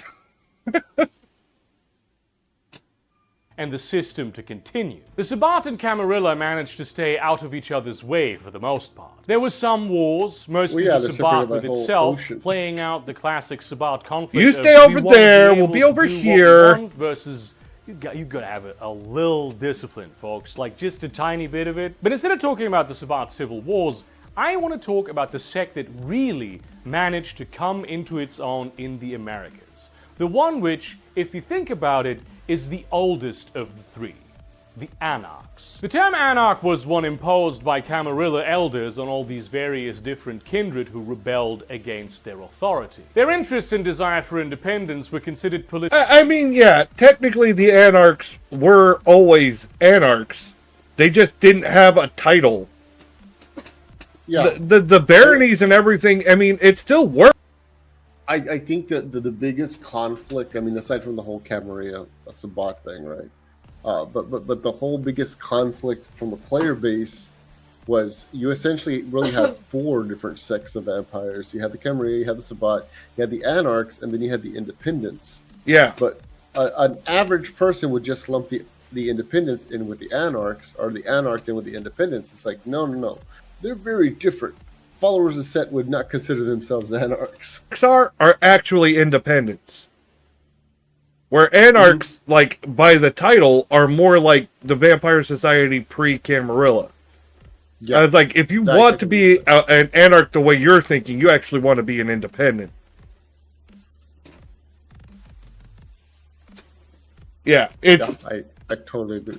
I was like, it was weird. people think Anarchs don't have a ruling body, and I think Bloodlines put a little bit of that, because they said there's no leader. I was like, no! Anarchs have a They leader! have a leader. They because, you know, Nines Rodriguez is like the biggest name in the fucking Anarchs in the Bloodlines game, and he says, I'm no leader, and they're like, don't call anyone a leader and stuff like that, but then you go to different baronies, and they tell you they're the Baron. I'm like, Yeah, I Yeah. was gonna say that. Yeah, there are they have a ruling better bodies name. in the Anarchs. So, politically Anyways. valid by the Camarilla, which officially saw them as the wayward children of their legitimate government. They were not enemies, not even criminals, just people who were bad at doing the kindred life the right way. And this was lamentable. It was only in America that they began adopting the name Anarch for themselves, and went deep into experimenting with alternate structures of government. They were as diverse as the people who made them up, but they tended to involve some level of democracy or at least meritocracy. Perhaps even Enlightenment thinking with regards to science and the kind. They were not anarchists in the modern sense. They did all have some structure of authority and control, and generally tended to recognize the value in, at the very least, the masquerade. Those kindred who wanted to be left complete were labeled as such by outsiders. Anarchs would come to live on the fringes of the big cities, in communities that were left alone by the Camarilla so long as they didn't cause any trouble and occasionally paid their dues. They were, in a way, sovereign citizens. Now, the Camarilla would constantly manipulate their power dynamics, like creating strong pressure toward power structure that resembled the Camarilla I knew he was going to make that purely fucking joke. democratic or truly anarchistic power structures that many anarchs desired. The more Camarilla light the anarchs were, the less the Camarilla would interfere with them. Additionally, being relegated to the borderlands meant they would always be the first to suffer from Sabbat incursions. These factors made it so that when what we consider anarchist theory rolled around, very few anarch living arrangement actually looked particularly anarchist. While at the same time, the fact that it was hella dangerous to be an anarch made it so young perspectives would always replenish the old. The great anarch victory happened in the 1940s, when the anarchs purged the Camarilla from Los Angeles, and eventually San Francisco, and then the other major Californian cities, in order to establish the Anarch Free State. Unsurprisingly, it was one of the more hierarchical modes of organization that managed to pull this off. But to most anarchs, they were much better than the Camarilla.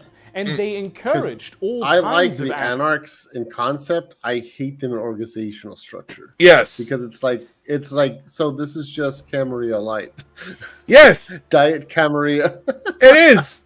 And if you call them out on it, they get so butthurt about it. I used to do it just to piss them off. We did that in a game. They had meetings with the Prince and the Anarch Baron, and I'm like, well, I was playing the sheriff. I was like, but wait, aren't you just Camarilla Light? And they were like, oh my god, I thought he was going to frenzy. It was great. Like I said, I love poking people.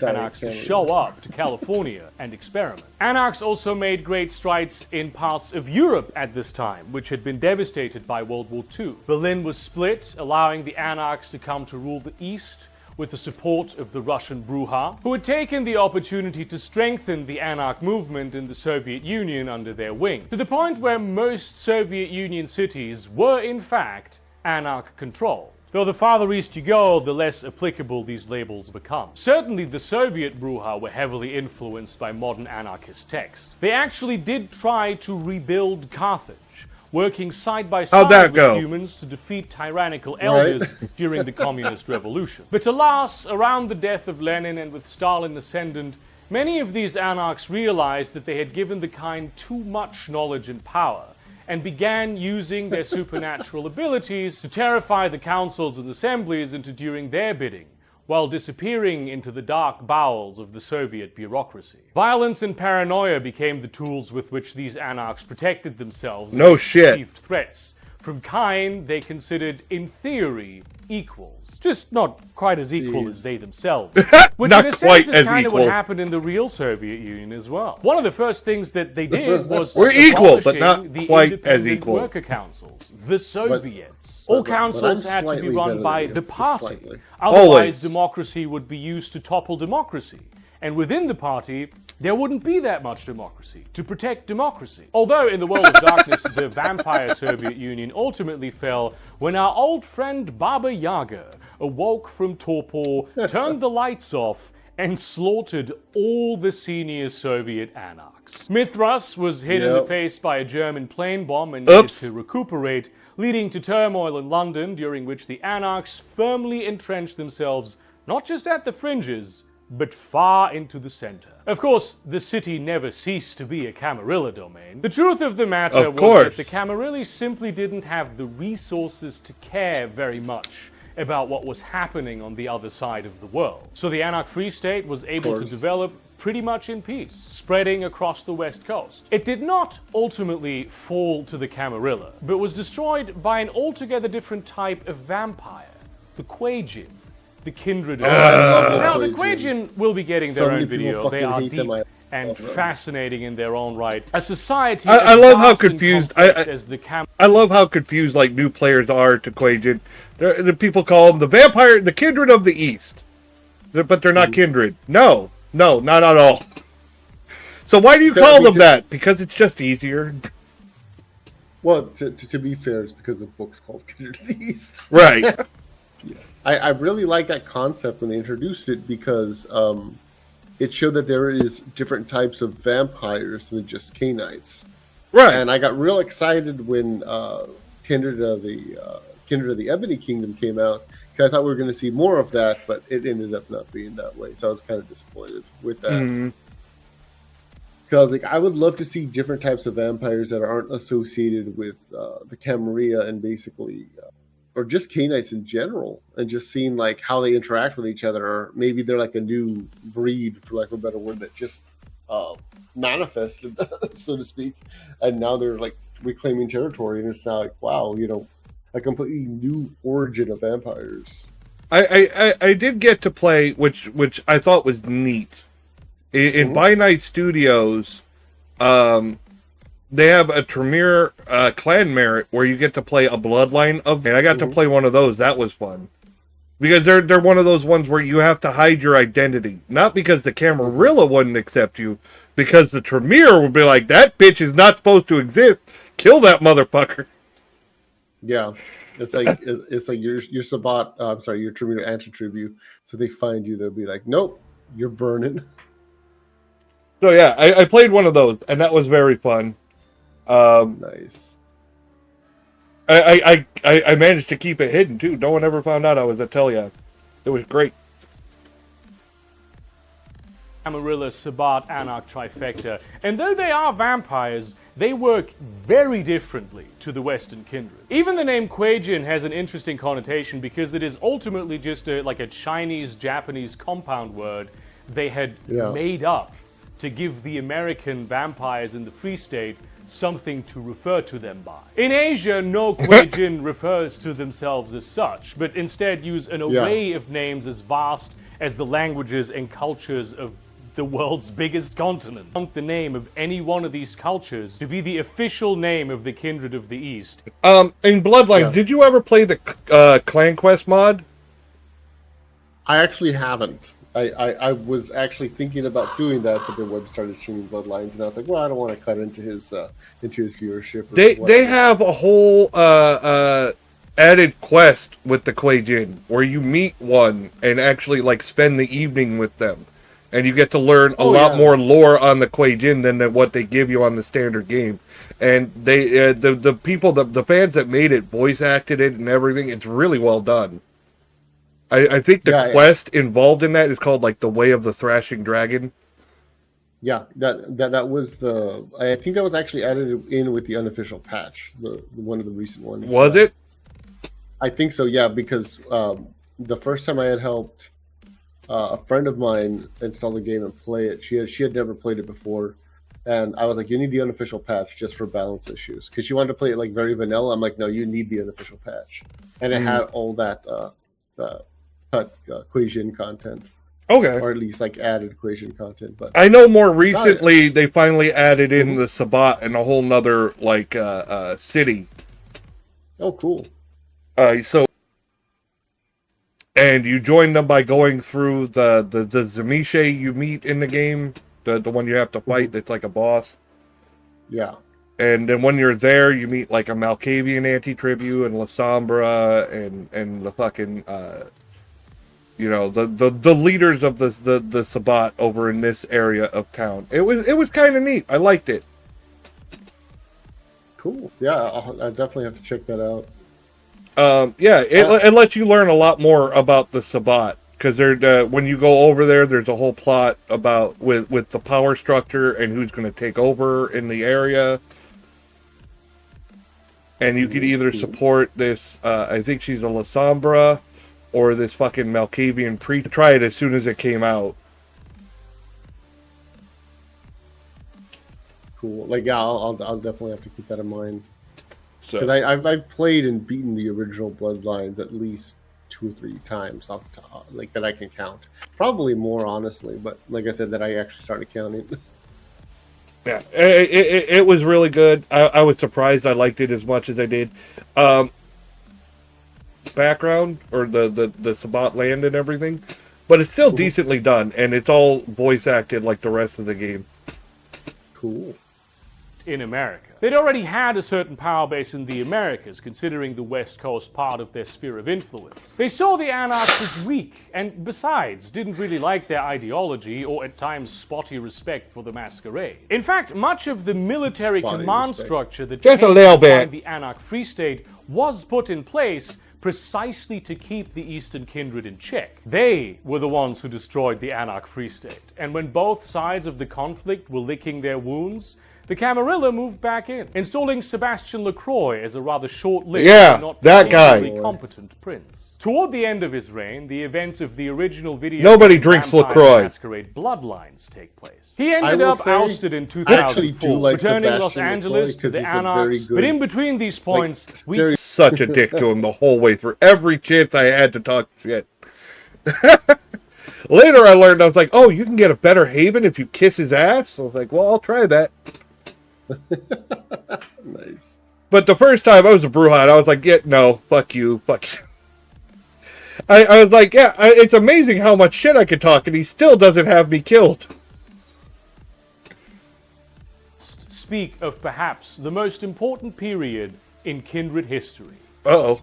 The summer of 1999. No, seriously, this is an Yeah, important summer. baby. They wrote like 13 books about it. The Camarilla-Sabbat War that happens in this time on the United States eastern seaboard is covered by the clan novels, of which there is one for each clan, and of which Yep. some are better than others. I personally love them because they cover a huge I like number Theo of Bell. more or less connected Yeah, Theo plot Bell's lines novel is cool. in a chaotic and unnecessarily convoluted fashion. The many stories they tell are, in their totality, not good storytelling. Let's put it like that. However, all the weird coincidences, unsatisfying personal decisions, dead ends, non sequiturs, and big-lipped alligator moments are very realistic in the sense that this is the awkward way in which historical events actually play out. It's an unpopular opinion, but it is a preference of mine when it comes to large-scale narratives. I don't like it when they're neat and clean and have clear-cut protagonists.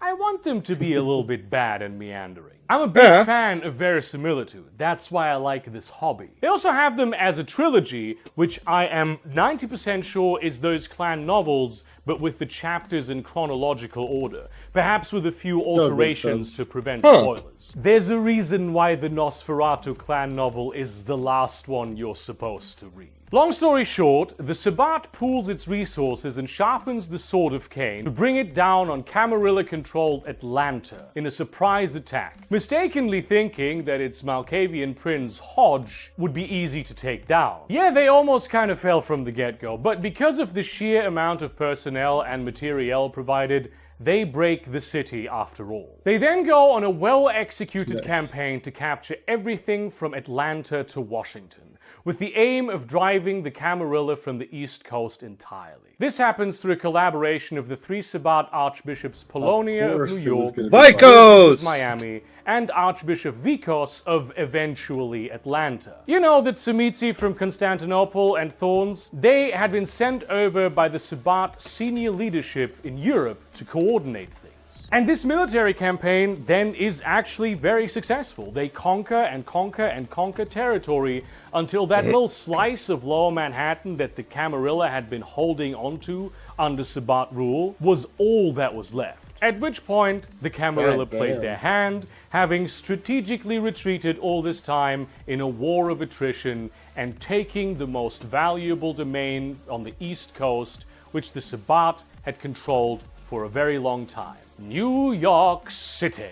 This was a catastrophic blow for the Sabbat, and only one of several destabilizing events of this time. The Cardinal Luis Ambrosio Moncada, the mastermind of the Sabbat offensive, one of the scariest villains of all time, seriously, was killed in a sort of separate chain of events that was mildly related to the main plot. There had been a contract on his head with the Banu Hakim for centuries, but whenever they would send a guy to kill him, the guy wouldn't return. It was ultimately the elder Fatima and her Where'd he go? I don't know. He never came back. Lupita Really? de Aragon, the vengeful child of the cardinal, who would kill him in the Lupita de Aragon. catacombs of a small church in Madrid he hadn't left for actual hundreds of years. He's reading intelligence reports on skyscrapers, not knowing what the fuck they even were. He was one of the true strategic geniuses of the Sabbat, an anchor for a lot of talent. Archbishop Polonia moved quickly to claim the cardinal title for himself, and the first thing he did was lose New York, as we have just learned,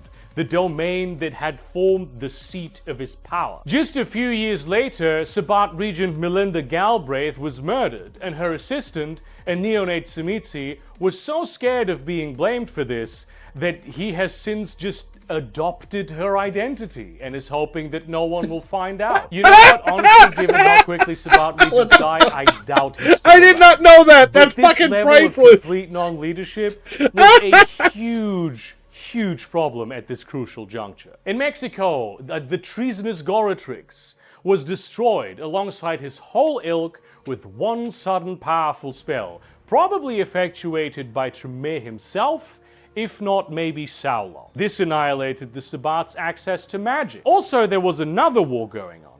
This one nowhere on Earth at all, but in the underworld. The Death Lords of the Stygian hierarchy, that's the western realm of the dead, specifically the bellicose Smiling Lord, was waging war against an organization called the Tal Me Ra. And the Tal Me Ra was a kindred organization with members of various other supernatural groups, primarily mages, wraiths, and one... That was such a good Easter egg that they put into Bloodlines, yeah. That at all. It's like, you get what you get. That's it. Yep. mummy who had taken up residence in the first city. You know, from Cain days, the thing that was still in the underworld. Here they guarded 4 sarcophagi of immeasurable antiquity. They'd been interfering in kindred politics the whole time. Millennia. Their foothold was strongest within the Black Hand, the Sabbat Special Forces, where they established a secret organization within a secret organization called the True Black Hand, which was not in fact true to the cause of the Black Hand at all. But our Black Hand, but we're the true Black Hand. So it was the false Black Hand, but the real Black Hand was the false Black Hand? Because the Smiling Lord nuked, and I do mean nuked, the first city to smithereens, all that leadership in most of the true Black Hands, you know, the one that wasn't truly the Black Hands, most powerful figures were destroyed, taking away one of the Sabbat's most stabilizing influences, thus leading to a rapid decline, a de-evolution of the Sabbat in the past 2 decades. This isn't the first time it's basically collapsed under its own bluster. As an organization, it's always waxed and waned from the very beginning, whereas the Camarilla always remained rather stable, because they relied on humanity to keep them conceptually grounded. But wait! There's more! In Eastern India, vaguely as a consequence of the previous, there was another war going on still. This time it was kindred, primarily of Clan Ravnos, against the Kuei Jin. Now, what you need to understand is that the Hungry Dead are more powerful than kindred, especially young kindred, in terms of their personal, individual power level. This is an oversimplification. They have different problems. Ancient kindred Methuselah stins, right? Every Kuei-jin can theoretically become the maximum amount of power. Cannot make more of it. They can steal your power just by existing. Lovely. So like a level 0 Kuei-jin, they have to gain their mana or their chi, because they don't have blood points. It's chi. It's just like red chi or black chi, or yin chi and yang chi. Anyways. So they can either get it from eating your flesh, drinking blood, which is why they're considered kindred, breath stealing, where they can literally go up to somebody who's alive, who has a heartbeat, and steal the breath out of their lungs. And the most OP at all is osmosis. They literally just exist, and they start stealing the life force of everything around them. Oh, that sounds fun. God, I love them. I never got to play them ever, and no ST would ever let me play them, and no one ever ran a game comprised of just that. I would love to run an Eastern game, but I'm worried that it would be it's too hot of a topic right now with cultural appropriation. The last game I went to, there was so much eggshell walking, it was really hard to play. Yeah, I And think I would they still have- run it, but I would have to let people know ahead of time, like, hey, this isn't meant to be insensitive. This is just meant for fun. If you're down with it, cool. If not, there's the door. That's Yeah, the best way to I've handle played it. in games with disclaimers, and they tell people, like, look, it's called World. It's not, they're gonna do some fucked up shit. So naturally, when the Ravnos and their allies were waging war against the Hungry Dead, they relied on mass embraces. However, the Ravnos antediluvian was resting in that region, and the death of so many of Yep. its offspring made it stir from its sleep. The result was an absolute bloodbath. Yeah. All Ravnos, all over the world, went completely bonkers omnicidal, Yep. especially Yep. toward members of their own clan, to the point where most of them were killed, and the clan is only now beginning to repopulate. The Ravnos antediluvian darkened the sky to do battle with Yep. 3 mighty Kuei-Jin bodhisattvas for days and nights on end, until the whole debacle was finally ended by the Technocratic Union using big mirrors in space to laser him dead. Yeah, that's the thing in World of Darkness. Yep. I'm sorry if you were expecting this to be like thematic. I have a whole video actually covering the for real, definitely enlightened scientists. We not lasered him mages, from of the space. Technocratic Union. Although whether the Ravnos antediluvian was killed by this is very much up for debate. All the game materials seem to agree, but he is famously the most devious of his cohort. Of course. But and as we've learned from all of these books and stuff, of course the technocracy would say, "Yeah, we did it. Yeah, we won. We're the Of course best. they would. We're the best." Until he comes back and we're like, "That was somebody else's fault." Or my favorite one is like, yeah, we meant to do that. Yeah. That was totally not a negligible It discharge. was totally part of the plan. We had, yeah. We just didn't tell you because it was part of the plan. It was secret. Yep. The events of the Underworld in 1999, namely the Sixth Great Maelstrom that created untold destruction in the Shadowlands, led to something never seen before. The formation of a new clan without the destruction of an old one. A reformation, if you will, of Clan Giovanni, formerly Clan Cappadocian, into Clan Hecata. Now, of course, the Giovanni had been going Hecata. on for a long time, but they never did Oh my God, manage Clan to come Hecata is close to destroying the absolute horseshit. Cappadocians. Yeah. And though the Giovanni Yeah. had been somewhat selective in their embraces, I just keeping want a them face in palm. the vast, sprawling family, there were always I also hate the other Trinity, too, families when they made recruited into the fold, The like what? Guns. Clan. He's probably going to talk about the Clan Trinity. Oh, really? He is such fucking horseshit. Anyways. I'm surprised I haven't heard anything about the Chiasid yet. I'm sure he'll probably breeze over that. Yeah, Cern they and the were kind of a Puttanescos. lesser one. We'll For see. unknown reasons, Augustus Giovanni was put out of commission, perhaps into torpor, as his blood must be quite thick. Though I think it's more likely that he fumbled his goal of sundering the shroud between the real world and the underworld so hard that he died. He may have also just been caught up in the maelstrom. I mean, I don't care how old a vampire you are, that thing will rip you apart. And through this, all the Wraiths and Spectres he had bent to his will were released from his service, obliterating much of the family's service infrastructure. The incestuous used this as a time to strike, to destroy the blood of the usurpers. Obviously, they weren't exactly in a position to do that either. There was also a deadline, 2028, when the Camarilla would, according to a stubborn rumor, mind you, cease recognizing them as a clan based on a 500-year-old pact. And all the other descendants of the Clan of Death, all those little errant bloodlines of where Cappadocius Don't had hate. sown his red seed,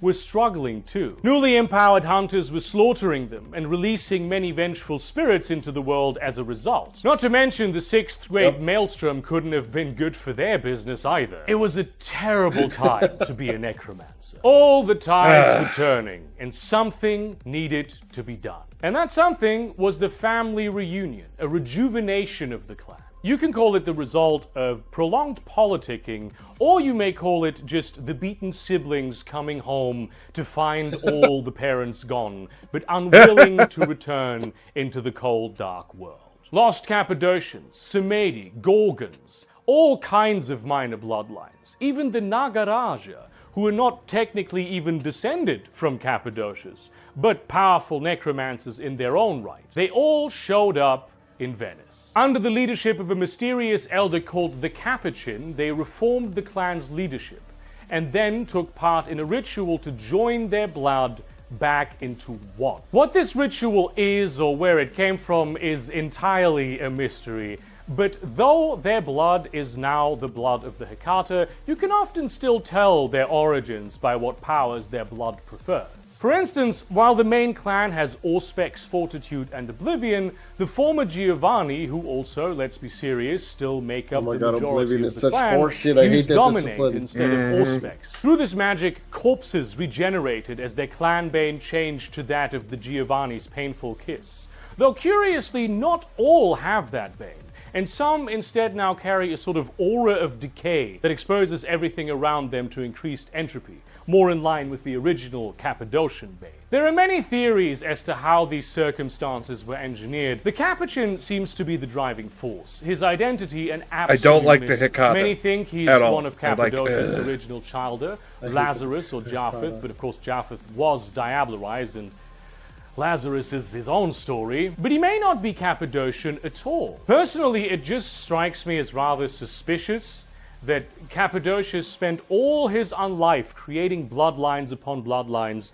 all dedicated to different aspects of the study of death. And now they have suddenly all come together once more, thinking him long dead. It just makes you think, you know? The creation of the Hecata, just as the emergence of the Ravnos Antediluvian, was seen as signs of Gehenna, the true end of the world, which vampires had been preparing for since time immemorial. It was the era in which the Antediluvians would rise again to devour their spawn. But the and to Camarilla battle doesn't with believe in Cain, that. only for Cain to ultimately still defeat them. There's a million, billion, quadrillion different predictions for Gehenna. This is just one of them. The thing they all have in common is the Antediluvians returning in some fashion. There are many other portents, right? Like the emergence of Cainites with no clan, and later of ones with blood so diluted that they could walk in the sun, caitiff and thin bloods respectively. And then Gehenna happened, and the world ended. And that's why there's no more Vampire the Masquerade. No, seriously, it's all in the Time of Judgment sourcebooks. They describe what happens as each of the Antediluvians rises. They describe it in detail. It has events and stats and characters. And then we ignored it. Interactions that happen, what they say, what they do, their agendas. Look, Vampire the Masquerade stopped in 2005. And wouldn't you know it, there hasn't been a new release for Vampire the Masquerade since 2005. Except, of course, I'm lying. There absolutely has been. Look, around the year 2000, people loved apocalypse shit.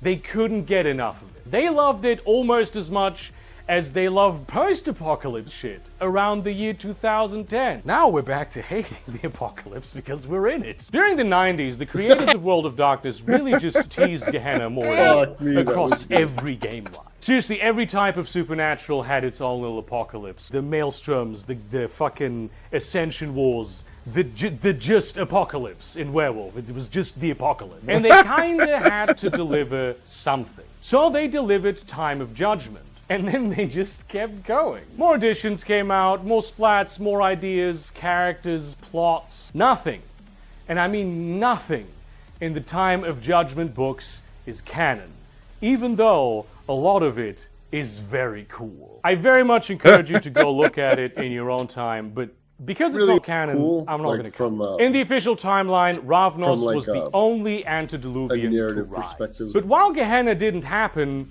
they didn't stop teasing it. More portents of Gehenna are coming every day, beginning with the beckoning, an overwhelming urge affecting primarily older Canaanites to go to the Middle East. Some resist for a time, but they all go eventually, and then they are never heard from again. Some of them are. They come back and they're very different people, and they're encouraging everyone to also go to the Middle East. And they don't even all go to the Middle East. That's not suspicious There's at all. other places, and they just so happen to be places where it is suspected an antediluvian lies in torpor, or is otherwise just sort of there. Though I would fucking hope that they're in torpor. One of them waking up really is an apocalyptic event. But since Gehenna didn't happen, all that appears to be bullshit, of course. They don't exist after all. Or maybe they do. Right now, what is left of the Sabbat is heeding that very call of the antediluvians, content in their knowledge that now they will finally have the opportunity to find and destroy those treasonous bastards. The Camarilla is also going there to fight the Sabbat, although their official party line is that the antediluvians are still not real, and the Sabbat is going after ancient and wise Methuselah in their deluded quest to slay these mythical monsters. The truth remains that countless kindred are heeding the beckoning and mobilizing massive resources to spill each other's blood. So I have to ask, what if Gehenna is happening right now? What if Gehenna has already happened? What if Gehenna has already happened over and over and over? Think of all you have learned today. All the chaos and conflict. All the apocalyptic orgies of violence that resulted I did say in it sounds like the story keeps repeating itself. World, which Yeah, I ultimately see that. changed nothing.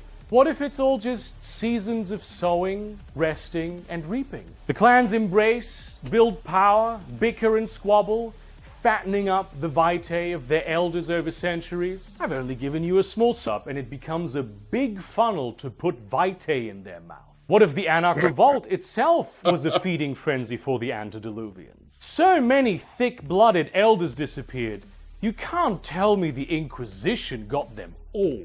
Do you really mean to convince me that it some took got us in my belly. 10,000 years to reach the 15th generation? Anyone dedicated to doing that could do it in 15 nights. Isn't it at least a bit suspicious It's how true. incredibly rare very, very, very old vampires are? Even kindred over 1,000 years old are among the oldest of elders. But this is a species that's been around since before the dawn of civilization, and they only ever get stronger. So it's not going to be humans who take these elders down. They are, however, the only thing the oldest Methuselah and the antediluvians can sustain themselves on. How convenient that all branches of their errant offspring are going to them now, spilling each other's blood. Centuries of silence as kindred spread across the land. Sometimes the young consume the old, usually the old consume the young. And then, every few centuries, 1, 2, maybe 3 antediluvians wake up, slake their thirst, and go back to their business as genuinely godlike entities. No, seriously, they're in the world of darkness, almost nothing is as powerful as these guys. There is no reason to believe that such entities would even need to feed in the usual way. The Ravnos antediluvian made his descendants consume one another all over the planet. Are we sure all that vitae didn't go somewhere? The Quajan can do this. Most of their elders never drink blood, ever. Yeah. They just absorb life force Yes! from around them. And though Kindred and Hungry Dead This is are what I was not telling you. identical, they are clearly not completely separate species either. And that's where the dark truth lies at the bottom of our murky lake. The secret history of vampires is the pyramid scheme, the one that Cain began. This is the thing about pyramid schemes. The first few people recruited to them tend to do pretty well for themselves, sometimes even better than the originator of the scheme. Being a vampire is not eternal life. It's an eternal struggle until you end up a snack for a dark god who has been pulling your strings all along. Only a few Methuselah are wise to this, and they tend to make themselves useful as much as possible so as to not end up on the menu. They, too, may be seen as winners of the pyramid scheme. The more the human population increases, the more winners there can be. But be careful. The blood of the third generation is only growing thicker, and they have moved past the need for moderation a long time ago. This is just one perspective on Vampire and Gehenna. I believe it, so do many other WoD veterans, and it does increasingly appear to be sort of the official canon truth. But I can't tell you that it's the truth, just as I can't guarantee that anything I have said today is the truth. That disclaimer wasn't for nothing, but the timeline keeps going. There's a second Anarch Revolt happening. And while I explain events from the year 2000 forward, I recommend that you maybe keep this grand scheme of things in mind.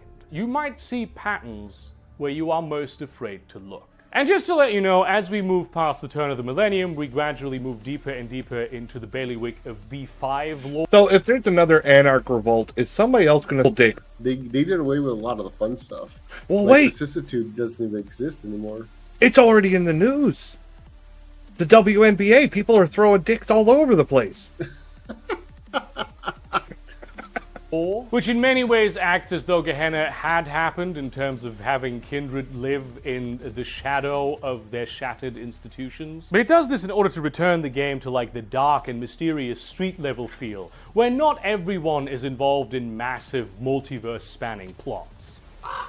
Since the mid-20th century, the Camarilla Elders have been faced with an entirely novel problem that they had previously only encountered in the form of rumor or magical ritual. Except now, seemingly over day, all the kind could do it. I'm talking about telecommunications and surveillance. The energy that human civilization had become able to harness with the advent of fossil fuels launched us forward technologically, just as it created the population explosion that those same Cainites very much appreciated. Even understanding nothing about it, it was immediately clear to them that this was a huge risk to the masquerade. And though they made efforts to ensure CCTV and mobile phone cameras and even television didn't catch on, all that achieved was cutting them out of the immense wealth flowing about in the tech industry. They had seen the terrible and rapid developments in kind weaponry, the leaps that guns and explosives had made in terms of power, precision, and accessibility, integrated with new psychological and tactical insights. Yes, Kindred still had the powers of the blood, but even the greatest mortal warriors of the past had no automatic breaching shotguns and rocket launchers. Whereas now every rank and file soldier and even ordinary people have access to arms that could kill an unlucky Kindred. This, combined with mass surveillance and communication networks, was a nightmare greater than Gehenna itself. The Camarilla had banned using modern telecommunications. They did that early on. No Kindred was to charge their phone. Eat hot chip and lie was all there was. They didn't even want anyone to have a computer, though they eventually focused on cell phones as the hated enemy, because computers obviously became like one of the key things of civilization, and it became permissible to have them in some limited fashion. But the cell phone thing was no use either. One by one, all the three-letter agencies of the world discovered that something was going on. And in spite of having Camarilla agents embedded deep within them, it was only a matter of time until they started talking to the dusty orders that held on to the ancient secrets of the time when Kain rose to slay Kindred the last time around. And thus was born the Second Inquisition. Where the First Inquisition was built around church-sponsored armies and mobs led by powerful wielders of true faith, the Second Inquisition is the purview of domestic intelligence services and police-trained elite urban warfare squads. They don't call them vampires, creatures of sin. They call them blank bodies, some sort of parasitic human-like organism. The church still plays a major role, of course. The Society of St. Leopold was at first reluctant to lock shoulders with the FBI and the countless other police and intelligence services, but eventually they started providing intelligence and strategic support while they were training up their own troops again,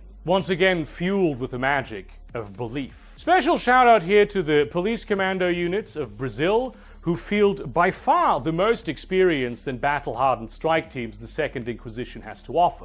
So the Camarilla never really cared that much. Not that they necessarily know precisely what was going on down there. Luckily for the Kindred, it's not so easy learning information about them. Forget their incredible diversity of powers and curses. All the lies and misinformation they spread to control their own childer is even more effective against mortal hunters. Especially when those mortal hunters exist under a philosophical paradigm that doesn't allow them to believe in something as explicitly. Isn't there like a book, a handbook that tells young Kindred how all this stuff works? This is why. The Camarilla desperately does not want that shit falling into the hand. You know what you did. It is also quite fortuitous for the Camarilla that the intelligence services of the world are influenced by the extended technocratic apparatus, It's a really good who, little much like joke. the Camarilla, Beautiful. really don't want anyone believing in vampires. And that may ultimately be their saving grace. Look, the Technocratic Union doesn't like that vampires exist. They don't like vampires at all. They would prefer if they were extinct. But they also understand that driving them to extinction by force is not a viable method of getting the job done. They simply cannot be driven to extinction.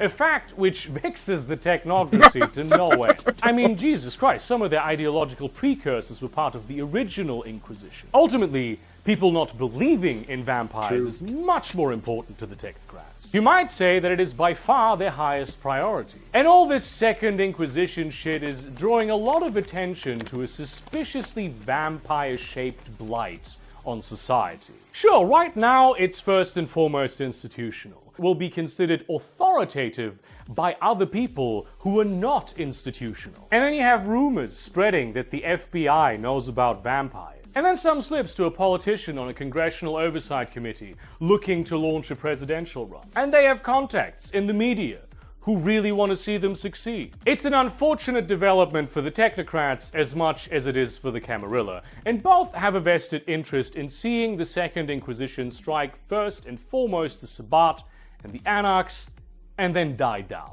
So whether they are explicitly aware of each other or not, and I reckon Camarilla leadership and technocratic intelligence directors are probably in sporadic and very apprehensive contacts, both will be using their considerable institutional influence and resources to cut the legs out from under the Inquisition. Because all these pro-level hunts, right, special forces strike teams and high-end gear, it's very expensive and always a little bit extra legal. For its own sake, the Second Inquisition must act as a secret organization within the institutions in which it operates. Its sponsors can perhaps suspect, but must never really know what all this money is for. Not to mention, like, all these agencies filled with people who have never picked up a book that wasn't like a gun magazine now have to dig through apocryphal academic literature on the occult, secret volumes and tomes of invariably false or outdated intelligence. Completely eschewing information technology really paid off when there was no vampire chat rooms or social media on the internet that could be scoured by feds to send commando units equipped with dragon round shotguns into the havens of elders in the middle of the day. I love Dragon's Breath. So, about that, not everyone agreed such a that game the changer. internet was innately a bad idea. In fact, I didn't hear what you said. Oh, I said Dragon's Breath when it was introduced into the game was such a game changer. Oh, yes. Oh. It made it perfectly viable for like first level hunters if they were had enough resources to basically go in and fuck shit up. I always played Red Book Hunters with Numine, basically hedge mages. Those were always fun. We used to call that the Red Book of Cheese.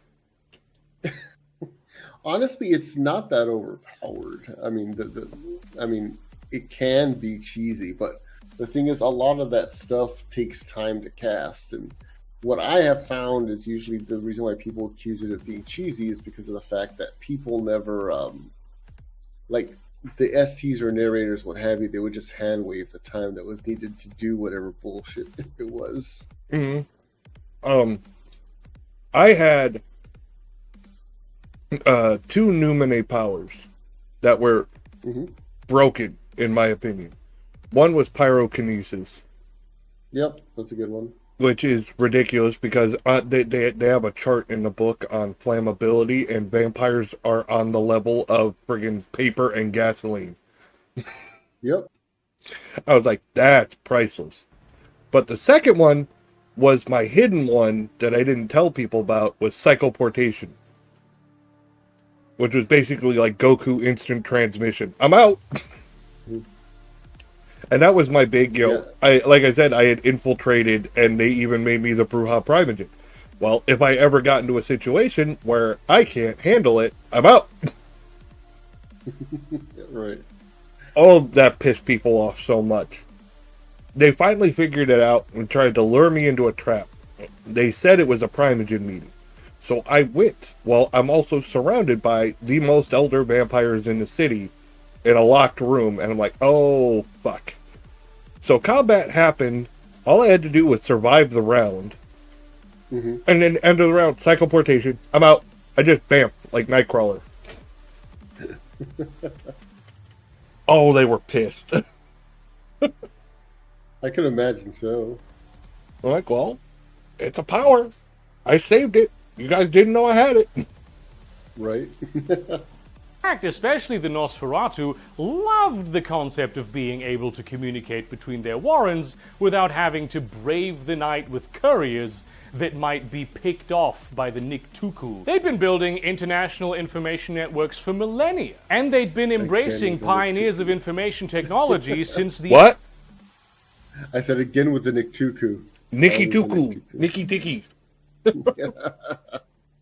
invention of the telegraph. So when the internet rolled around, a New York-based Nosferatu named Uncle Smelly began developing Schrecknet. At first, a secret tube within a tube of the regular inter-university internet, connecting with other Nosferatu with similar interests. Not unsympathetic to the masquerade, of course. Few clans are as constantly aware of it as the Nosferatu. They figured this might help them keep the masquerade. The goal was to construct some code, operating system, architecture, everything. This was Schrecknet 2.0, the real Schrecknet, the vampire internet. Back then, it wouldn't even be weird. There were a bunch of experimental alternative internets around. Only the Nosferatu would have access, and they would keep it secret because they knew the other clans would disapprove. But they got wind of it anyway, fuck it up. and during the Camarilla-Sabbat War, Yeah, forced the I think that's what Nosferatu happened. to allow them to use it for strategic purposes. And to its credit, it became a deciding factor with which the Camarilla was able to beat the Sabbat. But that opened the door to computer enthusiasts from other clans,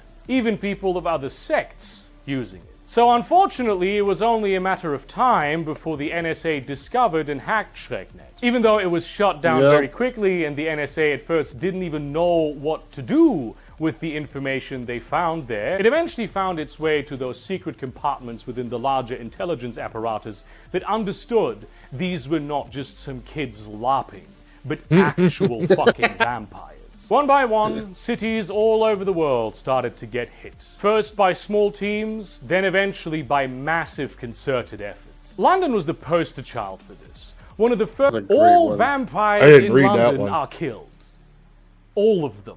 According to the official timeline, this was in 2012, and I don't really understand why they didn't go with 2011, when famously there were like huge public riots and destruction in London. I do this with my continuity. The express goal of the Second Inquisition is to create clean cities that are hermetically sealed against kindred. Drive them further and further into smaller areas so that they tear each other apart and the world at large becomes aware of them. The problem with this is that, of course, they're about finding. And isn't it easy to hide in a place the hunters assume is clean? They say London has fallen, but ultimately what happened there is an open question. You get to decide for yourself. It is, after all, your world of darkness. I ran a whole chronicle in London after the fall. And I will again, because London is kind of one of my Blorbo cities, alongside New Orleans. When Vienna fell and the Chantries went down, I did a happy dance.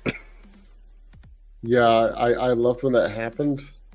For no other reason than it made Tremere fun to play, because there was no hierarchy anymore. It's like finally you're giving me Blood Witches, which is actually a lot more fun to play than like Harry Potter Blood Magic. Yeah, and having everyone up there telling you what to do, I'm like, oh god, stop it. Yep. But I mean, I was just happy because Tremere pissed me off. They always piss me off in like every game I play. I'm like, God damn it. Yeah. But yeah, I played characters with hate boners for Tremere for so long that somebody finally dared me to play one, so I did it, and they all regretted it. You're like, I hate them because I. Yep. Other clean cities that were scoured include Las Vegas, Bogota, Prague, and rather crucially, Vienna. Which is a problem for the Camarilla because Vienna was the headquarters of Clan Tremere, and the Prime Chantry was indeed the main target of the raid. The Tremere obviously having been the most centralized and hierarchical of the Camarilla clans. I mean, they called themselves the Pyramid for a reason. They still had every generation blood bonded to the generation above it, all the way up to the most powerful elders. And the Prime Chantry was not where they all resided, but certainly where they all worked. There were magical artifacts and phylacteries that forced compliance, hostages, secrets, libraries upon libraries of magic. All the whips of House Tremere were in that one place. And Tremere himself was there, though he was at this stage a big worm with 3 eyes, somewhat deep within the catacombs. Look, people change. And the Second Inquisition wiped it all out in a very costly operation that involved veteran strike teams from all over the world. This event was so metaphysically destructive to the clan that their clan Bane changed to make them unable to blood bond other kindred, utterly destroying the means of control they had relied upon for 1,000 years. Now all Tremere were free to do as they chose, and some of the most powerful and ambitious bastards that had been their elders all over the world were now able to follow entirely their own agendas. This was perhaps the largest singular blow to the Camarilla at that point. The Tremere's magic was as essential to the sect's stability as the Ventrus' money and the Toreador's cultural influence. With so many elders dead and so much pressure, the Camarilla knew that it needed to change drastically. So they held a conclave in Prague, notably in 2012, before Prague became a clean city. And there, many consequential decisions were made. Notably, this conclave was a particularly large one, where not just elders of the Camarilla attended, but senior figures in the Anarch movement were invited also. The Anarchs, of course, had been among the hardest hit by the Inquisition, almost as much as the ruins of the Sabbat. And they accused the Camarilla of utilizing the Second Inquisition for its territorial ends, which, you know, I mean, who's to say that that's wrong? I'm back, bitches! What's up, bitch? Was the Camarilla inviting the Anarchs over with the pretense that they wanted to actually talk about the Second Inquisition. The Camarilla instead decided that it was in fact the Anarchs and their liberal use of technology that had brought the Second Inquisition down on the kindred, and informed them that the kid gloves were about to come off. They themselves not at fault in any way, shape, or form. There would be no more tolerance of autarky. No more independence, no more deviance from the blood. All the allowances for Anarchs as sovereign citizens of the Camarilla, which had been so graciously extended to them, would be retracted. You were either with the Camarilla or you would die. This had been a long time coming, of course, and not all the clans agreed on the decision. This is why, in the surprise speech of celerity... Yeah, you're either with us or against us. You're going to die. And I'm sure, like, people were like, yeah, no, I'm not down with that still. This didn't fly the last time you guys tried to do that shit. The Brujah Archon Theo Bell produced a Dragon's Breath round loaded shotgun and unloaded it into the open mouth of Hardestadt as he was speaking. Not even 1,000-year-old Ventru with 7 dots in fortitude can survive that unprepared. What followed was a brief but bloody massacre. Bell wasn't acting alone. He'd been one of the Camarilla's greatest warriors for a long time, a veteran of the Battle of New York, a key general of the Camarilla Sabbat War, and he'd had enough. The Anarchs attacked the Camarilla and killed many of their most influential leaders. In all its efforts, the Second Inquisition hadn't even come close to dealing this much damage to the heart of the kindred. Clans Brujah and Gangrel, founding members of the Ivory Tower, formally departed the Camarilla in favor of the Anarch movement, which up until this point had no actual plans attached to it, which, given what they believe, kinda makes sense. In the case of the Gangrel, they quit for the second time in the last few decades. In 1999, the Gangrel Justicarch Xavier, who had held the position for almost 300 I actually years, like Xavier. quit the Camarilla, Yeah, he was and cool. many of his clan followed him. But given that the Gangrel are not particularly about centralized leadership, most actually remained in the Ivory Tower, often out of just political apathy. But sometimes also because of the Gangrel elder Karsh, the warlord of the Camarilla. Basically, their chief... Just a funny side story. There were players go for it. that loved Karsh so much. We had a Sabat pack that was named "Let's Not None Stand Before Karsh." That was the pack name. Cool. I'm like, really? That's the okay.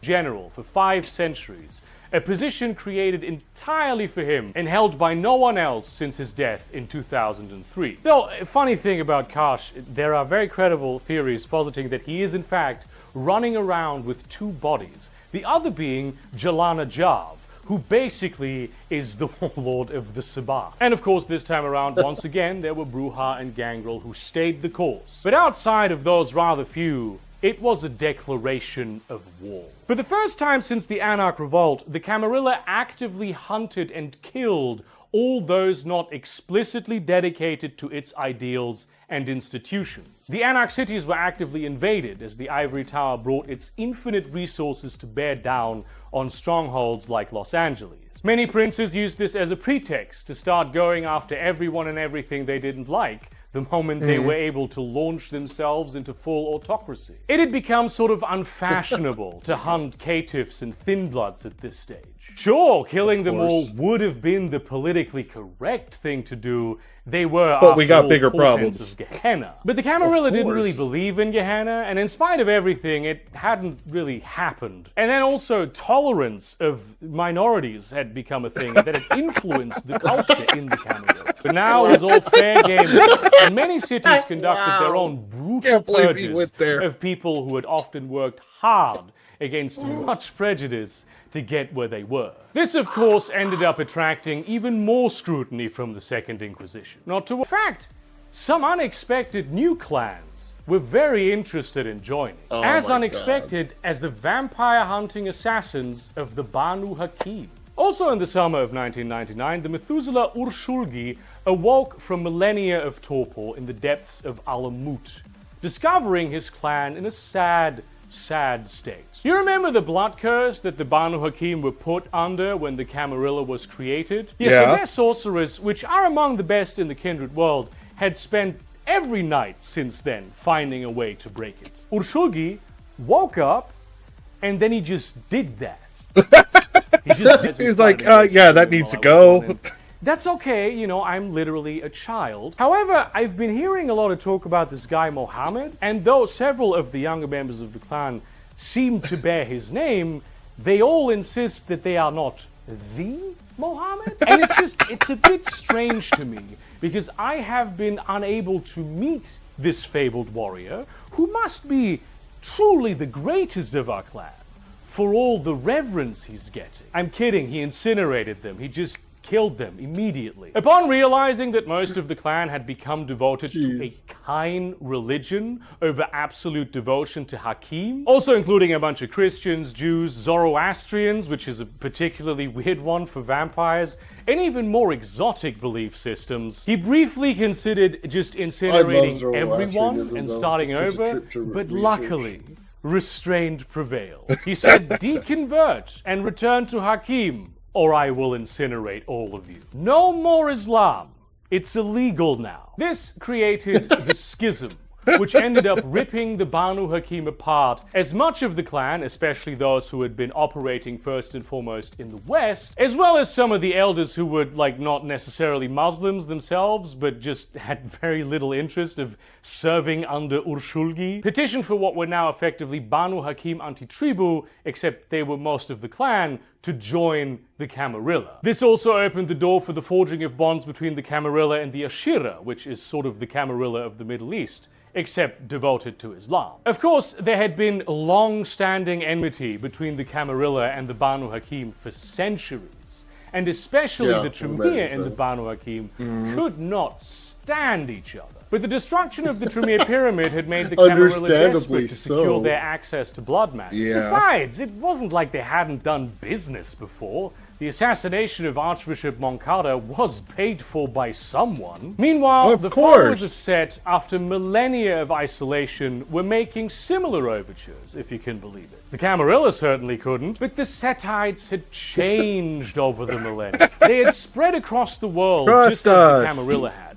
doing missionary work for their various denominations of dark unreligion. Advocates for corruption as a spiritual bring them closer to the end goal of ultimate liberation. They didn't even call themselves the followers of Set anymore. They had become the Ministry. Fuck, I hate the Still Ministry. a temple God of Set, but less as a specific god, but an ideal that pervaded their every thought and I act. hate Yeah, the yeah. A black guiding star on a white Not star. everything's a Even winner. though they didn't have very great respect for the masquerade, they did trade in subtlety and had coexisted with the Camarilla for centuries. In fact, many princes found it useful to have a bit of a subversive element in town. They could do all kinds of dirty work. Sure, the North African hardliners, who very much still were Set purists because they'd never left the confines of their little world and had to adapt, would be mad about it, but so were the elders of the Banu Hakim. Both clans held meetings with the Camarilla, and the final decision as to whether they would be allowed to join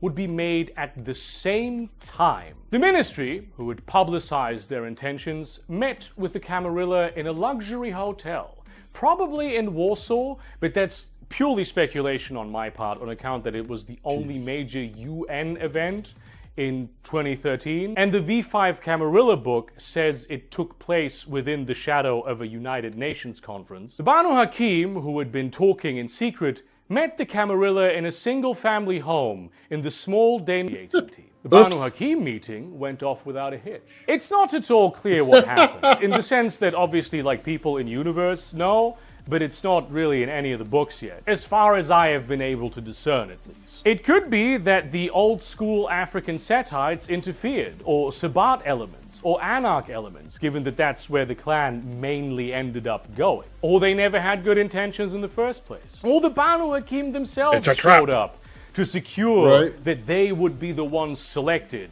just in case the Camarilla was considering letting one clan join and not the other. The end result was the same. Banu Hakim in, ministry out. And just as it was welcoming a new member of the family, there was another, even more unexpected knock on the door of the Ivory Tower. The Lesombre. Yeah, I remember Now, why that. would one of the founding clans of the Sabbat, a clan that, like, despises humans, the clan that prizes itself on having killed its own antediluvian, which had murdered Camarilla members by the thousands, which had waged war against the sect not 20 years earlier, suddenly wish to join? Well, it was really the work of one guy, Gian Galeazzo Visconti, the Sabbat Archbishop of Milan. He gathered all Sabbat in his city, as well as senior Sabbat figures from all over Italy and France, put him in his castle one night for a big blood orgy. Oh, it was the best festival. And then he set the castle on fire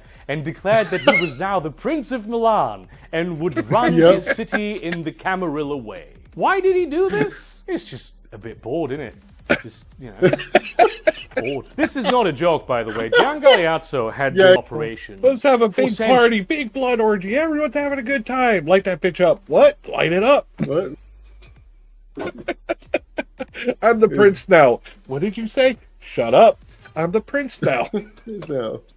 Oh my god. And he'd always been pretty much the strongest advocate for order and discipline. He was a ruler, not a plunderer. It's no accident that the Sabbat Code of Conduct was called the Code of Milan. Where only recently the Sabbat had been a force to be reckoned with, it had quickly devolved back into the base pit of violence and carnage that it had always been. Only a few exceptional bishops and cardinals were still able to keep their troops in line and mount effective operations. Gian Galeazzo saw that it was time to flee a sinking ship. But his main motivation truly was that he looked at the Camarilla and thought, These are the true rulers of the night. Even their lowliest members plan and execute webs of schemes that unfold over decades and centuries. They have the shield of decorum, rules that can be bent that people actually respect. Meanwhile, the Sabbat is just, if you are strong and violent, people follow you until someone more strong and violent comes along. To Giangaleazzo,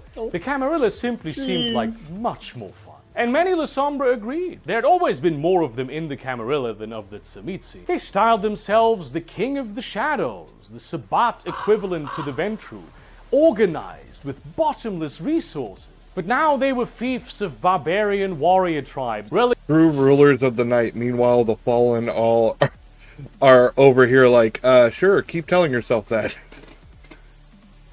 relegated to the sidelines of the world, hunted by the Second Inquisition, no longer even a worthier opponent than the Anarchs. What was worse, the younger Sabbat now saw them as the elders to rebel against. It was a natural development, inevitable in hindsight. But they're not in yet. Their status remains somewhat tenuous. More and more La Sombra flock to the Camarilla, hoping to redeem themselves, selling out everything they know about the Sabbat, dealing it the final death blow. But the Camarilla is obviously hesitant to seem so desperate as to accept their greatest foe with open arms. At least openly. To be honest with you, the process has been so smooth and quick, it seems almost like a done deal. And in fact, many Until hold the that next circle official of recognition fuckery or no, comes. the La Sombra Yep. are now, for better or worse, members of the Camarilla. We might see a La Sombra Justicar very soon. The final event in the timeline, at least the final major one, I will leave you with is the Second Conclave of Prague. The war between Anarchs and Camarilla was devastating.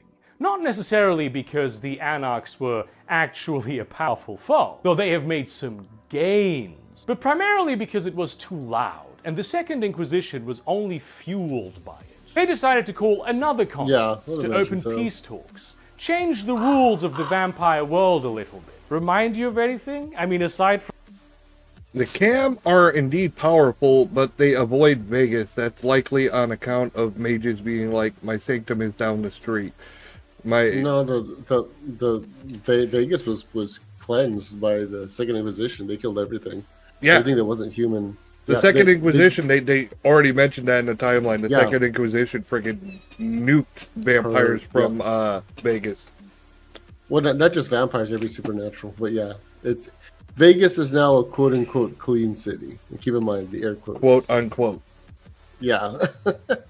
the before Conclave of Prague, Marcus, the Ventrue prince of the city, envisioned himself Well, I guess as so. I don't a new know. Hardestadt. He thought this truly would be the new Conference of Thorns, and perhaps even more important, he even chose a church as the venue to evoke that ancient and venerable atmosphere. It was a grand event, attended by senior Anarchs and important Camarilla emissaries.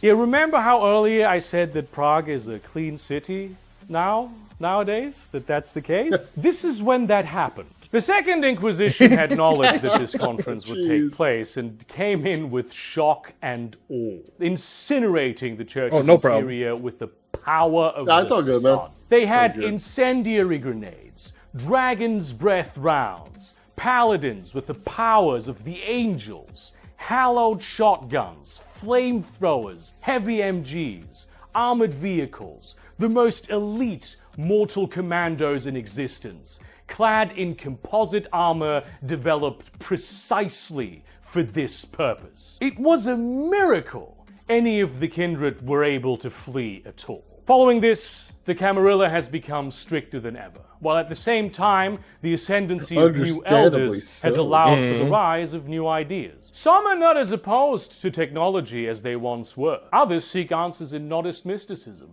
a heresy that has been worming its way into the heart of the sect for centuries. Even others think it's time to stop the lies and have started speaking openly of the antediluvians, not as giants who will consume their offspring, but as great gods of shadow from which the power of your blood flows. This is the world the kindred live in now. The Second Inquisition, and now the Anarch Revolt, a world incompatible with the very concept of secrecy itself. I hope you didn't expect a satisfying end to this story, because all this was just the prologue. Your game is only just beginning. Play Vampire the Masquerade. Suffer the curse of Cain. Explore the ancient secrets. Fight for your life or the lives of others. A new night dusks. Screw and backstab everyone else. Will never be Right. the same. Oh, and if you think this video is over, think again. This is just the first part. In like 2, maybe 3 weeks, there'll be another one.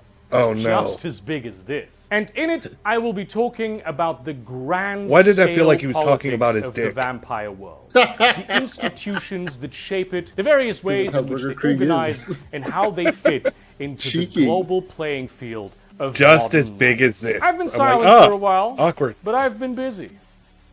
Thank you very much for You are very watching this welcome. video. It took a while to make, And especially I'll save because it to of my the favorites. double feature thing. I was Yay. sick for a while as well. And I received great support for this from my Patreon patrons and all you folks leaving encouraging comments. But this is how long it takes. Well, you That should was watch 3 this video hours. because we were pretty fucking Involves funny. an unbelievable Well, amount yeah, of we turned a 3-hour video. Tell a lot of stories. Oh, The yeah. channel is a Burger Creek. I've shared this content before. Yeah, the Burger Krieg. I have it up on screen here. Oh. That should make it visible. He makes great lore dumps with stuff. I love it. I started watching this one and I was like, you know what? I find this funny. I did. Let's see if we can make a Thank you video very out of much. it, and we did. Yeah, Yep. Aesop wasn't here for the whole dick throwing conversation. That would have been Oh fun. my god, that's hilarious. And the lore accurate. It's not even us talking like weird Yeah, shit. That they actually happens. did that. He did what? Yes, he took his dick and threw it. He's like, He fuck threw you it. bitches. Eat a dick. I'm- Sorry I missed it. I would have liked to be involved another time. Well, yeah. Like I said, the Convention of Thorns. Look, I remembered. yeah. So many people remember that, but faintly. But if you tell them it's the one where the guy threw his dick, they all remember all of a sudden. I remember that from Gabe. They're like, what was that Right. again? Like the one where the guy threw his dick. And oh, yeah, that one. Yep. Jeez. On that note, I think I'm going to wrap up. It's been a long stream. I need to get Oh some yeah, sleep. for sure, man, for sure. But that was great. Thank you for that. Yeah, man. It'll be good to do that next time. All right, guys. See you next time. Try to get some sleep. Peace out, everyone. Have a good night. Like, I'm down for World of Darkness talk. I mean, running a game for it and all. Yeah, well, I love a good World of Darkness game. I like a lot of intrigue and plot. I need to have freedom in my game, though. I love having freedom because I come up with some of the wildest shit. All right. Well, All right, I cleared mine. good night, everybody. Have a good night. Laters.